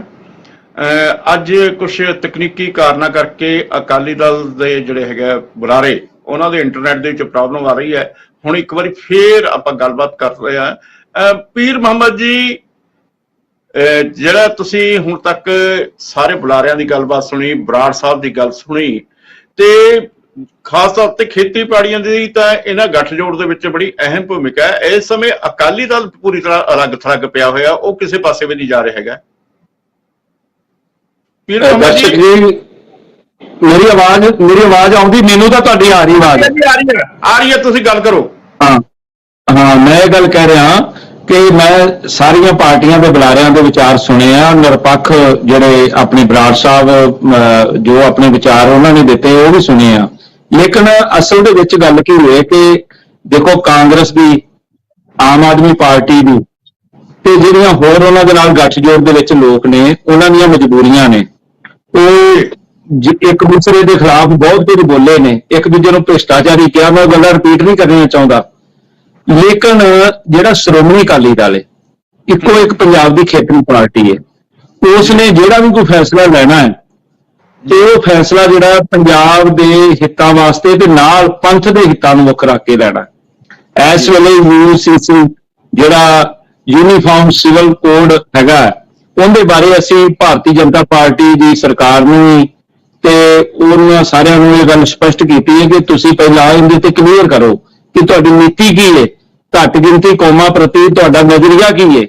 ਤਾਂ ਉਸ ਦੇ ਸੰਬੰਧ ਵਿੱਚ ਅਜੇ ਤੱਕ ਕੋਈ ਵੀ ਉਹਨਾਂ ਦਾ ਜਵਾਬ ਨਹੀਂ ਗਾ। ਦੂਸਰੀ ਗੱਲ ਇਹ ਕਿ ਸਾਡਾ ਗੱਠਜੋੜ ਹੈਗਾ ਬਹੁਜਨ ਸਮਾਜ ਪਾਰਟੀ ਨਾਲ, ਤੇ ਅਸੀਂ ਜਿਹੜਾ ਬੀਜੇਪੀ ਦੇ ਨਾਲੋਂ ਜਿਹੜਾ ਆਪਣਾ ਨਾਤਾ ਤੋੜਿਆ ਸੀ, ਉਹ ਸਾਰੀ ਦੁਨੀਆ ਨੂੰ ਪਤਾ ਕਿਹੜੇ ਕਾਰਨਾਂ ਕਰਕੇ ਸੀ। ਉਦੋਂ ਕਿਸਾਨ ਸੰਘਰਸ਼ ਚੱਲ ਰਿਹਾ ਸੀ। ਕਿਸਾਨ ਸੰਘਰਸ਼ ਦੇ ਵਿੱਚ 3 ਕਾਲੇ ਕਾਨੂੰਨ ਲਿਆਂਦੇ, ਉਹਨਾਂ ਕਾਲੇ ਕਾਨੂੰਨਾਂ ਦਾ ਸ਼੍ਰੋਮਣੀ ਅਕਾਲੀ ਦਲ ਨੇ ਡਟ ਕੇ ਵਿਰੋਧ ਕੀਤਾ, ਬਾਜ਼ਾਰ ਦੇ ਵਿੱਚੋਂ ਵੀ ਬਾਹਰ ਆਏ। ਤੇ ਉਸ ਤੋਂ ਬਾਅਦ ਬਹੁਤ ਸਾਰੀਆਂ ਇਹੋ ਜਿਹੀਆਂ ਘਟਨਾਵਾਂ ਨੇ ਜਿਹੜੀਆਂ ਪਿਛਲੇ ਸਮੇਂ ਦੇ ਵਿੱਚ ਜੋ ਕਾਂਗਰਸ ਕਰਦੀ ਰਹੀ ਉਸੇ ਨੀਤੀ ਦੇ ਉੱਤੇ, ਭਾਵੇਂ ਕਿ ਕੇਂਦਰ ਸਰਕਾਰ ਦੇ ਵਿੱਚ ਕੋਈ ਵੀ ਸਰਕਾਰ ਆਈ ਹੈ, ਕੱਲੀ ਭਾਰਤੀ ਜਨਤਾ ਪਾਰਟੀ ਨਹੀਂ, ਸਮੇਂ-ਸਮੇਂ ਦੇ ਵਿੱਚ ਜਿਹੜੀਆਂ ਸਰਕਾਰਾਂ ਆਈਆਂ ਜਿਨ੍ਹਾਂ ਨੂੰ ਅਸੀਂ ਆਪਣੇ ਮਿੱਤਰ ਕਹਿੰਦੇ ਰਹੇ ਹਾਂ, ਉਹਨਾਂ ਦੀ ਵੀ ਮਜਬੂਰੀ ਰਹੀ ਕਿ ਉਹ ਪੰਜਾਬ ਦਾ ਮਸਲਾ ਹੱਲ ਨਹੀਂ ਕਰ ਸਕੇ। ਭਾਵੇਂ ਕਿ ਆਪਣੇ ਪੱਧਰ ਤੇ ਇੰਦਰ ਕੁਮਾਰ ਗੁਜਰਾਲ ਜੀ ਨੇ ਕੋਸ਼ਿਸ਼ ਕੀਤੀ, ਚੰਦਰ ਸ਼ੇਖਰ ਜੀ ਨੇ ਕੋਸ਼ਿਸ਼ ਕੀਤੀ, ਵੀਪੀ ਸਿੰਘ ਨੇ ਕੋਸ਼ਿਸ਼ ਕੀਤੀ ਔਰ ਦੇਵਗੌੜਾ ਜੀ ਨੇ ਕੋਸ਼ਿਸ਼ ਕੀਤੀ, ਪਰ ਕਿਤੇ ਨਾ ਕਿਤੇ ਉਹਨਾਂ ਦੀ ਮਜਬੂਰੀ ਸੀ ਕਿ ਪਿੱਛੇ ਕਾਂਗਰਸ ਹੁੰਦੀ ਸੀ। ਤੇ ਅੱਜ ਦੇਖੋ ਕਿ ਬੀਜੇਪੀ ਦੀ ਜਿਹੜੀ ਸਰਕਾਰ ਹੈ ਉਸ ਦੇ ਉੱਪਰ ਜਿਹੜਾ ਸਭ ਤੋਂ ਵੱਡਾ ਦੋਸ਼ ਜਿਹੜਾ ਲੱਗ ਰਿਹਾ ਉਹ ਹੈ ਘੱਟ ਗਿਣਤੀ ਕੌਮਾਂ ਦੇ ਨਾਲ ਧੱਕੇ ਦਾ। ਜਦੋਂ ਤੱਕ ਉਹਦੀ ਨੀਤੀ ਕੋਈ ਸਪਸ਼ਟ ਨਹੀਂ ਹੁੰਦੀ ਉਨੀ ਦੇਰ ਤੱਕ ਸ਼੍ਰੋਮਣੀ ਅਕਾਲੀ ਦਲ ਸੁਪਨੇ ਵਿੱਚ ਵੀ ਨਹੀਂ ਸੋਚ ਸਕਦਾ। ਭਾਵੇਂ ਕਿ ਦੇਖੋ ਜਿਹੜਾ ਗੱਠਜੋੜ ਹੁੰਦੇ ਨੇ ਕਿ ਜੇ ਤੁਸੀਂ ਇੱਥੋਂ ਅੰਦਾਜ਼ਾ ਲਾ ਸਕਦੇ ਹੋ ਜੇ ਕਾਂਗਰਸ ਤੇ ਆਮ ਆਦਮੀ ਪਾਰਟੀ ਇਕੱਠੇ ਹੋ ਸਕਦੇ ਆ ਤੇ ਰਾਜਨੀਤੀ ਦੇ ਵਿੱਚ ਕੁਝ ਵੀ ਕਹਿਣਾ ਜਿਹੜਾ ਉਹ ਸੰਭਵ ਹੈ। ਲੇਕਿਨ ਸ਼੍ਰੋਮਣੀ ਅਕਾਲੀ ਦਲ ਗੈਰ ਸਿਧਾਂਤਕ ਗੱਠਜੋੜ ਦੇ ਹੱਕ ਵਿੱਚ ਨਹੀਂਗਾ। ਸ਼੍ਰੋਮਣੀ ਅਕਾਲੀ ਦਲ ਦੀ ਲੀਡਰਸ਼ਿਪ ਇਹ ਮਹਿਸੂਸ ਕਰਦੀ ਹੈ ਕਿ ਜੋ ਪਿਛਲੇ ਸਮੇਂ ਦੇ ਵਿੱਚ ਕੁਝ ਇਸ ਤਰ੍ਹਾਂ ਦਾ ਵਾਪਰਿਆ ਹੈ ਜਿਸ ਦਾ ਅਸੀਂ ਇਹ ਗੱਲ ਕਹਿੰਦੇ ਕਿ ਸਾਡੇ ਨਾਲ ਧੋਖਾ ਹੋਇਆ। ਮੈਂ ਇੱਕ ਗੱਲ ਨਾਲ ਸਹਿਮਤ ਹਾਂ ਕਿ ਆਪਣੇ ਜਿਹੜਾ ਅੱਜ ਸਮਾਂ ਹੈ ਇਸ ਦੇ ਵਿੱਚ ਆਪਸੀ ਤਾਲਮੇਲ ਤੋਂ ਬਗੈਰ ਕੁਝ ਵੀ ਨਹੀਂ ਹੋ ਸਕਦਾ ਤੇ ਵਿਚਾਰਧਾਰਕ ਸਾਂਝ ਵਾਲੀਆਂ ਪਾਰਟੀਆਂ ਹਮੇਸ਼ਾ ਇਕੱਠੀਆਂ ਹੋ ਕੇ ਇਲੈਕਸ਼ਨ ਲੜਦੀਆਂ ਨੇ, ਪਰ ਇਲੈਕਸ਼ਨ ਦੇ ਗੱਠਜੋੜ ਦੇ ਵਿੱਚ ਇੱਕ ਜਿਹੜੀ ਤੁਸੀਂ ਆਪਣੀ ਨੀਤੀ ਬਣਾਓ ਕਿ ਕਿਸੇ ਵੀ ਤਰੀਕੇ ਦੇ ਨਾਲ ਪਾਰਟੀਆਂ ਨੂੰ ਆਪਣੇ ਵਿੱਚ ਹੀ ਸਮਾ ਲਓ ਜਾਂ ਉਹਨਾਂ ਨੂੰ ਤੋੜ ਦਿਓ ਜਾਂ ਉਹਨਾਂ ਦੇ ਲੀਡਰਸ਼ਿਪ ਨੂੰ ਖਰੀਦ ਲਓ। ਜਿਹੜੇ ਇਸ ਤਰੀਕੇ ਦੇ ਨਾਲ ਪਿਛਲੇ ਸਮੇਂ ਦੇ ਵਿੱਚ ਹੋਇਆ ਕਿ ਕੈਪਟਨ ਅਮਰਿੰਦਰ ਸਿੰਘ ਦੀ ਅਗਵਾਈ ਦੇ ਵਿੱਚ ਪੂਰੀ ਦੀ ਪੂਰੀ ਕਾਂਗਰਸ ਜਿਹੜੀ ਜਾ ਕੇ ਬੀਜੇਪੀ ਦੇ ਵਿੱਚ ਬੈਠ ਗਈ ਤੇ ਬੀਜੇਪੀ ਦੀ ਲੀਡਰਸ਼ਿਪ ਜਿਹੜੀ ਪੰਜਾਬ ਦੇ ਵਿੱਚ ਸੀ ਉਹਨੂੰ ਬਿਲਕੁਲ ਦਰਕਨਾਰ ਕਰਕੇ ਉਹਨਾਂ ਨੇ ਜਾਖੜ ਸਾਹਿਬ ਤੋਂ ਲੈ ਕੇ ਜਿੰਨੇ ਵੀ ਉਹਨਾਂ ਦੇ ਲੀਡਰ ਸੀ ਉਹਨਾਂ ਨੂੰ ਸਾਰਿਆਂ ਨੂੰ ਕਮਾਂਡ ਦੇ ਦਿੱਤੀ। ਤਾਂ ਤੁਸੀਂ ਇੱਥੋਂ ਅੰਦਾਜ਼ਾ ਲਾ ਸਕਦੇ ਹੋ ਕਿ ਕਿੰਨੀ ਭੁੱਖ ਜਿਹੜੀ ਹੈ ਉਹ ਇਸ ਵਕਤ ਸਿਆਸਤ ਦੀ ਭੁੱਖ ਜਿਹੜੀ ਹੈ, ਰਾਜਨੀਤੀ ਦੀ ਭੁੱਖ ਹੈ, ਜਿਹੜੀ ਸੱਤਾ ਦੀ ਭੁੱਖ ਹੈ ਉਹ ਕਿੰਨੀ ਅੱਗੇ ਜਾ ਚੁੱਕੀ ਹੈ। ਸੋ ਮੈਂ ਇਹ ਗੱਲ ਕਹਾਂਗਾ ਕਿ ਸ਼੍ਰੋਮਣੀ ਅਕਾਲੀ ਦਲ ਦੇ ਸਾਹਮਣੇ ਜਿਹੜਾ ਸਭ ਤੋਂ ਵੱਡਾ ਸਵਾਲ ਹੈ ਕਿ ਸਾਡੇ ਰਾਜ ਦੇ ਨਾਲ ਜਿਹੜੇ ਧੱਕੇ ਹੋ ਰਹੇ ਨੇ ਅੱਜ ਹੜ੍ਹ ਦੇ ਦੌਰ ਦੇ ਵਿੱਚ ਤੁਸੀਂ ਦੇਖ ਰਹੇ ਹੋ ਕਿ ਰਾਜਸਥਾਨ, ਹਰਿਆਣਾ, ਦਿੱਲੀ ਜਿਹੜਾ ਸਾਡਾ ਪਾਣੀ ਲੁੱਟ ਰਿਹਾ ਸੀ ਜਦੋਂ ਸਾਨੂੰ ਲੋੜ ਹੁੰਦੀ ਸੀ, ਅੱਜ ਉਹਨਾਂ ਵੱਲੋਂ ਬਿਲਕੁਲ ਚੁੱਪੀ ਧਾਰੀ ਹੋਈ ਹੈ। ਠੀਕ ਹੈ ਜੀ। ਪੀਰ ਮੁਹੰਮਦ ਜੀ ਤੁਹਾਡੇ ਕੋਲ ਫੇਰ ਆਉਂਦੇ ਆ। ਅਮਿਤ ਅਰੋੜਾ ਜੀ ਤੁਸੀਂ ਪੀਰ ਮੁਹੰਮਦ ਜੀ ਦੀ ਗੱਲਬਾਤ ਸੁਣੀ ਹੈ, ਖਾਸ ਤੌਰ ਤੇ ਅਕਾਲੀ ਦਲ ਮੀਟਿੰਗ ਅਟੈਂਡ ਕਰੂ, ਇਹ ਚੀਜ਼ ਦੇ ਸਵਾਲ ਪੁੱਛ ਲਿਓ ਸ਼੍ਰੋਮਣੀ ਅਕਾਲੀ ਦਲ ਨੂੰ ਕਿ ਇਹ ਮੀਟਿੰਗ ਅਟੈਂਡ ਕਰਨਗੇ ਭਾਰਤੀ ਜਨਤਾ ਪਾਰਟੀ ਦੀ, ਕੀ ਬਣਾਉਣਗੇ ਨਹੀਂ ਬਣਾਉਣਗੇ। ਔਰ ਅਮਿਤ ਅਰੋੜਾ ਜੀ ਤੁਸੀਂ ਪੀਰ ਮੁਹੰਮਦ ਜੀ ਦੀ ਗੱਲ ਸੁਣੀ ਹੈ, ਖਾਸ ਤੌਰ ਤੇ ਜਦੋਂ ਕਿ ਅਕਾਲੀ ਦਲ ਫਿਰ ਵੀ ਇੱਕ ਪਾਵਰਫੁਲ ਪਾਰਟੀ ਰਹੀ ਹੈ ਇੱਕ ਸਮੇਂ ਦੇ ਵਿੱਚ, ਹੁਣ ਵੀ ਉਹ ਯਤਨ ਕਰ ਰਹੀ ਹੈ, ਪਰ ਤੁਸੀਂ ਸੰਯੁਕਤ ਅਕਾਲੀ ਦਲ ਦੀ ਚੋਣ ਕੀਤੀ ਹੈ, ਜਿਹੜਾ ਕਾਮੀ ਜਮਹੂਰੀ ਗੱਠਜੋੜ ਦੀ ਜਿਹੜੀ ਮੀਟਿੰਗ ਹੋ ਰਹੀ ਹੈ ਉਹਦੇ ਪਿੱਛੇ ਕਾਰਨ ਕੀ ਹੋ ਸਕਦੇ ਹੈ? ਕਿਉਂਕਿ ਦੇਖੋ ਗੱਲ ਇਹ ਹੈ ਦਰਸ਼ਕ ਜੀ ਕਿ ਯੂਸੀਸੀ ਦਾ ਇੱਕ ਬਹਾਨਾ ਹੋਣਾ। ਤੁਸੀਂ ਮੈਨੂੰ ਦੱਸੋ ਹਮੇਸ਼ਾ ਭਾਰਤੀ ਜਨਤਾ ਪਾਰਟੀ ਨੇ ਘੱਟ ਗਿਣਤੀਆਂ ਦੀ ਜਿਹੜੀ ਹੈ ਉਹ ਆਨਰ ਕੀਤਾ, ਸਤਿਕਾਰ ਕੀਤਾ। ਜਿਹੜਾ ਯੂਸੀਸੀ ਹੈ ਵੂਮਨ ਐਮਪਾਵਰਮੈਂਟ ਹੈ ਜੀ। ਬਹੁ ਵਿਵਾਹ ਜਿਹੜਾ ਹੈ ਬਹੁ ਵਿਵਾਹ ਪ੍ਰਥਾ ਨੂੰ ਬੰਦ ਕਰਨਾ, ਇਹ ਮੁਸਲਿਮ ਦੇ ਵਿੱਚ ਵੂਮਨ ਐਮਪਾਵਰਮੈਂਟ ਦਾ ਸੰਕੇਤ ਹੈ। ਹੁਣ ਇਹਨਾਂ ਨੂੰ ਕੀ ਫਰਕ ਹੈ? ਅੱਜ ਪੰਜਾਬ ਦੇ ਵਿੱਚ ਸਿੱਖ ਸਮਾਜ ਨੂੰ ਕੀ ਫਰਕ ਹੈ? ਕਿਉਂਕਿ ਬਹੁ ਵਿਵਾਹ ਦਾ ਇਹਨਾਂ ਦੇ ਵਿੱਚ ਪ੍ਰਥਾ ਹੀ ਨਹੀਂ ਹੈਗੀ, ਇਹਨਾਂ ਨੂੰ ਇਫੈਕਟ ਹੀ ਨਹੀਂ ਕਰਦਾ ਯੂਸੀਸੀ। ਆਟਾ ਗੁੰਦੀ ਹਿਲਦੀ ਕਿਉਂ? ਇਹਨਾਂ ਦਾ ਤਾਂ ਇਹ ਹਾਲ ਹੈ। ਹੁਣ ਜੀ। ਪੰਜਾਬ ਦੇ ਵਿੱਚ ਸਭ ਤੋਂ ਵੱਡੇ ਬੱਬੀ ਬਾਦਲ ਜੀ ਨੇ ਅੰਬਾਨੀ ਅਡਾਨੀ ਦੀ ਗੱਲ ਕੀਤੀ। ਪੰਜਾਬ ਦੇ ਵਿੱਚ ਸਭ ਤੋਂ ਵੱਡੇ ਜਿਹੜੇ ਆ ਅੰਬਾਨੀ ਅਡਾਨੀ ਆ, ਉਹ ਦੋ ਆ, ਇੱਕ ਸੁਖਬੀਰ ਬਾਦਲ ਤੇ ਇੱਕ ਅਸ਼ੋਕ ਮਿੱਤਲ ਲਵਲੀ ਯੂਨੀਵਰਸਿਟੀ। ਉਹ Lovely university Aam Aadmi party ਦੇ ਕੋਲ ਆ ਤੇ ਸੁਖਬੀਰ ਬਾਦਲ ਜਿਹੜਾ ਵਾ ਉਹ ਅਕਾਲੀ ਦਲ ਦੇ ਕੋਲ ਆ। ਇਸ ਜੀ, ਜੀ। ਪੰਜਾਬ ਦੇ ਸਭ ਤੋਂ ਵੱਡੇ ਅੰਬਾਨੀ ਅਡਾਨੀ ਆ, ਜਿਨ੍ਹਾਂ ਦੀਆਂ 300 ਤੋਂ 12 ਤੋਂ ਬੱਸਾਂ ਬਣ ਗਈਆਂ, ਲਗਜ਼ਰੀ ਬੱਸਾਂ, ਔਰ ਇੱਕ ਲਗਜ਼ਰੀ ਹੋਟਲ ਤੋਂ 3 ਲਗਜ਼ਰੀ ਹੋਟਲ ਬਣ ਗਿਆ। ਇਸੇ ਤਰੀਕੇ ਦੇ ਨਾਲ ਲਵਲੀ ਯੂਨੀਵਰਸਿਟੀ ਦਾ ਅਸ਼ੋਕ ਮਿੱਤਲ, ਉਹ ਆਮ ਆਦਮੀ ਪਾਰਟੀ ਦੇ ਕੋਲ ਆ, ਉਹ ਵੀ ਪੰਜਾਬ ਦਾ ਸਭ ਤੋਂ ਵੱਡਾ ਅਡਾਨੀ, ਜਿਹਦੇ ਕੋਲ ਸੈਂਕੜੋਂ ਏਕੜ ਜਿਹੜੀ ਹੈ ਉਹ ਲੈਂਡ ਜਿਹੜੀ ਹੈ ਉਹ ਪੰਜਾਬ ਦੇ ਵਿੱਚ ਹੈ। ਔਰ ਸਭ ਤੋਂ ਵੱਡਾ ਜਿਹੜਾ ਧਨ ਦੌਲਤ ਔਰ ਤਿਜੋਰੀਆਂ ਜਿਹੜੀਆਂ ਨੇ ਉਹਦਾ ਉਹ ਮਾਲਕ ਹੈ। ਹੁਣ ਜਿੱਥੋਂ ਤੱਕ ਖੜਿਆਲ ਸਾਹਿਬ ਦੀ ਗੱਲ ਹੈ, ਇਹ ਸਾਨੂੰ ਲੋਕਤੰਤਰ ਦੀਆਂ ਗੱਲਾਂ ਕਰਦੇ ਆ ਕਿ ਲੋਕਤੰਤਰ ਨੂੰ ਖਤਰਾ। ਉਹ ਭਾਈ 1975 ਦੇ ਵਿੱਚ ਐਮਰਜੈਂਸੀ ਲੱਗੀ, ਸਾਰੀ ਦੁਨੀਆ ਨੂੰ ਪਤਾ ਕਿ ਲੋਕਤੰਤਰ ਦਾ ਘਾਣ ਕਿਹਨੇ ਕੀਤਾ। 96 ਵਾਰ ਕਾਂਗਰਸ ਦੇ 70 ਸਾਲਾਂ ਦੇ ਵਿੱਚ 96 ਵਾਰੀ 300 ਧਾਰਾ 56 ਲਾ ਕੇ, ਧਾਰਾ 356 ਲਾ ਕੇ ਸਟੇਟ ਰਾਜ ਸਰਕਾਰਾਂ ਤੋੜੀਆਂ ਗਈਆਂ। ਲੋਕਤੰਤਰ ਦਾ ਘਾਣ ਕਿਹਨੇ ਕੀਤਾ? ਸਭ ਤੋਂ ਵੱਧ ਕਾਂਗਰਸ ਨੇ ਕੀਤਾ।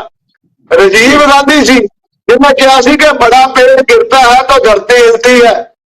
ਸਭ ਤੋਂ ਵੱਡਾ ਲੋਕਤੰਤਰ ਦਾ ਘਾਣ, ਲੋਕਤੰਤਰ ਦਾ ਘਾਣ ਕੀਤਾ ਸੱਜਣ ਕੁਮਾਰ ਨੇ। ਲੋਕਤੰਤਰ ਦਾ ਘਾਣ ਕੀਤਾ ਜਗਦੀਸ਼ ਟਾਈਟਲਰ ਦੇ, ਜਿਨ੍ਹਾਂ ਨੇ ਸਿੱਖਾਂ ਦੇ ਗਲੇ ਦੇ ਵਿੱਚ ਤਾਰ ਪਾ ਕੇ ਜਲਾਇਆ। ਇਹ ਸਾਨੂੰ ਲੋਕਤੰਤਰ ਦੀਆਂ ਗੱਲਾਂ ਦੱਸਦੇ ਸੀ। ਤੁਹਾਡੇ ਕੋਲ ਸਿੱਖਣਾ ਲੋਕਤੰਤਰ ਦਾ ਖਤਰਾ ਹਾਂਜੀ ਬੱਬੀ ਬਾਦਲ ਜੀ, ਇੱਕ ਹੋਰ ਤੁਹਾਡੇ ਕੋਲ ਸਵਾਲ ਹੈ ਕਿ ਜਦੋਂ ਤਾਂ ਕੇਂਦਰ ਨੇ ਆਰਡੀਨੈਂਸ ਜਾਰੀ ਕੀਤਾ, ਤੁਸੀਂ ਕਿਹਾ ਵੀ ਲੋਕਤੰਤਰ ਨੂੰ ਖਤਰਾ ਹੈ, ਪਰ ਜਦੋਂ ਭਾਰਤੀ ਜਨਤਾ ਪਾਰਟੀ ਨੇ ਧਾਰਾ 370 ਖਤਮ ਕੀਤੀ, ਹੋਰ ਜਿਹੜੇ ਹੈਗੇ ਐਂਟੀ ਮੁਸਲਿਮ ਜਿਹੜੇ ਕਾਨੂੰਨ ਲੈ ਕੇ ਆਉਂਦੇ, ਉਦੋਂ ਤੁਸੀਂ ਕਦੇ ਵੀ ਲੋਕਤੰਤਰ ਦੀ ਦੁਹਾਈ ਨਹੀਂ ਦਿੱਤੀ ਹੈਗੀ? ਦੇਖੋ ਦਰਸ਼ਕ ਜੀ, ਮੈਂ ਇੱਕ ਗੱਲ ਸਾਫ਼ ਕਰਦੇ ਹਾਂ, ਅਸੀਂ ਆਪਣਾ ਸਟੈਂਡ ਕਲੀਅਰ ਕੀਤਾ ਹੈ। ਅਸੀਂ ਦੇਸ਼ ਭਗਤ ਪਾਰਟੀ ਹੈ। ਅਸੀਂ ਦੇਸ਼ ਦੇ ਹਿੱਤ ਵਿੱਚ ਫੈਸਲੇ ਲੈਣੇ ਆ। ਅਸੀਂ ਇਹ ਗੱਲ ਕਹੀ ਹੈ ਕਿ ਸਾਰੀਆਂ ਰਿਲੀਜਨਸ ਵਿੱਚ ਪ੍ਰੋਪਰ ਗੱਲਬਾਤ ਹੋਣੀ ਚਾਹੀਦੀ ਹੈ। ਅਸੀਂ ਮੁਸਲਿਮ ਐਂਟੀ ਮੁਸਲਿਮ ਥੋੜਾ ਜੀ। ਅਸੀਂ ਤਾਂ ਇਹ ਗੱਲ ਕਹਿੰਦੇ ਆ ਕਿ ਸਾਰੀਆਂ ਕਮਿਊਨਿਟੀਜ਼ ਜੇ ਖੁਸ਼ ਹੈ ਤਾਂ ਹਿੰਦੁਸਤਾਨ ਤਾਕਤਵਰ ਹੈ, ਤੇ ਜੇ ਤੁਸੀਂ ਕਿਸੇ ਇੱਕ ਨੂੰ ਟਾਰਗੇਟ ਕਰੋਗੇ ਤਾਂ ਦੇਸ਼ ਕਮਜ਼ੋਰ ਹੋਊਗਾ। ਮੈਂ ਇੱਕ ਪੀਰ ਮੁਹੰਮਦ ਸਾਹਿਬ ਨੇ ਅਕਾਲੀ ਦਲ ਨੂੰ ਇੱਕ ਬੜਾ ਜਿਹੜੀ ਰੰਗਤ ਦਿੱਤੀ ਹੈ, ਮੈਂ ਉਹਦੇ ਬਾਰੇ ਪੁੱਛਣਾ ਚਾਹੁੰਦਾ ਹਾਂ ਕਿ ਪੀਰ ਮੁਹੰਮਦ ਸਾਹਿਬ, ਤੁਸੀਂ 20 ਸਾਲ ਰਾਜ ਕਰ ਗਏ ਬੀਜੇਪੀ ਨਾਲ, ਤੁਹਾਨੂੰ ਅਜੇ ਤੱਕ ਉਹਦੀਆਂ ਪਾਲਿਸੀਆਂ ਕਲੀਅਰ ਨਹੀਂ ਹੋਈਆਂ। 20 ਸਾਲ ਤੁਸੀਂ ਕੇਂਦਰ 'ਚ ਵੀ ਵਜ਼ੀਰ ਰੱਖੇ, ਪੰਜਾਬ 'ਚ ਉਹਨਾਂ ਦੀ ਮਦਦ ਨਾਲ ਰਾਜ ਕੀਤਾ, ਤੇ ਤੁਹਾਨੂੰ ਅਜੇ ਤੱਕ ਬੀਜੇਪੀ ਦਾ ਹੁਣ ਜਾ ਕੇ ਯਾਦ ਆਉਂਦੀ ਹੈ। ਅਸਲ ਰੌਲਾ ਇਹਨਾਂ ਦਾ ਸੀਟਾਂ ਦਾ ਹੈ, ਮੁੱਖ ਮੰਤਰੀ ਦੀ ਗੱਦੀ ਦਾ ਹੈ।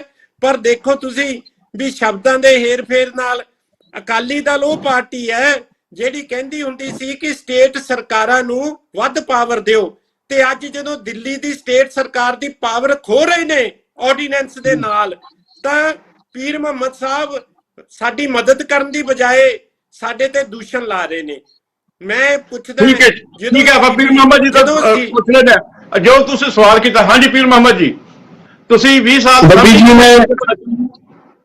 ਬੱਬੀ ਜੀ ਨੇ ਸਿਰਫ ਸਾਡੇ ਗੱਠਜੋੜ ਤੇ 20 ਸਾਲ ਦੀ ਗੱਲ ਕੀਤੀ ਹੈ, ਪਰ ਜਿਹੜੀ 50 ਸਾਲ ਤੋਂ ਜਿਹੜੀ ਪਾਰਟੀ ਨੇ ਦੇਸ਼ ਨੂੰ ਲੁੱਟਿਆ ਕੁੱਟਿਆ ਮਾਰਿਆ, ਫਿਰਕਾ ਪ੍ਰਸਤੀ ਫੈਲਾਈ, ਨਵੰਬਰ 1984 ਸਿੱਖ ਨਸਲਕੁਸ਼ੀ ਕਰਾਈ, ਦਰਬਾਰ ਸਾਹਿਬ ਦੇ ਉੱਤੇ ਹਮਲਾ ਕਰਾਇਆ, ਉਸ ਪਾਰਟੀ ਦੇ ਵਿਰੋਧ ਦੇ ਵਿੱਚ ਤੁਸੀਂ ਇਲੈਕਸ਼ਨ ਲੜਿਆ, ਪੰਜਾਬ ਦੇ ਲੋਕਾਂ ਨੇ ਤੁਹਾਨੂੰ ਜਿੱਤ ਦਿੱਤੀ। ਤੇ ਤੁਸੀਂ ਬੱਬੀ ਜੀ, ਜੇ ਤੁਹਾਨੂੰ 50 ਸਾਲਾਂ ਵਾਲੀ ਜਿਹੜੀ ਪਾਰਟੀ ਦੇ ਬਾਰੇ ਨਹੀਂ ਪਤਾ ਲੱਗਾ, ਤੇ ਅਸੀਂ ਤਾਂ ਇੱਕ ਗੱਠਜੋੜ ਦੇ ਵਿੱਚ ਰਹੇ ਹਾਂ।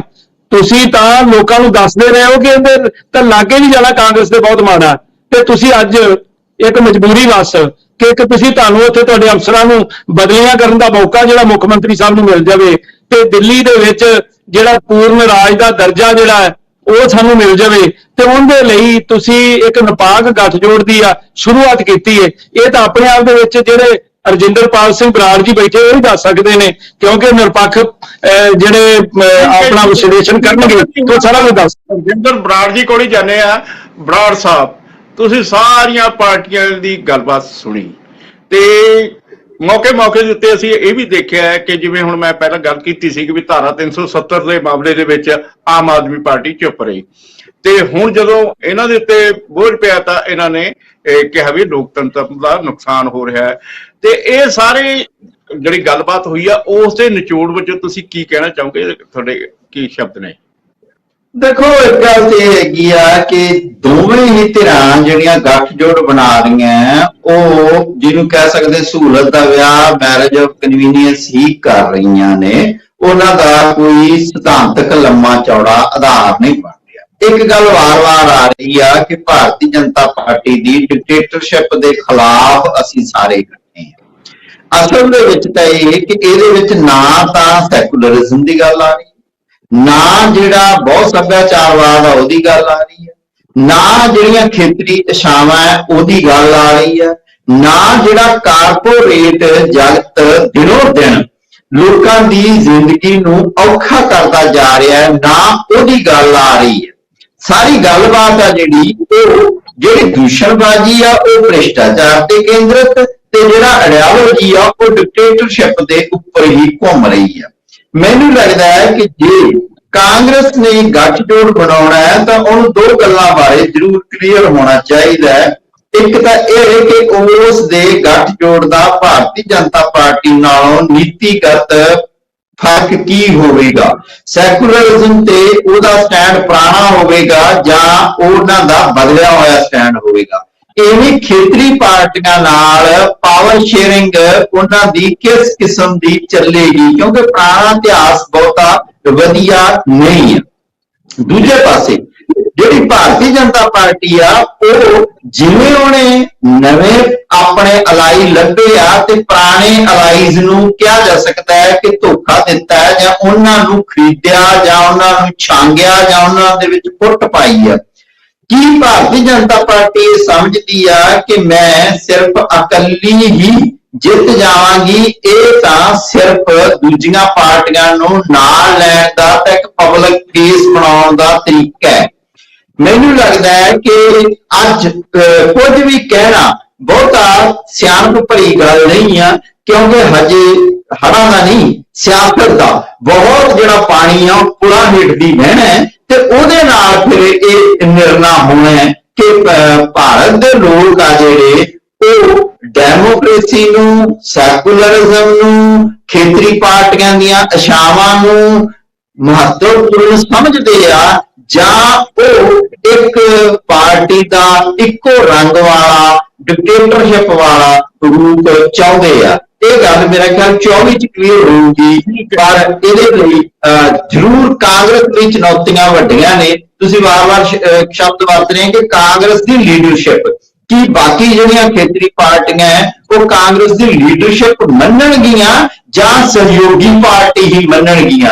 ਦੇਖੋ, ਲੀਡਰਸ਼ਿਪ ਮੰਨਣਾ ਹੋਰ ਗੱਲ ਆ, ਸਹਿਯੋਗੀ ਧੜਾ ਹੋਣਾ ਇੱਕ।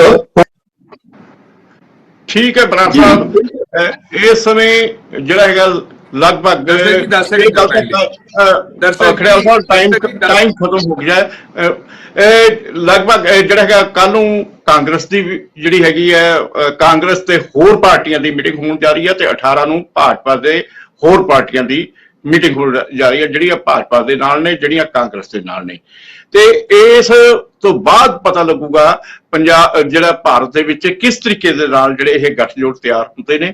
ਤੇ ਇਹਦੇ ਵਿੱਚ ਇਹ ਗੱਲ ਪੱਕੀ ਹੈ ਕਿ ਜਿਹੜੀਆਂ ਛੋਟੀਆਂ ਪਾਰਟੀਆਂ ਨੇ, ਜਿਹੜੀਆਂ ਖੇਤਰੀ ਪਾਰਟੀਆਂ ਨੇ, ਉਹਨਾਂ ਦੀ ਅਹਿਮ ਭੂਮਿਕਾ ਰਹੂਗੀ, ਤੇ ਪਹਿਲਾਂ ਵੀ ਰਹੀ ਹੈ ਤੇ ਆਉਣ ਵਾਲੇ ਸਮੇਂ ਦੇ ਵਿੱਚ ਵੀ ਰਹੂਗੀ। ਬਰਾੜ ਸਾਹਿਬ, ਖੰਡਿਆਲ ਸਾਹਿਬ, ਪੀਰ ਮੁਹੰਮਦ ਸਾਹਿਬ, ਅਰੋੜਾ ਸਾਹਿਬ ਤੇ ਬੱਬੀ ਬਾਦਲ ਸਾਹਿਬ, ਤੁਸੀਂ ਸਾਰਿਆਂ ਨੇ ਆਪਣੇ ਆਪਣੇ ਜਿਹੜੇ ਹੈਗੇ ਆ ਵਿਚਾਰ ਪ੍ਰਗਟ ਕੀਤੇ, ਤੇ ਲੋਕ ਸਾਡੇ ਦਰਸ਼ਕਾਂ ਨੂੰ ਵੀ ਪਤਾ ਲੱਗਿਆ ਜਿਹੜੇ ਇਸ ਸਮੇਂ ਇਸ ਚਰਚਾ ਦੇ ਵਿੱਚ ਜੁੜੇ ਹੋਏ ਨੇ। ਤੇ ਕੱਲ ਨੂੰ ਕਿਸੇ ਹੋਰ ਮੁੱਦੇ ਨੂੰ ਲੈ ਕੇ ਫਿਰ ਹਾਜ਼ਰ ਹੋਵਾਂਗੇ। ਉਦੋਂ ਤੱਕ ਦੇ ਲਈ ਸਾਨੂੰ ਦਿਓ ਆਗਿਆ। ਸਤਿ ਸ੍ਰੀ ਅਕਾਲ।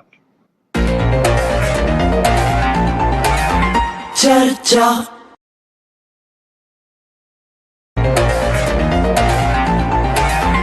चर्चा। ਸਤਿ ਸ੍ਰੀ ਅਕਾਲ ਦੋਸਤੋ, ਮੈਂ ਦਰਸ਼ਨ ਸਿੰਘ ਦਰਸ਼ਕ ਚਰਚਾ ਪ੍ਰੋਗਰਾਮ ਲੈ ਕੇ ਹਾਜ਼ਰ ਹਾਂ। 2024 ਦੀਆਂ ਲੋਕ ਸਭਾ ਚੋਣਾਂ ਨੂੰ ਲੈ ਕੇ ਸਾਰੀਆਂ ਪਾਰਟੀਆਂ ਤਿਆਰੀਆਂ ਕਰ ਰਹੀਆਂ ਨੇ।